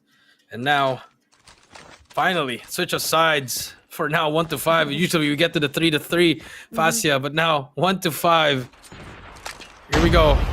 Exclusive, can they manage to get more points? But so far, they're going to try to push through the middle. Epoch's going to be the first one to try to help some teammates. Badman gets that first one, gets a second one. Everything falls down for the side of Exclusive. Can they find more? Apollo with the snipe. Gets that first one. Gets A-Ski, but he will get res. Remember, this is SNR. You can revive your teammates. Yeah, definitely. And they take him down straight away at that A-bomb site. And definitely this is something that they can be able to actually rescue it again. Reviving again. And at the same time, we do see Steve takes down Coco. Paul trying to do a backstab. Let's see if we can find someone. There's one player at the stack. He gets the information, but a little bit too late with the trigger discipline. And Steve punish him for that, making another point goes out to Team DVK Oblivion. DVK Oblivion, 1 round away, and this is the speedrun, Fasha. The speedrun is happening so far. Ooh. And now that was a beautiful skin. I will agree with that one. And now here we go. Shiny. Shiny skin, but look at DVK. They are running away. Batman takes down QWERTY. More players coming through. Exclusive, they're trying to run away as well. They're going to try to fight back. More nades coming to Apollo. Back and forth we go. Left and right. Steve gets 2. Just like that. It's now a 4 versus 2. 4 versus 2, and here Exclusive try to go in for the backstab. XK comes back with Batman, so it's still gonna be 5v2 situation. Exclusive having a struggle as they didn't realize that DVK was gonna bring the gunfight to them to a point now. I think Bomb is still being held up by Brian though. Brian doesn't know what to do, whether or not they want to actually go in for the bomb. I think they will be taking the risk, despite they know they are outnumbered, but they actually ended up canceling. They ended up actually not doing it. They didn't go for it actually. And DVK gets the information. They're just tying up here. They're actually emoting right at the center. You say like, this is it. This is a done deal, my friend. We're gonna come to you. And getting one player right here. Got one player at the B side. He's gonna meet off. It's gonna be Paul all left alone. He's trying to defend inside. He gets 1 point, but he will be taken out by Kazi. Now all alone to be fending for himself is gonna be Brian. Brian gets 1 PC. 1v3 situation. And they're gonna defuse the bomb instantly, making another point goes out to DVK. It's a 2-0 right this instant on the search and rescue. And there you have it. That's good. Look at it. They're all happy. Smiles all across. Yes, and congrats to DVK. They got one more game to go before they close out a 3-0. But congratulations. That has to be one of the fastest. That has to be the best SNR game we had so far because it's the fastest. At the same time, it was the cleanest for the side of DVK. It could have been a 7-0, but unfortunately, they lost that one round. But DVK Oblivion just showing who is the better team. And Exclusive, unfortunately, I didn't see the adjustments. I didn't see the fight in them and towards the last one, and you really hate to see it, but it is what it is sometimes, and hopefully they can bounce back in this control. Agree, definitely. Even as a defending wise, they were not watching their six. Their game awareness was not there. They were just giving a chance for DVK. And I think the most important part is that DVK was just stacking themselves 5 players straight away at that B bomb site. That's when the team of Exclusive was just having struggled to fight off. Even when they tried to backstab, it was not in their favor. So this is a part where you have to figure out if the enemy comes to you straight away with 5 players right in front of you, what can you do? What do you have to do to adjust to that gameplay itself? And something that the team of Exclusive have to learn it, because sometimes the pro players doesn't like it to slow things down. They want to bring it to the gunfight and they want to finish it off very quick, and that is what we are seeing from the DVK Oblivion. Yeah, that's what we're seeing for DVK Oblivion, and they are really running away with this series so far. One more to go, Fasty Bunny, to close out the day, to close out the series. It's going to be Control and Raid, and by the looks of it, I think we can both agree that it's all going to be DVK again. Take a look at the scores here, and I mean, Exclusive just really struggled start to finish. And for the side of DVK, 11, 9, 5, 7, 6. DVK spreading out all the offense and pretty much taking it home. Yes, sir. Steve as the MVP with 11 kills, Epox with 9 kills. I mean, it could have been either one of them because the fact is they were doing well. Even Kazi at the bottom four, he still has 7 kills in his hand. So that puts him on a line that says that when it comes to fighting, DVK Steve is always the one who is at the front line. He will manage to take down at least a couple of 2 players before he was shut down by the team of Exclusive. Moving into Exclusive, I mean, look at the kill points, man. I mean, it's just quite sad. 4-4-3-2, and there's nothing they can do. They couldn't even win those gunfight on their own, and that's why this SNR was just so fast, and in the blink of an eye, it was already done. Yeah, in a blink of eye, it was already done. I mean, when I stopped, when I passed you the cast, I was drinking water. My water was blocking the view, but it was already 7-1. So I was like, okay, what happened? What? It was like a snap of a finger, it's like a Thanos snap. Yeah. But now, as we move on to this game, let's take a look at what's going to happen in this control. Will it be all DVK, or will it be Exclusive finally getting at least a game under their belt? Again, reminder to everyone, Exclusive hasn't had any points so far throughout the group stage. I mean, at least we do see Savage Immortal getting at least point for themselves. Classified Pegasus is also on the same lifeline with the team of Exclusive right now because they also have been struggling to actually get a match point or even a map to be dropped for them. But unfortunately, the team of Exclusive, if they don't do this something right this instant, they might be at the bottom with zero points to be going home at this group stage. And moving on to the head-to-head right here, search and rescue, 38-13. Again, a double points coming in from DVK Oblivion compared to Exclusive. Total SQ wise, Oblivion takes advantage of that most compared to Exclusive, and objective wise is Oblivion, DVK Oblivion, who's the one who managed to actually plant the bomb and made it actually possible for them to explode. Yep, that is true. Made it possible. 38-13 Exclusive. Just really struggling. I mean, 13 kills, that's not going to win you a S&D unless you make the bomb explode all the time. Unfortunately, you do not have the offense all the time. But for DVK, perfect numbers here. This is what you want to see in a win, like in a blowout win like this. Yep, definitely agree. I mean, amazing job coming in from the side of DVK Oblivion.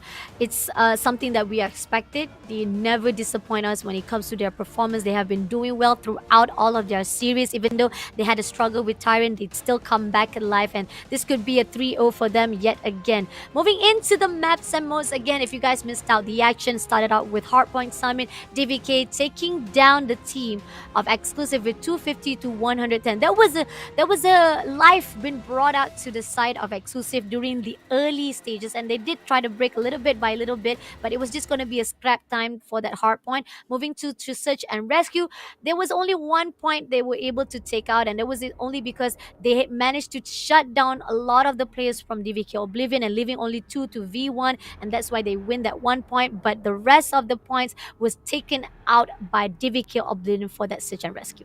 Yep, that is true. They just got that 1 round, and after that, it's nothing else now for DVK.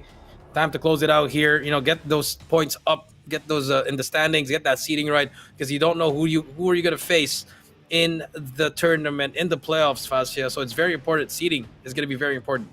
Agree, definitely. And I think if DVK keeps this up, and the fact that we are seeing that, again, it's not that the fact that they're not showing mercy, but they are showing off how it is supposed to be done right here at the group stage. You can't always actually be taking things slow. You can't always let the gunfight comes to you, and this is what DVK Oblivion say, we bring the fight to you. And I think Control will be the same case as well, because you already saw how it was on the hard point. If you can't win the spawn side on the hard point, it's going to be the same case here on Control, and might be DVK Oblivion would do the same thing that we have seen throughout Elevate as well as Stalwart eSports, where we're going to have a spawn trap where DVK Oblivion straight away go into the baseline of the team from Exclusive. But I really hope it's not going to be the case, because it's already a side set indeed from the side of Exclusive. I really want to see at least a hope that Exclusive can bring at least 1 map for themselves. We can always hope, Fascia. Yeah, but the vision is there for us to hope, but the execution, can it be there or will it not be there? I mean, Exclusive, can they do it? Can they pull it off? But by the looks of it, he's just been struggling. And now as we take a look, here we go. The final game of the final series, Exclusive versus DVK, Control on Raid. Let's go. It's the final countdown for this series. Now we are seeing that most of the players will be stacking off the mid lane. DVK Oblivion goes in straight for the alpha capture as Coco takes down Epochs. Kazi will making sure that the stairs will not be taken out by the team of Exclusive. Overlooking to smoke the area of the money room as well. See really, really fast capture indeed from the side of DVK Oblivion. They're not even fighting off. They don't need to worry much about the fighting because pretty much the team of Exclusive will be losing those gunfight as they bring their bodies to the DVK Oblivion. 22 to 28. Alpha already been captured. Now moving into the Bravo side. Batman comes into the spawn side of the team of Exclusive. This is the spawn type that we're talking about. They're going to actually capture the Bravo side as well. While in the meantime, they're trying to actually tone down the team of Exclusive. Exclusive now, pushing through. 27 to 20. A has been completed. It's all up to B, and this should be a done deal already. This is a speed run. This is a fast game. This is DVK Oblivion showing why they are going through the playoffs with this capture. Pred is flying through. Capture is done. That has to be a record. I hope Callie is watching. I hope you were counting the seconds.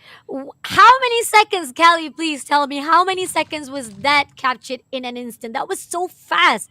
That was crazy fast coming in from DVK Oblivion. There was nothing that Exclusive could have done at that time. Now, as the one to defend it, let's see if Exclusive can have a say about it. Can respond it wise. And it seems that Cole managed to take down Epoch with a nade. And it seems that they are responding well so far with 29 to 27. But then again, Apollo gets it done, takes down Kazi, Brian takes down Josh as well. And they're trying to go in for the Bravo. They're trying to contest it out. Let's see if they can do so because DVK Oblivion will be coming back with the Predator missile to not allow that Bravo to be contested. Batman comes through to the slope side. He's overlooking to the side of Exclusive. Takes down 2-piece before Brian shuts him down with a nade. Yeah, Brian sucks it down with a nade. And now we do see Paul on your screen trying to push to 22 to 23. They are trying to capture A, but so far, nothing yet is happening. A minute left. Paul gonna get taken down. Cash, Josh, and Batman all getting kills. They are just running away with the kill department. 18 to 23. They're gonna keep it going. Sparrow, but Kashi gets taken down. Just as long as he gets the kill, that's enough for him. But Batman comes in with the equalizer. Here you go. He's gonna go in for the spawn side, but he will be denied by Paul instantly for that spawn trap. On the other note, DVK is already prepared here on the mid lane. Try to spread their wings right here to make sure the spawn side of Exclusive will not be allowed to get out. 7 to 21. This is it. The time is depleting. Life is depleting on the side of Exclusive. Getting another point for themselves here on out. Even though Coco takes down Josh, Batman also shuts him down instantly. 2 more lifeline to go. Looking to the side of Exclusive. Doesn't spot it out through the smoke though. Batman comes into Garage. It seems that 2 of the players managed to move away through the gallery, but Brian will be taken out by Batman. 1 more play to go. Josh spotted out Apollo. Making another point goes out to DVK Oblivion. DVK Oblivion now turning it up. Here we go. Can they find something here? Or will this be the end of the game? Will DVK close it out? Exclusive, can they find anything? And QWERTY, he just stopped moving. Now DVK pushing through B.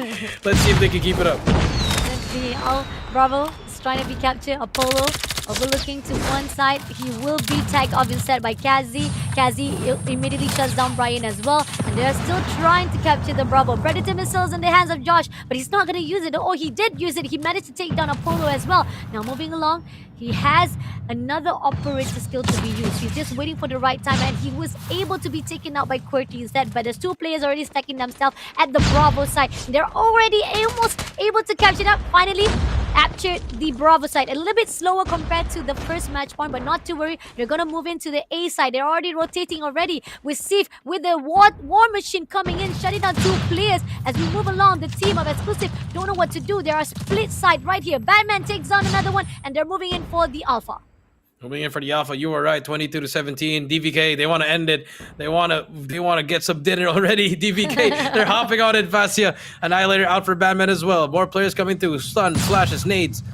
Epochs gets that first one. Oh, misses that second. Doesn't matter. Ken reshot it. And there you go. 13 to 18. QWERTY trying to get some kills. Unfortunately, will get taken down. 18 to 12. This could be game. Nades and flashes. Cash is going to get taken down by Paul with the equalizer.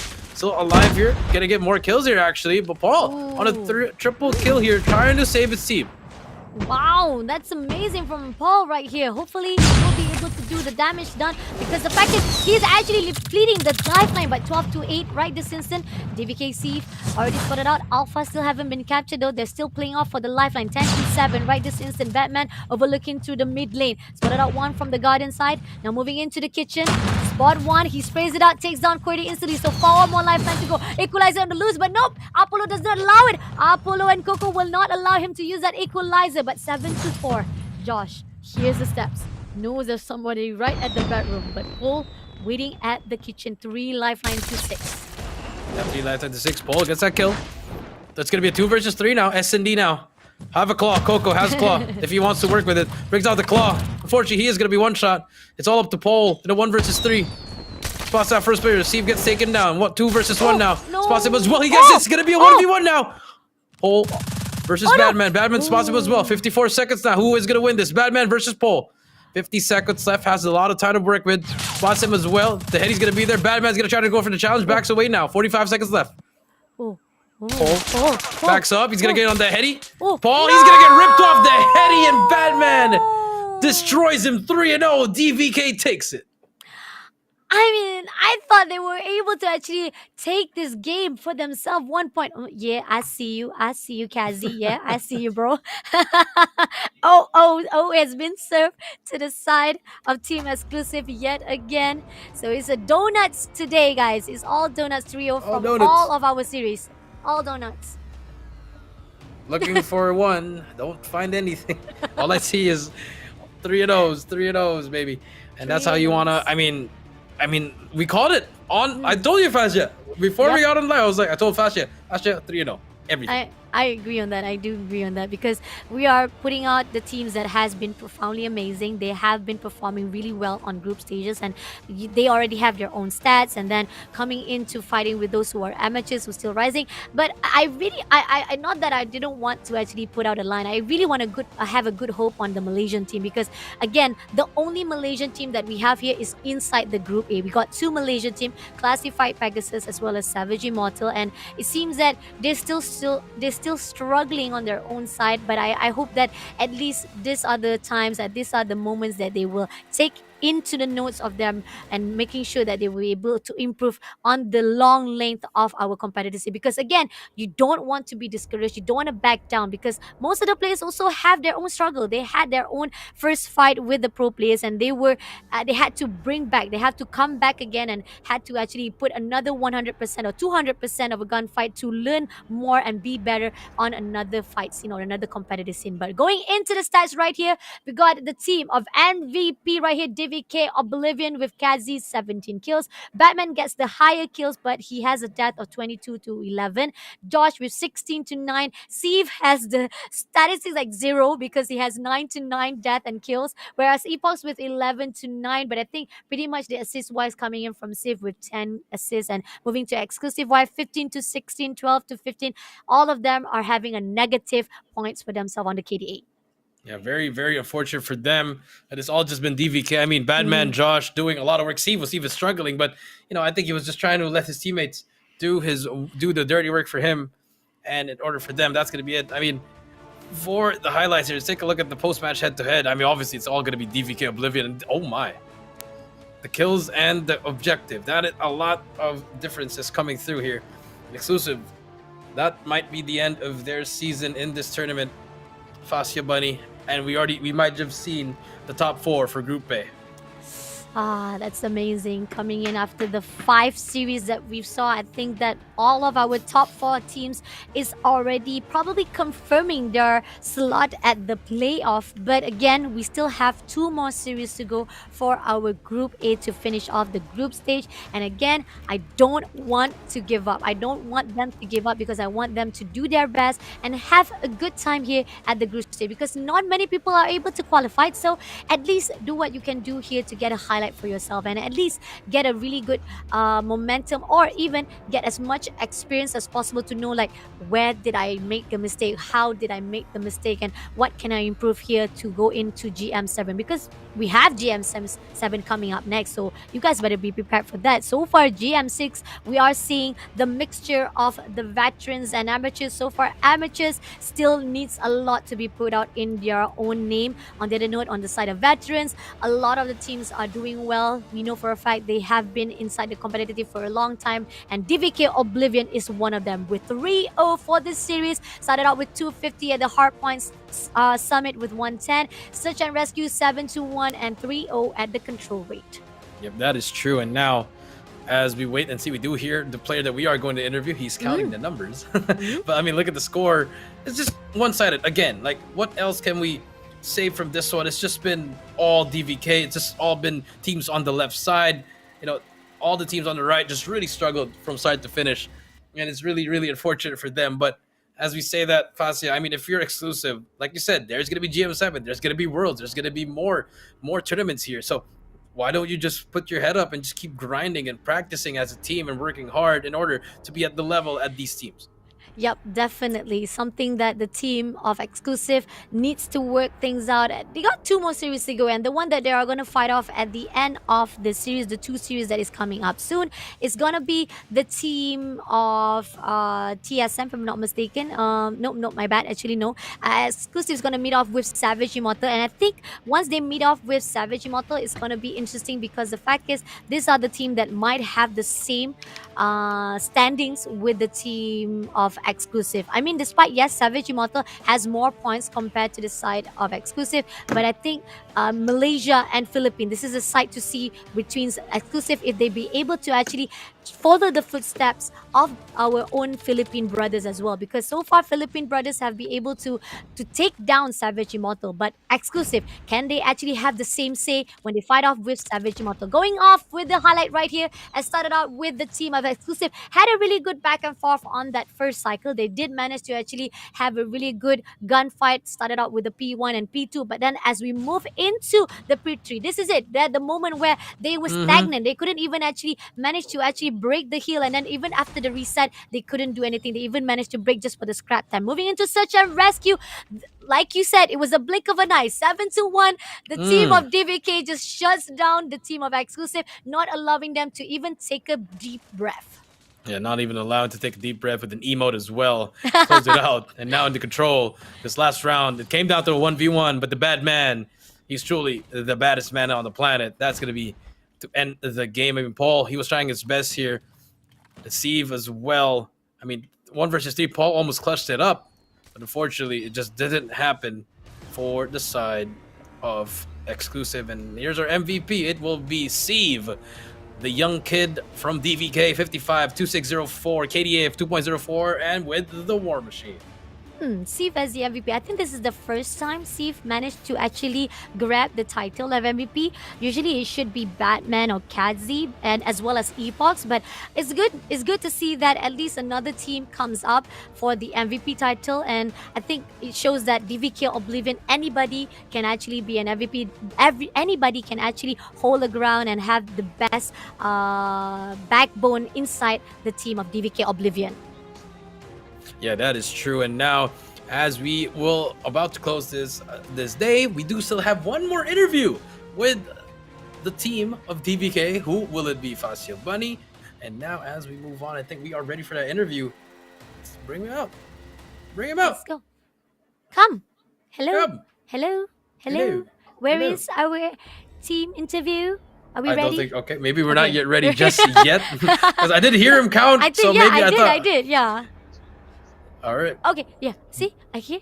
I One, hear him two, again. three. But yeah, I mean, Fascia, going back to it, like DVK really just, I love how they've been playing, but hopefully they can pull it off against Stalwart as well as Elevate, which is really Oh, yeah. hard. But here we go. Let's get the interview out. Let's see who will be the one talking for DVK. And it is going to be Steve. Hey, That's not guys. Steve. That is Cash. Yes, That is not Cash. Steve. That is Cash. Yeah, that Yes. is Gazzy. So, Fascia, before I do ask him a question, someone said that Cash wasn't nervous in the game. He was more nervous for the interview. So I'll let you ask him the first question. Why? Can I ask you that? Can I ask you that? Why are you nervous for the interview, Steve? Sorry, Kazi. I'm not, I'm not, wait, can I speak in Tagalog? Yes, I'll please. convert it. No. Okay, Go. so, okay.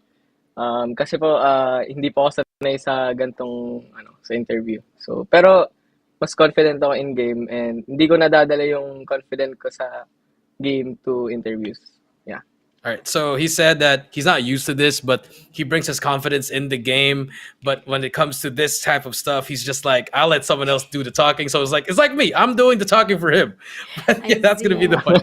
So my Understand. question, Cash, is how does it feel to get the 3-0? Sanay na po kami. We're used to, because we're confident in playing against teams like them. And we're also confident kasi din po, nag-scrim din po kami gabi-gabi, mappings, VODs, and we're watching or reading the plays of our other opponents. So he said he's used to it. You know, their team's used to it. They've done scrims, voting, they've done mappings as well. They've done their homework pretty much. So, in short, they're ready for the playoffs. So, how about you, Fasha? One more. One more, last one. What are your thoughts on DVK fighting off Elevate for the last series? So, kung i-base po namin sa scrims, I think sana makasungkit po ng isang win since para din for confidence po. Yun. That's all. He said, according to the scrims, I think they might get one map. That's what they're hoping to get, one map. But I think with the proper confidence, I think they could probably pull it off. So, Olea, watch out. Yes, sir. All right. Thank you so much, Cassie. Thank you, Congratulations Cash. again for the win Thank 3-0. you. Okay. I'll see you guys again. Thank you. Thank you so much. Thank you. He It's just so gave funny. me love. He just gave me love. I'm gonna so capture it. funny. So funny how these guys are so nervous in Yeah. interview. I'm like, I got you, man. I got you. I'll be your translator. Don't worry about it. But with that being said, I mean, thank you, Cash, and thank you, DVK. So they're going to be facing off against Elevate. So that's going to be an interesting matchup, Fascia. That's going to be the last match before they get to the playoffs, Fascia, buddy. I mean, any more thoughts on this day? I mean, 3-0 to be served. I'm gonna get some donuts for myself as well. Amazing job coming in for all of our series. And on the other note, I mean, going into the second last, we have the standings coming in right here. Let's see how Group A will be putting out a good fight right here. Let's see. Elevate Wow. getting the 3 wins is Lost putting a them single right game. with 15 wins. TSM right at the second spot with 14. STE with 10 wins. DVK with the win they got already just now. Now I'm putting them at the top 4 with 10 as well, tying up with STE.